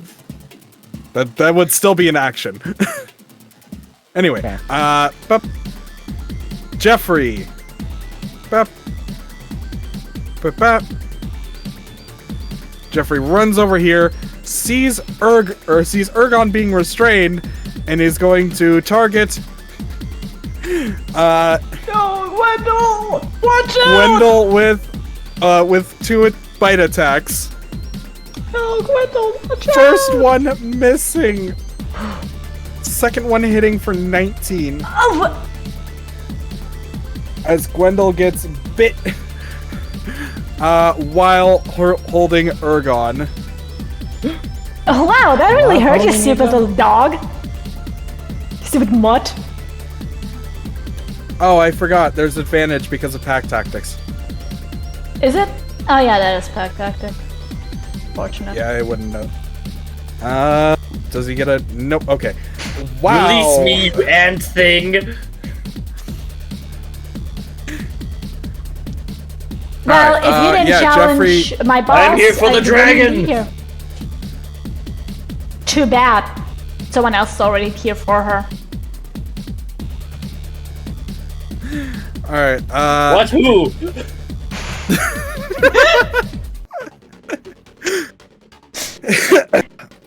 yeah. The dragon over there is my queen! Stop deflecting my arrows so I can shoot you down where you stand! Currently has that on. Let's see. Ba-ba-ba. Okay. Sees Ergon being held. Speed. We're gonna do Eldritch Blast.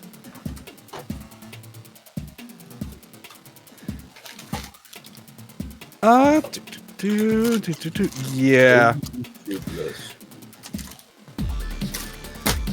First one to hit Gwendol for 1 damage? What the fuck?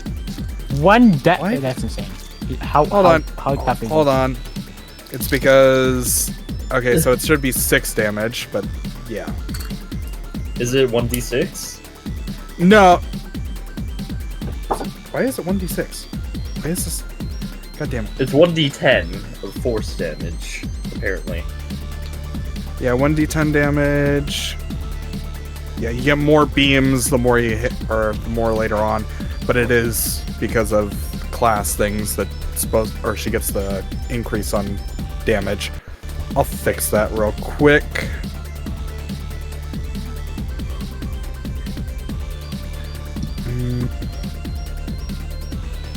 Plus at mod. Boom. Okay. Okay, that should fix it. And one more at Gwendol for... Oof! Jesus! Gwendol taking... let's see, 9 damage plus 7... Oof. Minus 7. And then apply the 9 damage.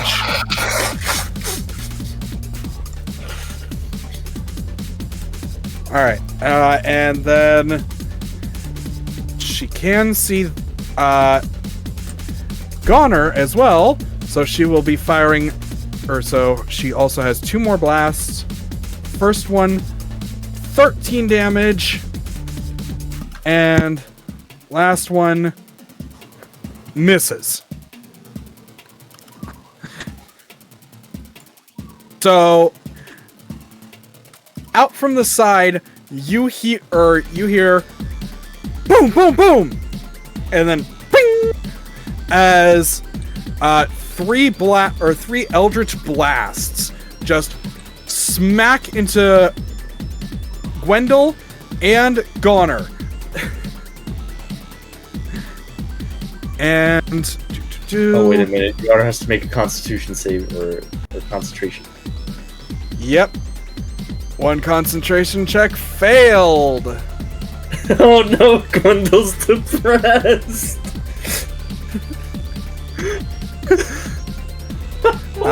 Yep. How many days has it been of repressed depression Gwendol is gonna have? Does Gwendol remember being not depressed? Gwendol will... oh god, let's see. I'm just double checking the spells, like, information real quick. But I'm fairly certain with the suggestion...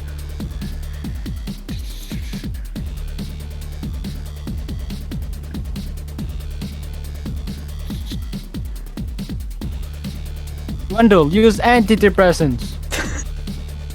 Didn't you just want to make him depressed? Like a moment ago? Well, yeah, Well, what? making a Pokemon joke. Yeah, so he will remember he will know that the spell was cast on him, and he will know that he was not depressed. He will remember everything. So I guess you get so to interpret how he reacts to that, Joko. Yeah, okay. So here's the plan. Okay, so there's only See. 2 ways. He would either be like, how dare someone repress my emotions, or he like be horrified, or he would be like a drug addict, being like, please do it again. So, No in just to between. put this into perspective, this has been a week. A full week and a half. In where you have, or where Gwendol has not been depressed. But we keep him depressed.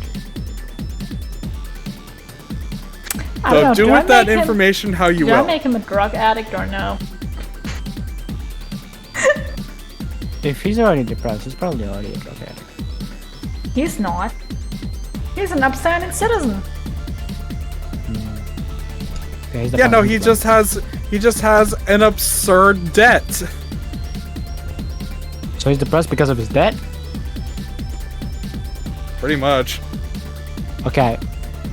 Disguise yourself as his debt collector. Which one? All of them. Of them. Like, you can't tell me which one, okay? God. I can and will. We need them all right now.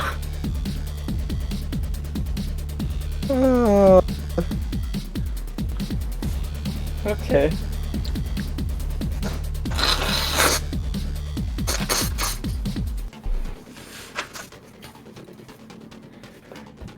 Okay. Maybe Gwendol will learn after all that, like, hey, baby, yeah, it isn't so hopeless. I have a good paying job.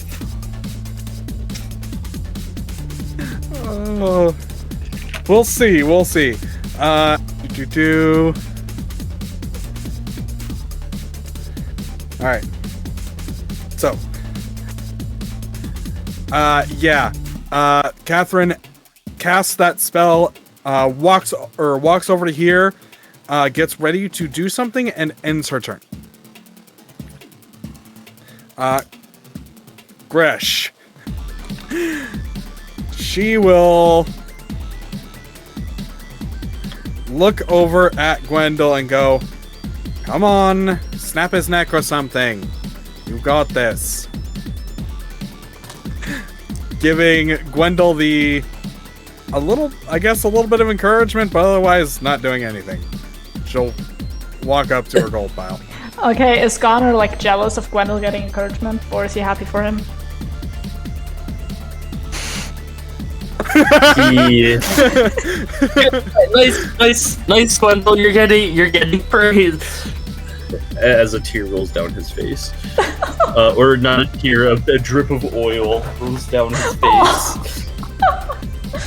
Oh my god. Aww. Bruh. You know, what's funny is, technically, I think Gresh is probably one of the only characters with enough finances to actually pay off Gwendol's debt. But you just How doesn't. big is his debt? You want the number? I don't know if I have Yeah. the number anywhere. I had it written down somewhere, but it's You over have a number. 500,000 gold. Wasn't it over 800,000? Oh, so technically Zath can pay for it. No. No. I don't think Zath can bail that one. Zath can't bail that shit out. Zath with his pocket Did change. we get no. fucking platinum? It's not as much as you Platinum think. is only 100 gold. Yeah. Yeah, you got fucking 400 over I there. don't have that much plat. That's only 100. That's only like That's only 40,000. 4,000 gold. Yeah. Bruh. Or 40,000. Shit, yeah. It's not that much. I say to 40,000. Not that much. It's not that much. Not that, Come not on. that much. It's like pocket change, dude. But bruh, get out. I haven't. Get out. This whole adventure. That's this like whole pocket change adventure. and can't technically pay his debt still. This be whole right back for my adventure drink. has been like Zath holding out his hat like a homeless person because he has been running around with a few thousand gold. Like, that's way too little. Come on. Bruh, get out. Don't you like the duality of Gwendol being in debt and Zath being rich? Beautiful. It is at times very funny. Let's see. Don't think Yeah, anything so, about it, that homeless people. Appy, it's your turn. Oh shit, I exist. I forgot.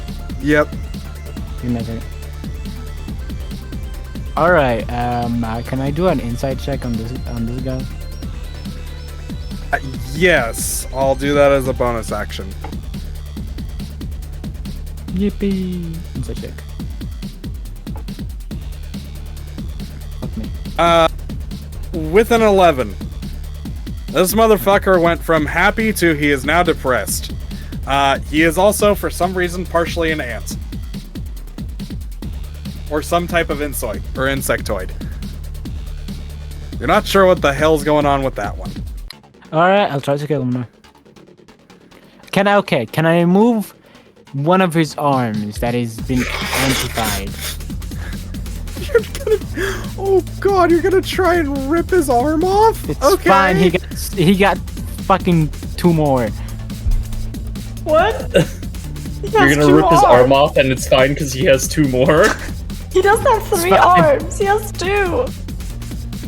He got another one. It's fine. You know, it's fine if I chop off your leg. You got another one.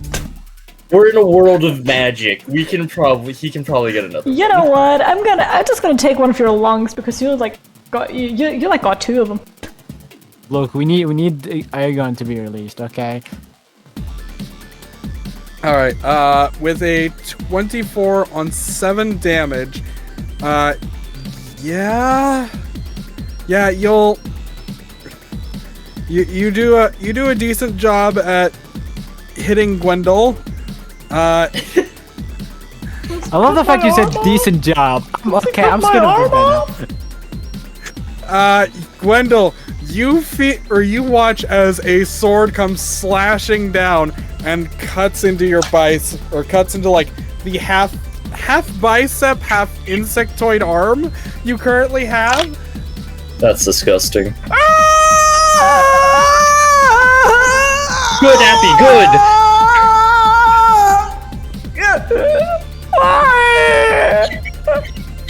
Because you got my friend, that's what? Because you got my friend, again. I didn't hurt anyone! Didn't hurt me, but you hurt my friend. He literally didn't hurt Ergon has him. taken no damage from a grapple. Yeah! Yeah. Fine. Actually, it hasn't even been my turn yet. I have yet to actually be inconvenienced by this. He's taking physical, emotional damage by this. Bloodied by now. Gwendol has done no damage to anyone, by the way. It's fine, he's taking emotional damage. Just to recap, because this is hilarious from my perspective. Wendell, on his happiest or when he has been at his happiest for a long time,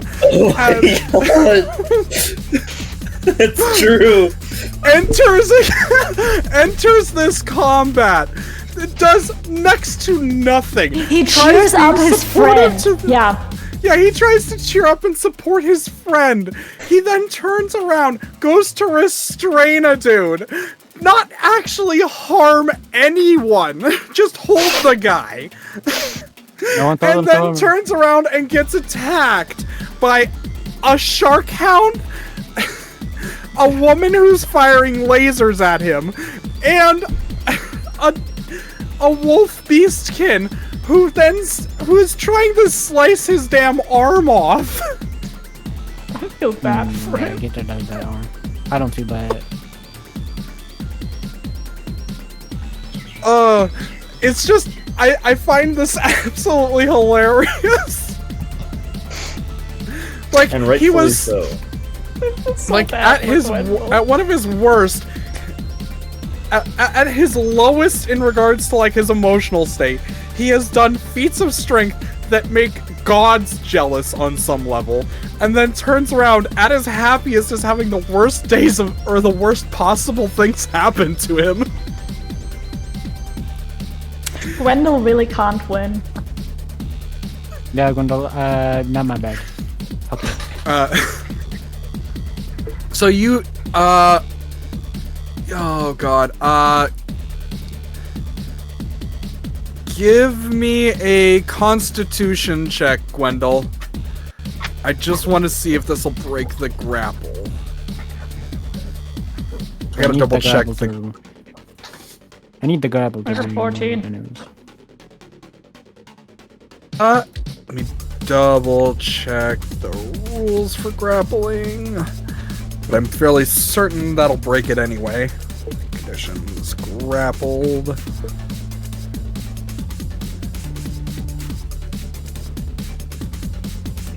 DM is crying a free action. Okay. Is curling up and wailing in pain a free action, DM. It is. And, yeah. You, curl up, letting Ergon go, removing the grapple condition. Oh god, there's so much blood. Oh my god. I'm not gonna see my daughter again. You'll never see Do her you see again, what bitch. you're doing to this poor man? What we're doing to this poor man? Fuck this poor man. Yeah. Give him depression Abby. again. All right. Abby is Alright. soulless. Yeah. You still have one more attack, I believe. Nah, fuck it. He removed his gear weapon. I don't need more. Okay. All right. I'm assuming that's the end of your turn then. How about it? Yeah. All right. Zath, your turn. You have watched your mother fire 4 Eldritch Blasts, and you have also seen Jeffrey and Abby tag teaming, trying to take down this one dude. The thing is, I want to try to turn into someone like Gresh wouldn't like bat an eye about walking into her cave, but her 2 henchmen are literally in her line of sight, so I can't turn into one of them.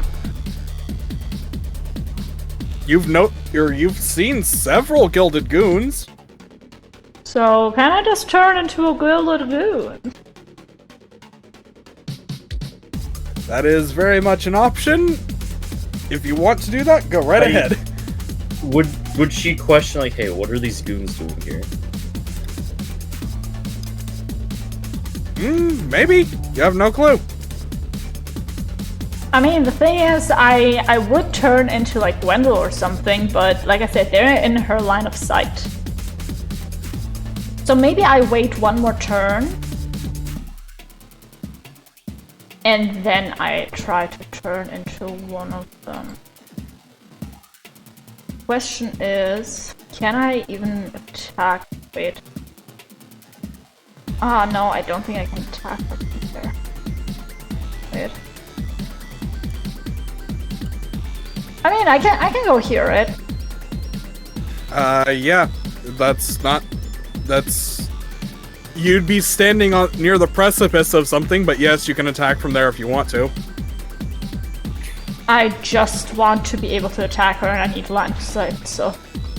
It's time for 2 Eldritch Blasts again. Would you guys believe it if I told you? 2 Eldritch Blasts? Zath, would you guys believe me if I told you I'm gonna use Eldritch Blast? Appy, would you guys believe me if I told you I'm gonna use my longsword? No, I'm not. Would you guys believe me if I'm gonna use my Mimic? Good. Alright, Zath, you fire 2 more Eldritch Blasts. Boom! Boom! You know what? You hit both the back of her head and her ass on this one. God damn! Pulling on her hair and slapping her ass. What? You see the claw come up as she gets hit in the head, like, ow, what the hell? And then, boom, another one to her ass, and she goes, what the fuck? I Can you believe it? I take a step back so she Can you cannot see believe it me. though? Exactly. Alright. I'm getting harassed from my behind. Oh my god. Alright. I think I'm that's assuming how that's the end of your turn? I'm gonna say yes. Okay. Ergon, it is your turn. You were, for several seconds, restrained, and now you're no longer restrained. You're like restrained for like half a minute. You now have a half Ant-Man crying on the ground right behind you. Appy, you got this one? No. And just for the sake of it, No. you are prone, Gwendol. Nothing good ever Yeah, you got happens this, to Abby. good old Gwendol. What do you mean I got this, Abby? You got the crying guy, the crying prone guy, right? Sure. Or would you rather fight the big robot? You wanna kick a crying puppy? I'm not gonna kick And- him. I already finished what I want from him. Anyways, I'm gonna go fight the big robot now. You have fun. I Who's will, enough? thank you. Hey guys, guess what? I'm gonna attack twice with Ella. Crazy, I know. I believe 17 hits Goner. Yep, just barely. Yep. 17 damage. 17. Yeah. And Oof. also 6. Okay, and nibble. Yippee. Oh, the concentration ended. I forgot about that. Didn't he? Oh yeah. Didn't he? And then I also hit him for another 14 damage.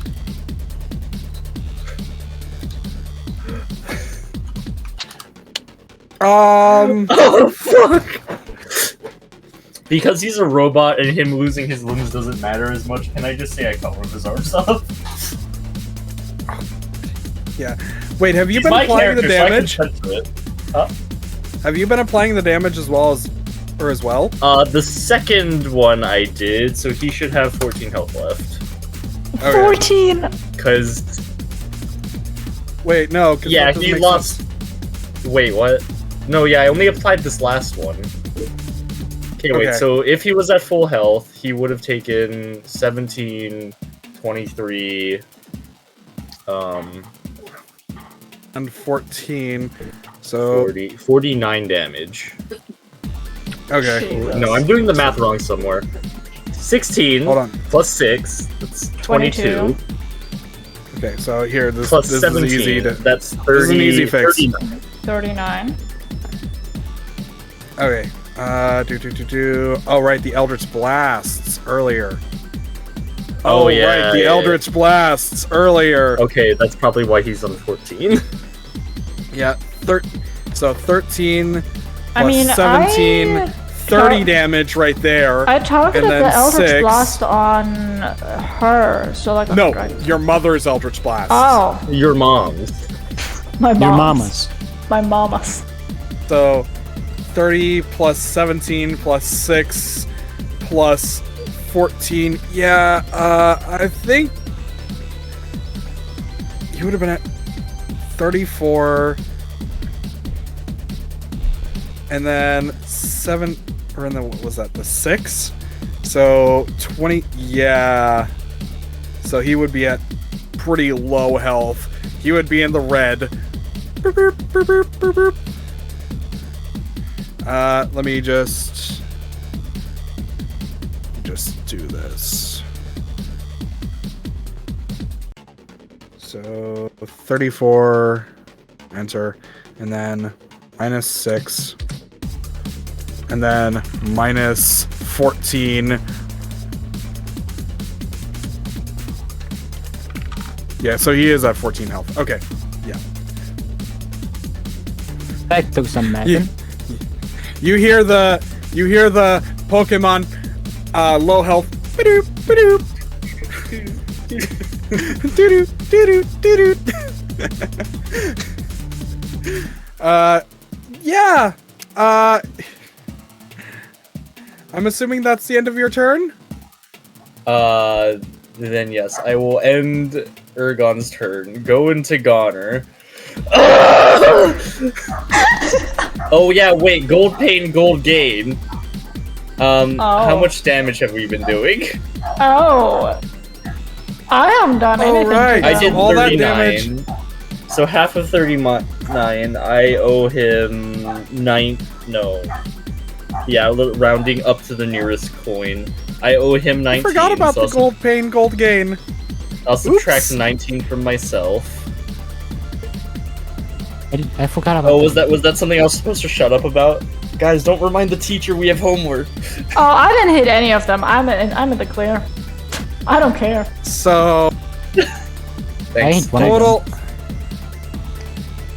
Okay, so let's see. That's 50. So 25 gold. You would have lost, I'd say about 17. Don't you lose gold equal to the amount of damage you do, though? And only half of that ends up with the It's Gilded half. Spoon. It's half of What? the amount of damage. Each time you time take the goon damage- takes damage from a melee attack made by a creature carrying gold pieces, the attacking creature Oh, loses equal gold to- yeah. equal to the damage.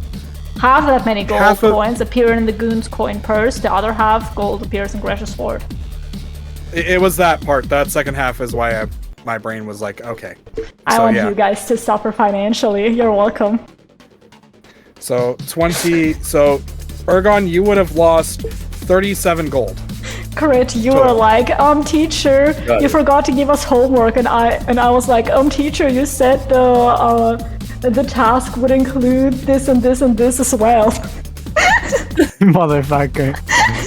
And I was just sitting in the back being like, shit, I don't want to learn. I don't want to be here. That also reminds me, Appy, you would have lost some gold too. Yeah. How much did I hit him for? 7. So 7 gold coins? Yeah, you would have only lost 7. Oh, can you go into debt with this? Not really. I Go only into have debt? No, I If can't you go have past 0. Yeah, you cannot go into debt with this one. No, imagine like you do a bunch of damage to them, think you can't go into debt, and the next time you get gold, it just disappears in your hands. Fuck. Fuck, That where must did be my money go? what being Gwendol feels like. Exactly. You get some gold. It is given to all the people he owes his debt to.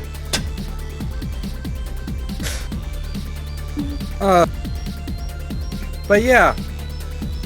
So, what is Goner going to do? Because Oh yeah, so other than him screaming, it's going to target Ergon.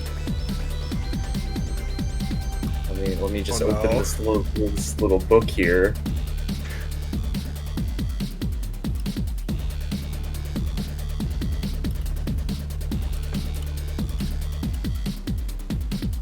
Okay, and then now I have to Jesus pick Christ. Ergon.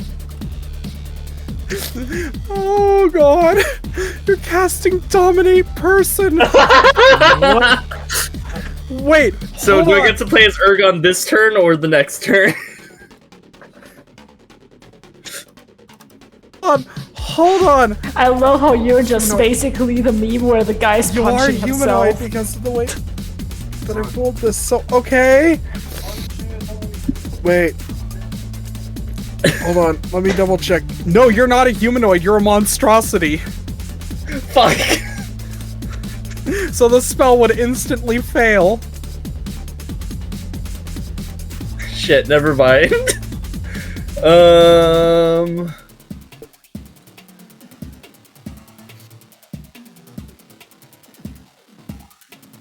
Then let me look for a bonus action.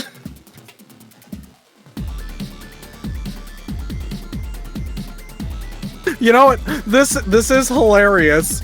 Like, you try to cast Dominate Person, it instantaneously fails. You're like, Wait, but what? that's in character because he wouldn't know I'm a monstrosity. Yeah, I know. Exactly. That's why I was just like, so.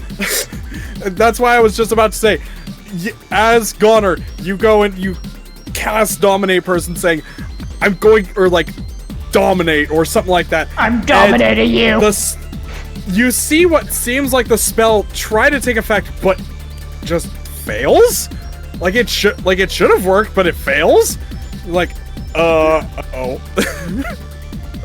Why did that fail? What? Excuse me, the fuck? Nani the fuck? Alright.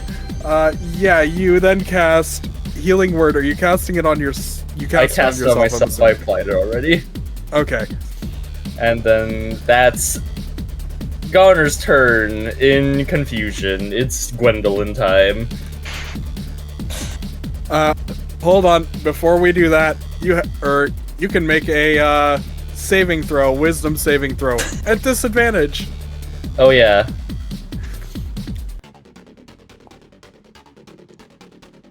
It ain't happening. It ain't happening. Oh my god, it ain't happening. You have to confirm. Yeah, I'm That's working on fucking that. insane. Oh. Imagine if it's another one.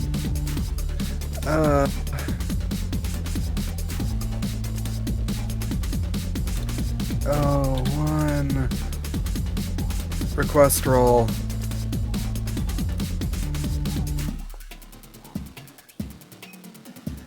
Just a 9. Okay.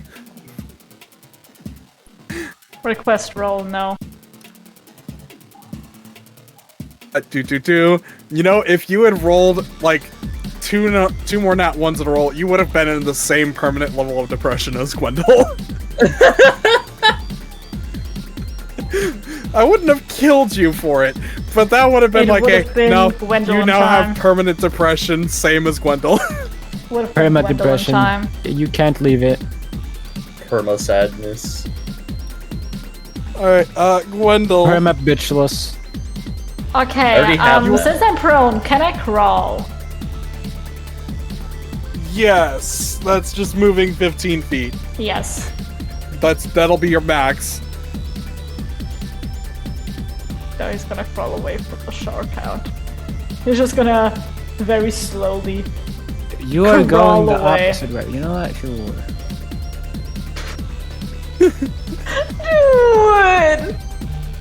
Dude! Grendel's just crying, sobbing, probably throwing up, horrified at the blood loss. What a horrifying blood loss. Yeah. Gwendol, you have several bites taken out of you due to the shark hound. Or no, you have a bite taken out of you because of the shark hound. You now have a giant gash in your arm. How many goiter? Please don't hurt me. How many potions did you have? Please. They bought some potions, but I don't. I don't think you were given any. No, you weren't. I had. How much? What did you give me? We didn't give you anything because should be in your inventory. You didn't so under your convince- backpack, potions of greater healing, you have 1. Okay, that's from before. I was not given any. Yeah, don't you remember? Because your character was like, I was like, why should I give them to you? And you were like, why not? And you know how Zath, you know how Zath acts with Abby. Like, come on. I know. What's an age? It's fucking funny.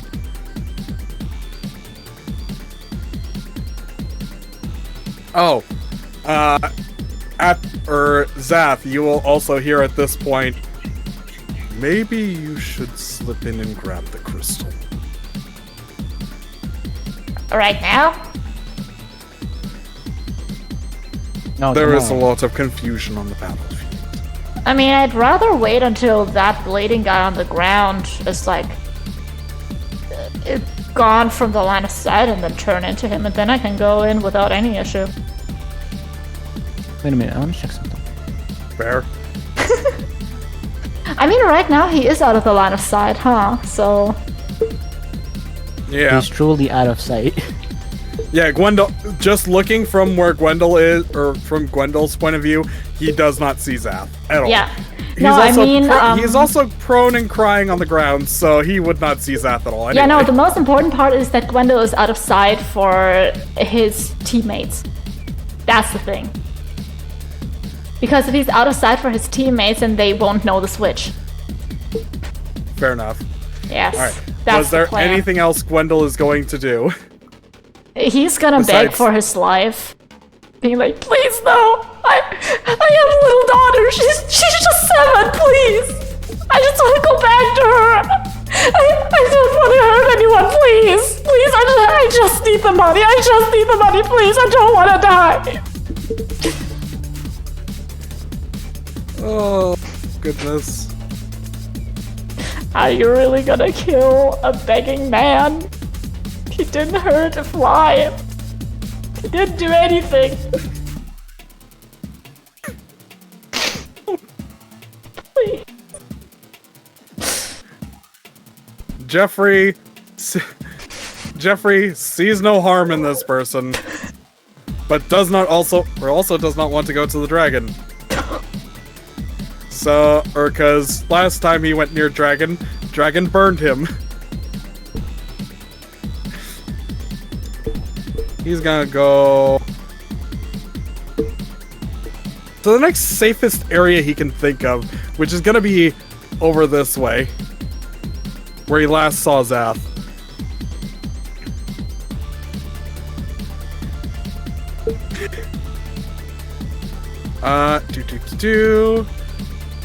Next up is Catherine, And she is going to...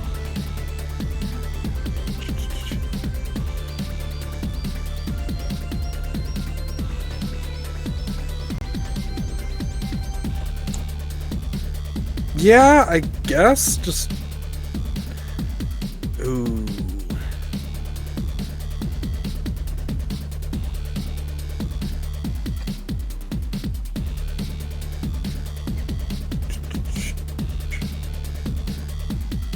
Yeah, she's probably just gonna do this. Target and... 1. Oh, Jesus! Natural 20 on that one. Jeez. Confirm. Yep. Damn, confirm that Eldritch Blast. Ah. Damn. Okay. Still, that's decent damage. It's what? 9, 14. So that's gonna double because of crit rules. Oh no. No, it's already doubled the thing. Never mind. Do 14 and then boom. Miss for that one. 180 miss. 10 will hit. Yeah, 28 to hit, and last one, 22 for 6 damage. Boom. Okay, so it's her fucking DC is above 20. Gotcha. 20 and up. Yeah, so you watch as Catherine just goes boom, boom, boom, and a fourth one just boom, hits into the gold pile.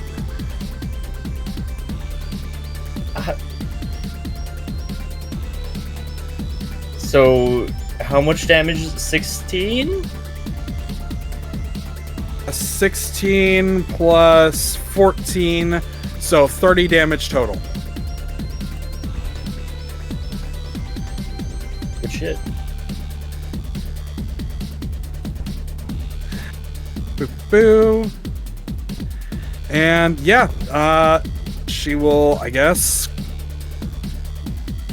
go over to here and do... Here it is. Yeah, that'll be the end of her turn. It is now Gresh. Yay! Yeah, fuck me. Gresh has now officially been bloodied. Wow. We don't like that. By my math, we just need to do about 25 more damage. Alright. Oh, wait, nope. Almost bloodied. Almost. My mistake. It went orange, so I thought it bloodied, but no. So I was like, I don't see the bloody icon, but I'll take your word for it. I saw that. Move your token back. Wait, where? Oh, I thought I was tabbed out. Sorry. You're good. I saw you trying to cheat. I thought you were trying to be cheeky. Yeah, no, Cheeky. she... Oh, God.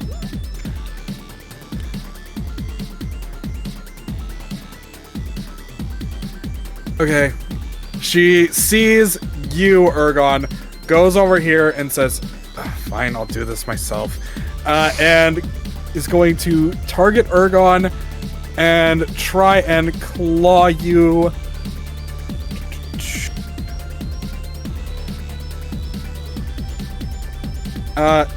Oh God. Twice and attempt to bite. All of which miss.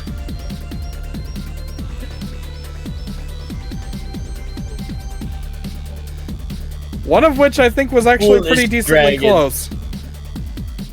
Yeah, the first one was one off. No, it was the second one, but yeah. Second claw. Sorry. Alright. And yeah, that'll be the end of her turn. Appy, you good to go.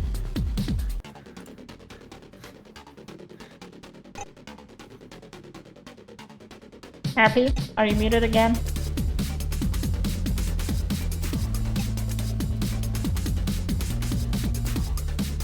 Happy.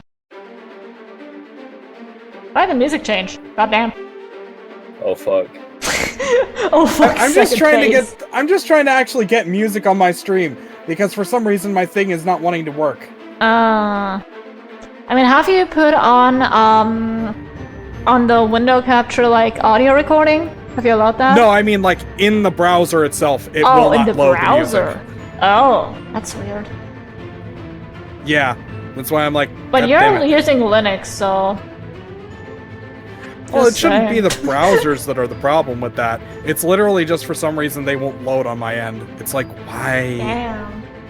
What's up? Appy, are you there? Are you alive? That's hard to Okay, doubt I'm it. just gonna go back to what I was at. Was this one, I think? Me.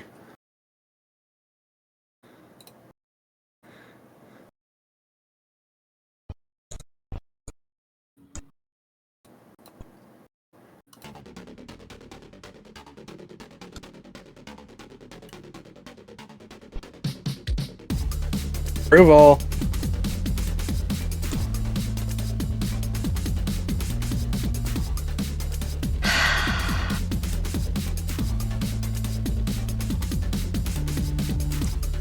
Okay.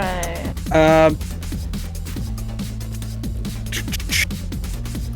I'll put a pause on his turn so we can keep going for a little bit. Zath, what are you Yes. gonna do? So, since from what I can probably guess, Gwendol is out of line of sight because I've heard him like crying and begging like somewhere over here near the wall. I'm gonna turn into Gwendol. Can I do that? Yes, that is an action Yes, for the Mask of Many Faces. exactly. I want to turn to Gwendol, but in his like bloody form. Okay. Alright. And dashing is an action, right? So I can't walk on my bonus action. Yeah. Yeah. You can walk normally, but you can't dash to do Okay, yeah. more than 30 feet. Sad. I would have used my bonus action to walk more. Yeah, no, that's a rogue or monk thing. Alright, then I'm done for now. Okay. Approval, are you back? That's fine. Okay. Ergon! You now have a dragon right beside you, and a robot that is about to die if you hit it again. Okay, I will aim to knock out Goner. Can I do that? Sure, that's a non-lethal blow. That's Yeah. perfectly fine. 16. Close, but not quite. Can I nibble him without killing him? Nicholas? Niggle. That came out. Yes, you just have to tell Elena, do not kill. I'm about to swing and then I pause. I just like, Elena, don't kill him.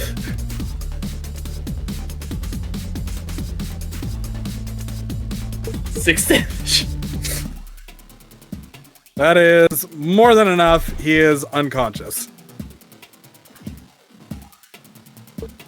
Blech. Fight me, dragon!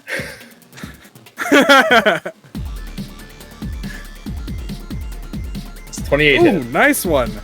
For 11 damage. Yes. Okay, then we're gonna action surge. Hey.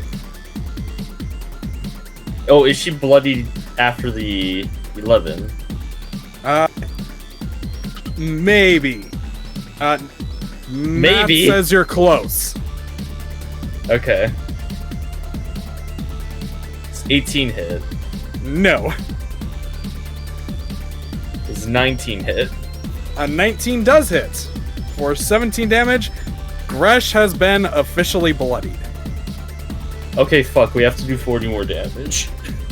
That's gonna be fine. I'm gonna have my magical can do girl it. power up soon. Don't worry about it. Don't worry about it, baby girl. Goner's knocked out. Gwendol's turn. Yeah, Gwendol is just gonna keep crying and crawling away.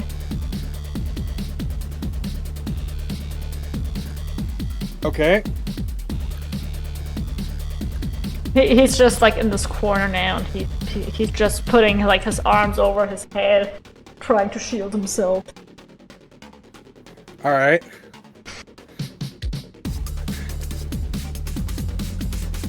That's it. Gwendol doesn't do shit. Okay.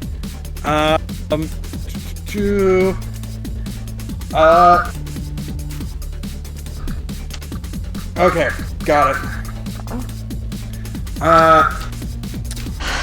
Alright. So, according to what just happened, Appy... Alright. What I'll do then, Appy,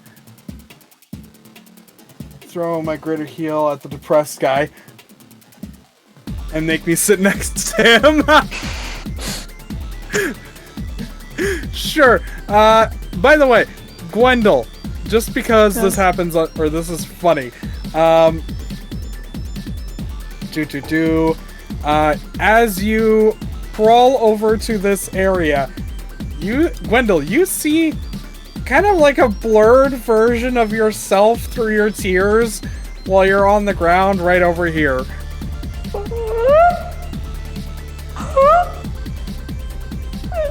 Am I dying? God?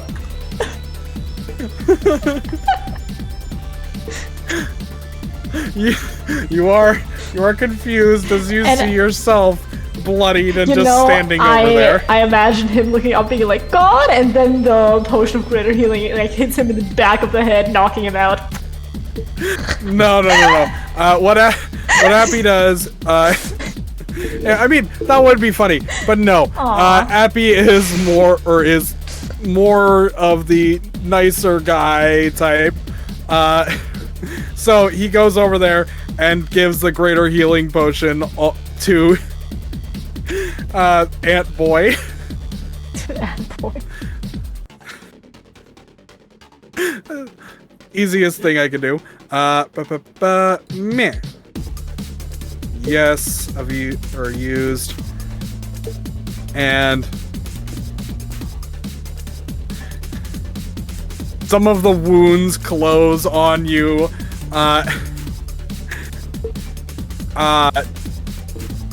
Gwendol, as you feel a little better when this fox that cut your arm comes up and just forces a potion into your mouth. He looks like up at Appy, like really confused, but yeah, mainly just confused because he doesn't know how to feel, if he should be afraid or grateful. Like, I can imagine this could be a torturing technique, like basically cutting and healing someone over and over and over again, so, you know. In the magical world, it technically is! Exactly, see? I know my shit. So he doesn't know how to place that healing. Is it a sign of truce? Is it, literally him being tortured? He isn't quite sure yet. Yeah, you're not sure as Appy just sits down next to you.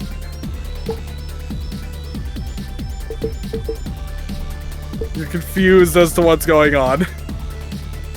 Yes. Yeah, that's Gwendol's turn. He doesn't do anything. Alright. Jeffrey goes over here. Does not see Zath anywhere. Looks around confused. Sees two Smells Gwendols. Zath. Smells Zath. Sees the person he bit. smells like Zath. Like,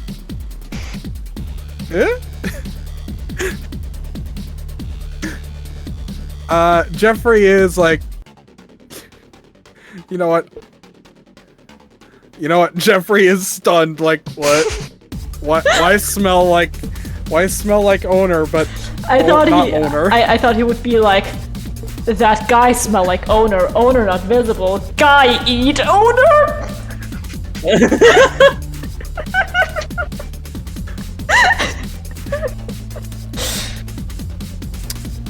Because how else would he smell like him, huh? Exactly.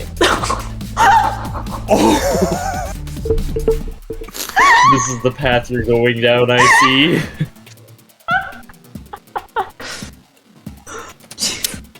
I have to run away from a shark hound now, huh? Maybe. Give me just a second. I wanted to use my dash action anyways, it's fine. What does that make it? Okay, so Jeffrey is stunned and very concerned and believes that the person who smells like his owner has eaten his owner. He will attempt to attack the thing that smells like his owner right now. Next turn.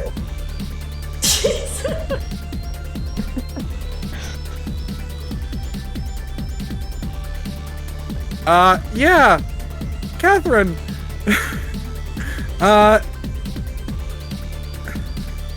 Oh, hold on. At the end of Jeffrey's turn, Ergon, you're getting a claw attack sent your way. Or no, a tail attack sent your way. From who? No. From Gresh. Okay, Gresh. It could be worse. Yeah. It misses. Okay, now Catherine goes. Foolish dragon. I am too athletic for thou. You know what? Yeah, boo boo boo. Boop. Boop. And burp burp. Boom. You watch as Catherine goes over here. And actually, she still has 15 feet of movement. Goes here to flank with you. So she gets advantage on this attack.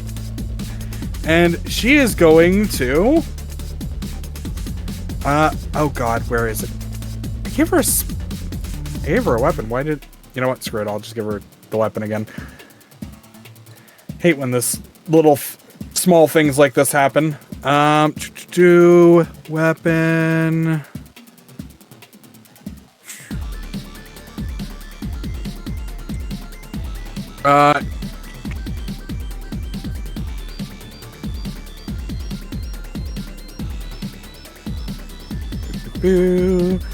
yeah, you see as she has her packed weapon out. I'm just using this because it's the best replacement since I can't find the weapon. And she goes to slice at Gresh.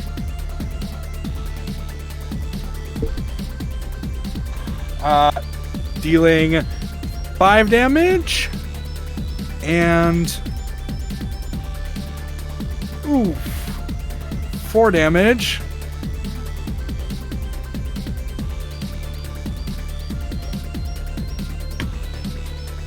Let me see. Features. She will... oh, I should have also done this first, but yeah, I'll apply the Hexblade's Curse. So on 19s and 20s, it's a crit. And Gresh is been cursed. I'll just use this disease thing for that.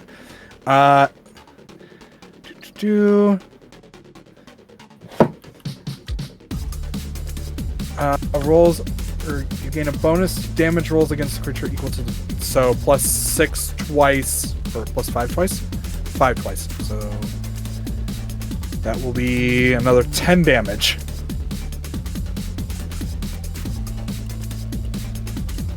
Target. apply 10 more damage. Boop. Okay, we're done. That is the end of Catherine's turn. At the end of her turn, Gresh will use another legendary action.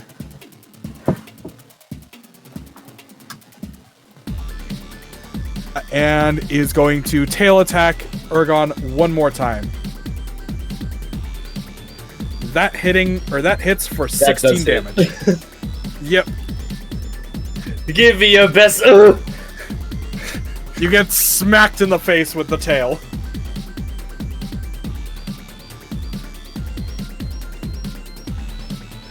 Alright. And yes. Then it's Gresh's turn. Gresh gonna do another multi-attack. Attempted bite. Miss. Claw. Hits for 4 damage. And claw. Miss.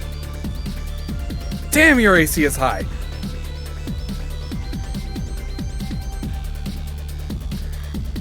And yeah, that'll be it. Appy is doing consoling Gwendol.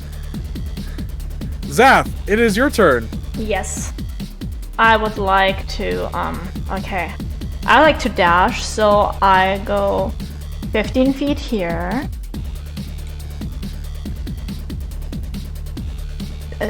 20 feet here. So I walk 35, so I have 25 left. 15 and 10 feet. Right here. Okay. I just play Gwendol running like, really scared, trying to be next to his, like, boss or something, or his, teammate at least. Alright, you've seen how he acts, kind of. I just scream, I don't wanna die, I don't wanna die, I don't wanna die! Alright, you know what? Give me a performance check, and that's it. Just, like, no advantage or disadvantage. Okay. Performance. What? It said disadvantage. Why? I don't know why. Why did it auto disadvantage? That's weird. What the hell? Is it with any check right now? Yeah. What the hell? That's weird. Okay, something happened to your character sheet. Unless... Wait, let me reload the page. I've just been messing with my OBS because some of my dogs aren't docking anymore. So, I don't think I've, like, clicked on... Yeah, no, that's a thing on you, unless... Is something sitting on a control, or on your keyboard, like, on the control key by accident? Okay. Okay, well, either way, the 19 would have worked. You're good. Everyone kind of was like, okay, yeah, that sounds like him. It's a little weird that he went toward the danger, but this seems normal for him.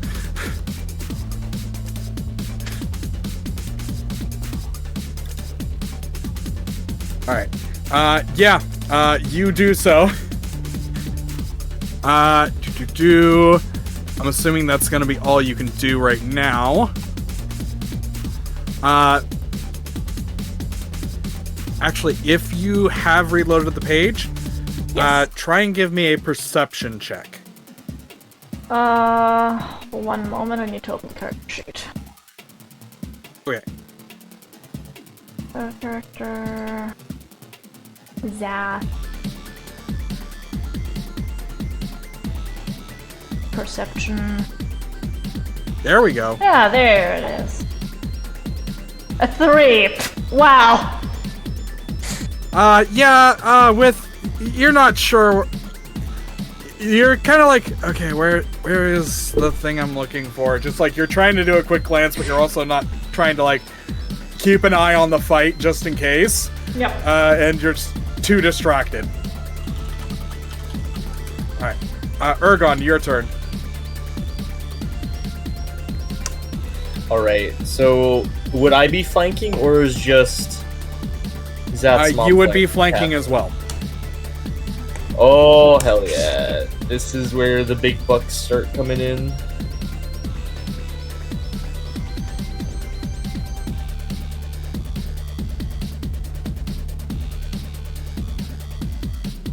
I'm just making sure if I'm missing any damage. Okay, so we need to do 40-ish more damage. Catherine did 4 damage. 9 damage. I'm sorry, deceased? That was disease, but yeah, I was just fine. I was just trying to find a better marker. Hunter's mark thing, yeah, okay. Yeah, okay. You have advantage on that attack, so... Okay, 29 still hits. Yeah, 17. And 1. Nibble for 1. And advantage.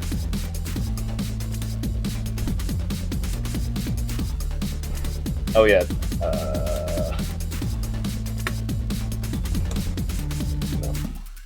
Slightly So, better, but yeah, same 27. damage. Okay. 9 to hit. Oof. Gresh will like this. Oh wait, real quick. Catherine did 9 damage, right, on her attacks?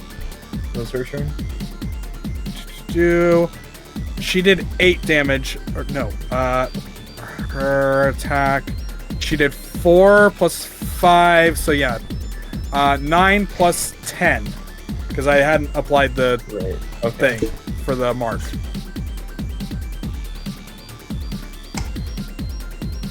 So 19 total.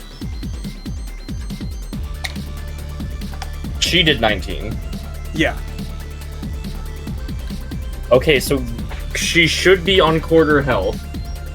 I would like to use Band of Telepathy on Catherine to tell her try to aim to knock her out. If you're don't kill her, we have a plan. Did we explain this plan to her before? I don't remember. You have not. I have not explained this plan. Don't kill her. We have a plan. If anything, knock her out. Okay. She hears the Band of Telepathy in her head for the first time, like, what?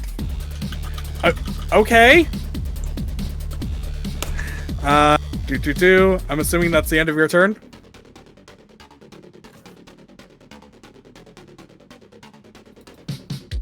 Crit? Huh? I'm sorry, what? I'm assuming that's the end of your turn, correct? Oh shoot, yeah. Sorry, I thought I clicked enter. Yeah, because I have nothing else I can do. I don't need second wind at the moment.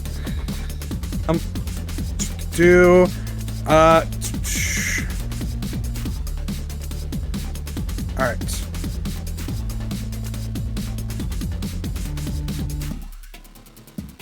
Alright. Just to double check. And okay. Details.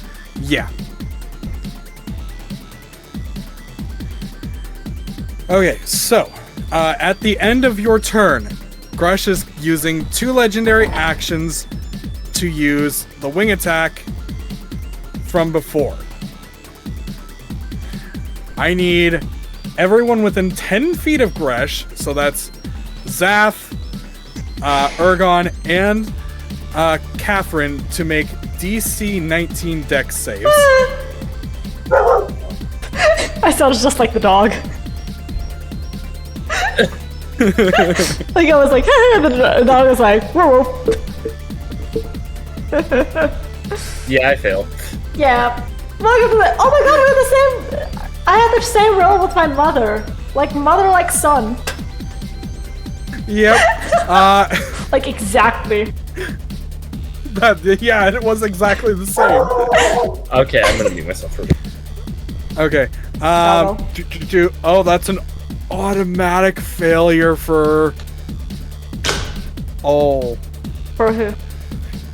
Oh, yeah. Okay. That will put him into a dying state. Oh no. Oh yeah, goner! No, goner! Goner is about to be a goner. Get it? I don't want him to die though. Kill yourself. I mean, you do have a potion of healing. I don't know how good that works on machines, but you know. You need the oil of healing. The oil of healing. The balm of healing. The WD-40 of healing.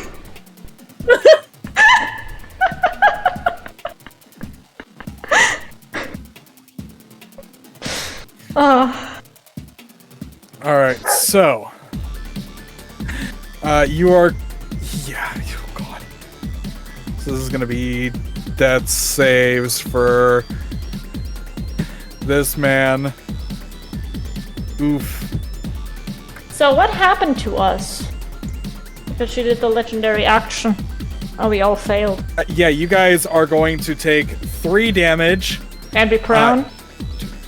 And be knocked prone. Yeah, that's so. You are also knocked back, I believe. Our guts starts. Oh no. I am prone now. Might just be that you're knocked. Might just be that you're knocked prone. Let me double check Gresh's ability because I don't want to mess this up.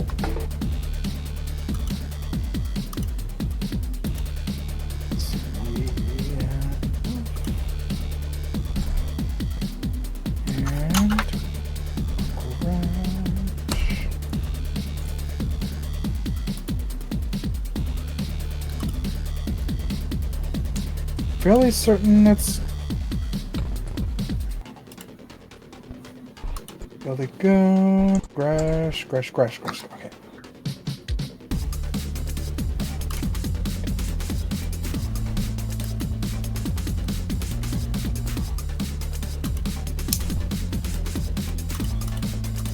Oh.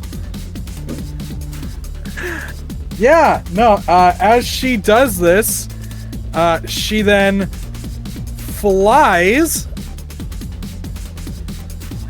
up to her fly speed, so 40 feet, I believe. Oh no, 80 feet. Oh, we're further kinda down fucked. into this cavern. Well, I just want the crystal anyways, unless she took the crystal with her, in which case, fuck. Shit, even.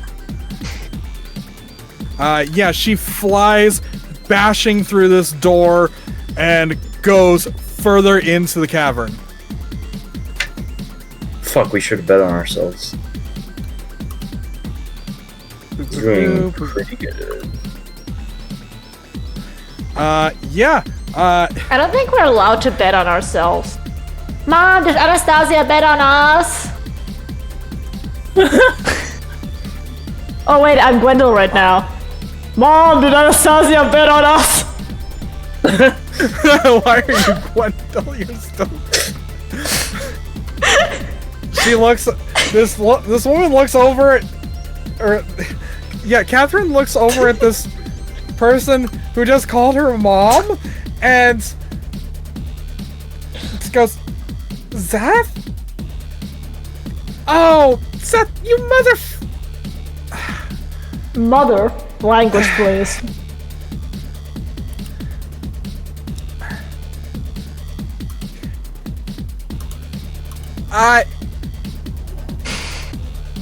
Yes, I made Anastasia bet on us with my money. Wonderful. Yeah. Was it Jermaine Guildstrike goes,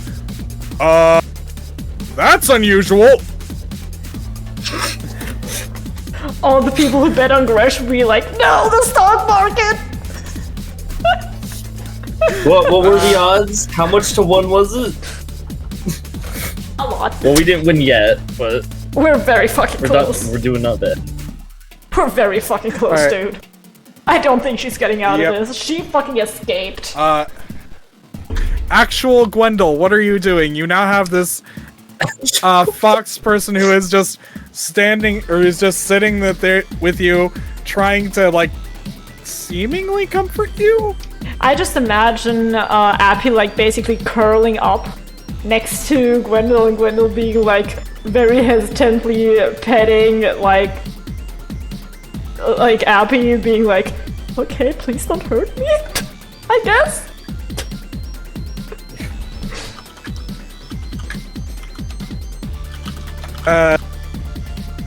Yeah. I'm not sure how Appy would react to Yeah, that, same. so... Exactly, so... He'd probably just be like, don't pet me. Oh, sorry.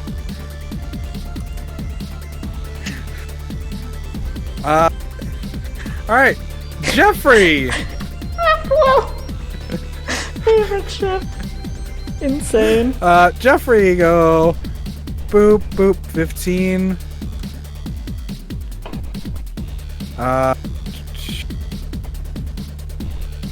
25. Oh no. And 60. Oh no. And he nudges Ergon, like, and then sees. He used his action to dash, so thank God. Otherwise, Zath, you'd be getting barbecued right now. No!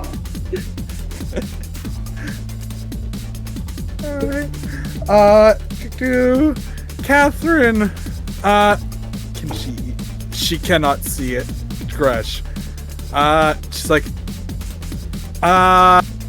okay, do we...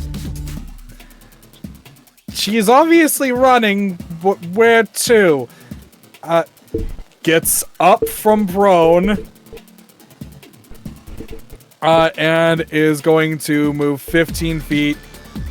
Be like, we should probably deal with that. Is this boss gonna have a second phase? It's been a week. Oh shit, it's been a week. Oh, wait, didn't we like... Oh wait, didn't you want to turn to a golden dragon or something? And didn't like... Get that dragon! Didn't Gwendol like help like get something out of the cave, like rock or something? Yes. Yeah. Ew. Yeah, that just sunk in. Yeah. Boop, boop, That's why she boop, ran boop, away. boop. But the thing is, our characters don't know that. Yeah, they don't. However, I feel they would still feel the sense of urgency of fuck, we have to hurry up and beat this, or we have to win the fight. Shit, dude, we've got her down once. We can get her down again, even if she heals up to full. Come on. Boop, boop, boop. Boop. No, we can do it. Wait, I just realized, would I have gotten an attack opportunity as she runs away? Nope, you were knocked prone. Oh yeah, right. God damn it, she's smart. God damn it, she's smart in the sky. I want her. Clever girl. Dude. Zath, it is your turn. I want to look for the crystal. Okay.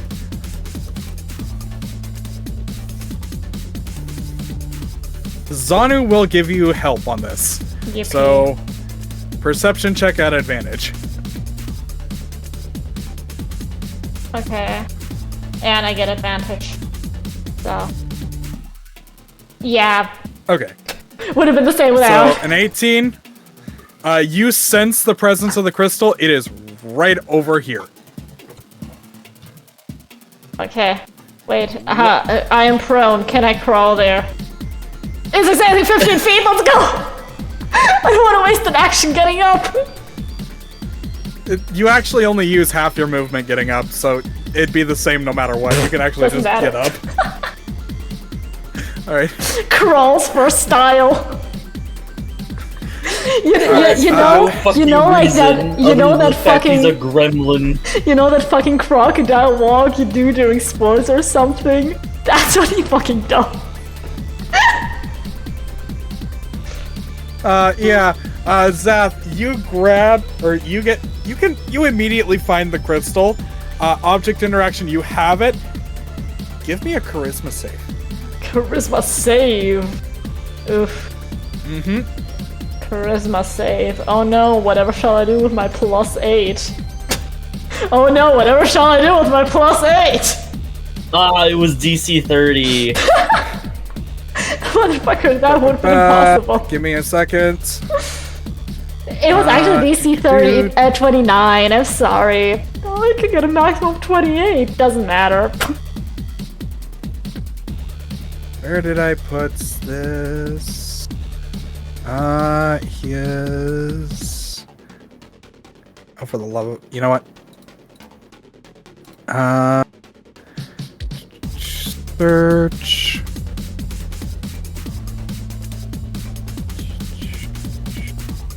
Oh! Wow, I didn't actually do that. Okay.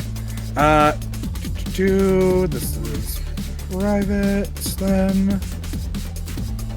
Do you need, like, for a guy for the token, or? No. Okay. Just make sure. What sugar have W is, of course.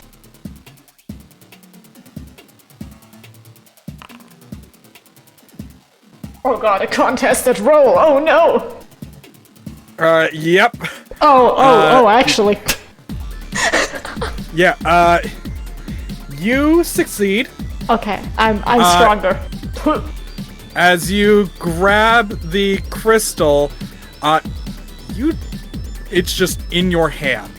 You actually are holding onto it perfectly fine. Okay, so I just have it. Yep. Neat. Oh boy, do I... Ergon, it is your Oh turn. boy, do I enjoy being a child with a crystal! Okay, I'll use half my movement to get up. And then I'm gonna take the dash action, so I should have 45 feet of movement, right? Yes. Then I will go here. And that's my turn. Alright. Yeah. As Goner, I need you to make a death saving throw.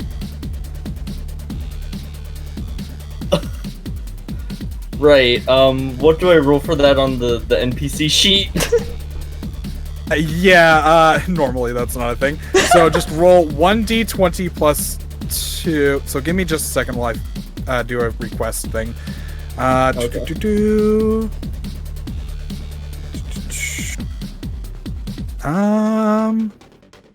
The thing is, I don't think Gwendol has anything to heal, right?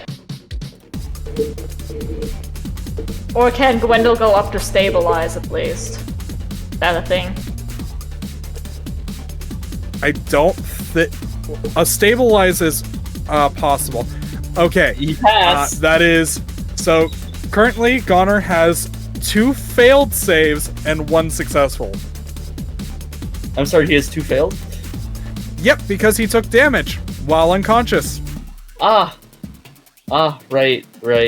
Of course. All right. Gwendol, it is your turn. Can we say Gwendol got up because he spent so many turns not doing anything? Yes. Okay. Because Gwendol... As a matter of fact, you know what? You don't even technically need to. You just shift fully into ant form. You're just a fast ant. I'm just an ant. Me, Fastened. there's one wall. Liar, I can just go 25 here, 25 there. How fast is the ant? It's 30, right? Oh, yeah, it's normally... I'll give you an extra 5 feet. Yippee. That's fine. I want to stabilize him. Because I heard, like, a lot of clattering of, like, armor and stuff. Okay. That is going to be... Okay. Let me think about something, because I know this is a stupid... Let me double check if I'm going... And...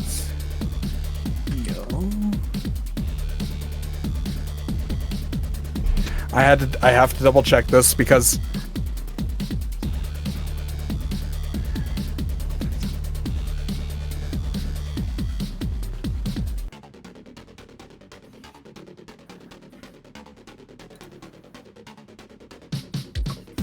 Huh.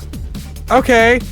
So so I'm going to say your instincts as an ant start taking over, and oh god.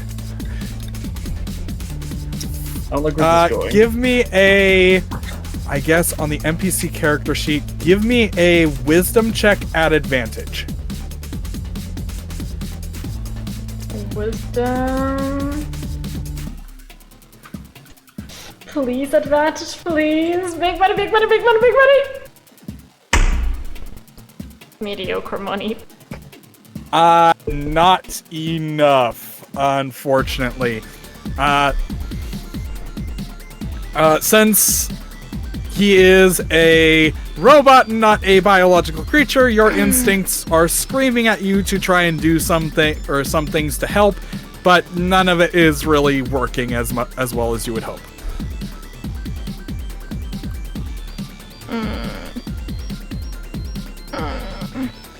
Okay. Okay, yeah, that's fine.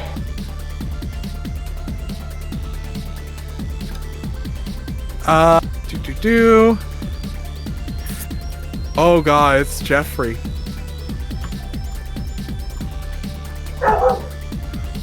Jeffrey about to maul his owner.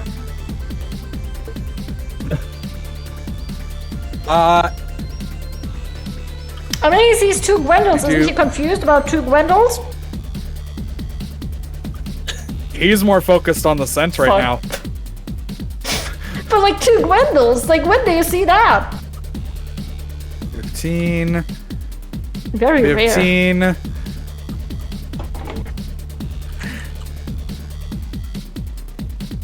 Target. Bite. Biting Ouch. you for 5. And then again for 6.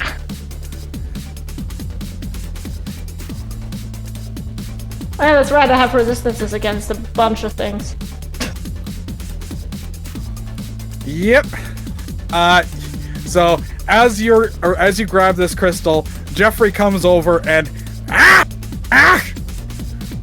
Oh my god, Jeffrey, what are you doing?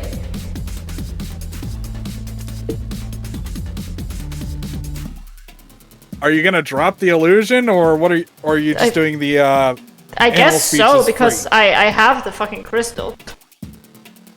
Alright. As you drop the thing, Jeffrey looks at you, goes, huh? I just imagine Jeffrey being like, yes, I bit the thing and it let my guy go, so I did the right thing. Very proud. Very smart. Very smart Shao Count. Like wagging the tail. Brain. Bite thing, got owner out of person. Yeah. Jeffrey did good. Alright. Yeah, he does that.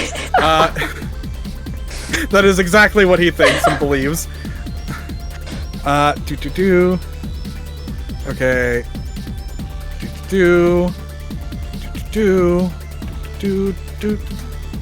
Boom, boom, boom, boom, boom, boom.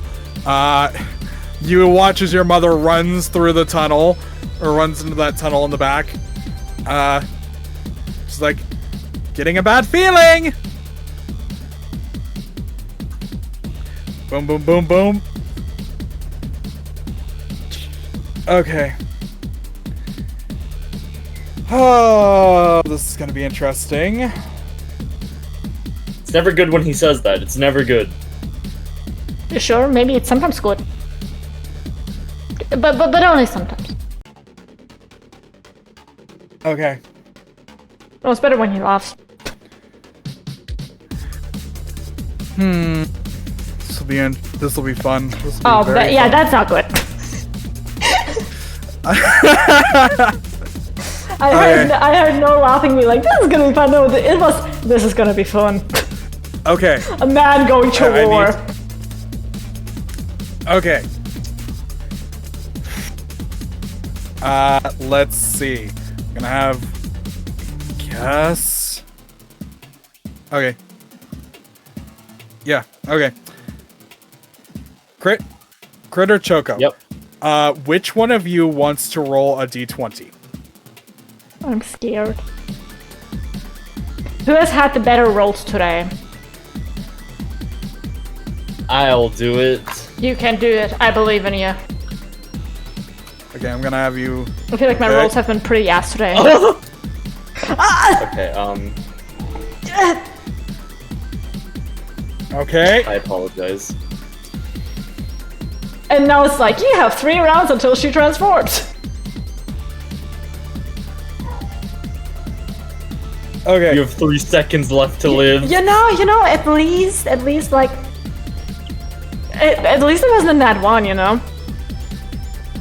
I'm just gonna roll this because I want to see. Like, it could have been worse.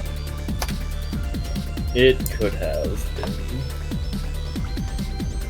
Okay. That tells me exactly everything I need to know. I just need to roll something real quick.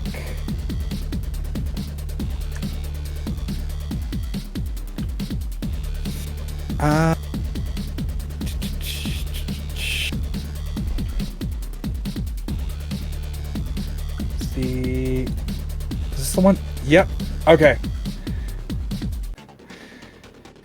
So.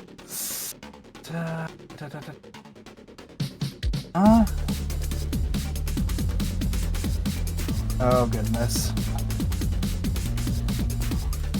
Oh goodness. Oh, that doesn't sound good. Oh no. So when should we have the new character sheet ready by? Oh, what the f-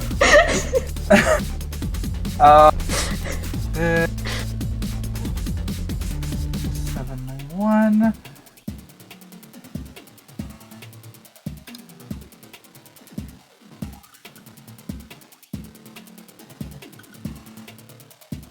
Okay. So here is what happens. As you guys hear what sounds like something just dive into like a pool of liquid. There is this audible like, you know, that like deafening silence where everything just kind of stops. You get that sensation. And then there is a rumble.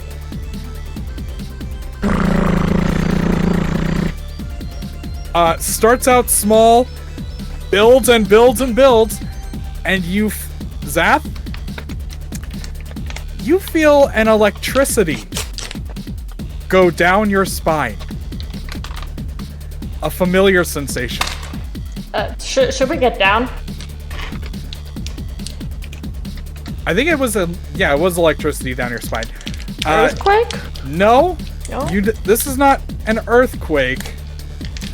That would have been the stabbing pain. And you realized that was the Tarask, and that's no longer a thing now. Oh! Oh, damn. So now what this is wild magic breaking out. Oh, no. A chaos zone rupturing and then affecting the area. We may be inside of a chaos zone now, guys. As boom, it kind of like happens and then it's instantaneously gone and explodes out, affecting the whole city.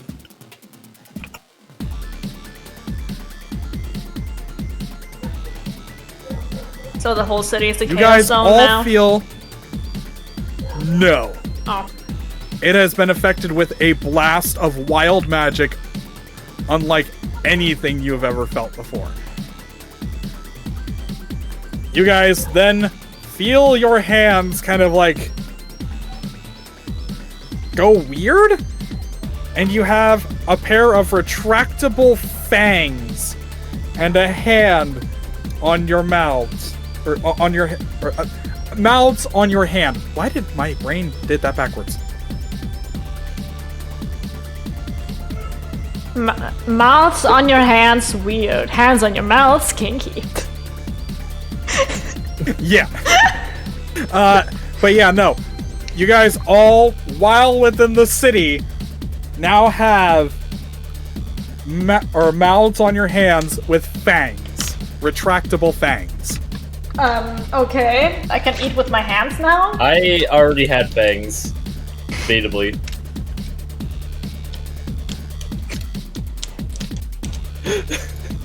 Shortly after this, Mom, what do table manners say about eating with your hands in this situation?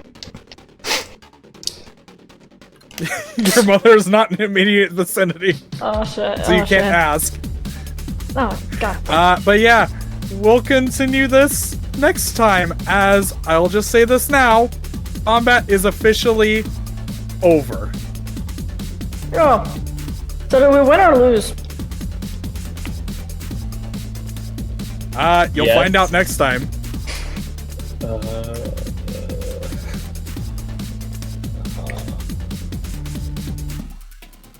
Alright.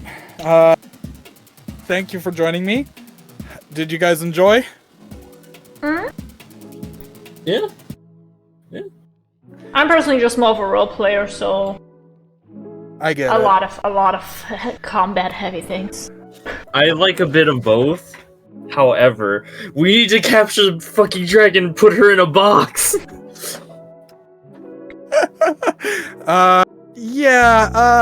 You'll find out what happened next time.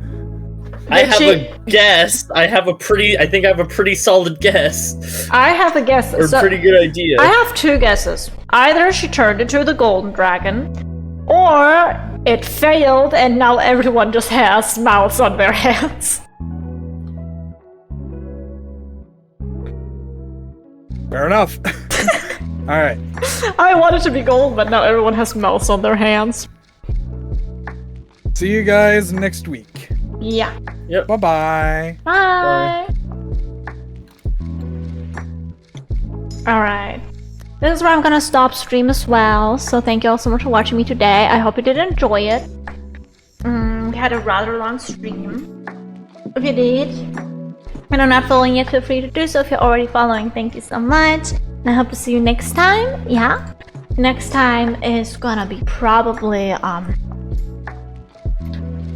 I think either Monday or Wednesday.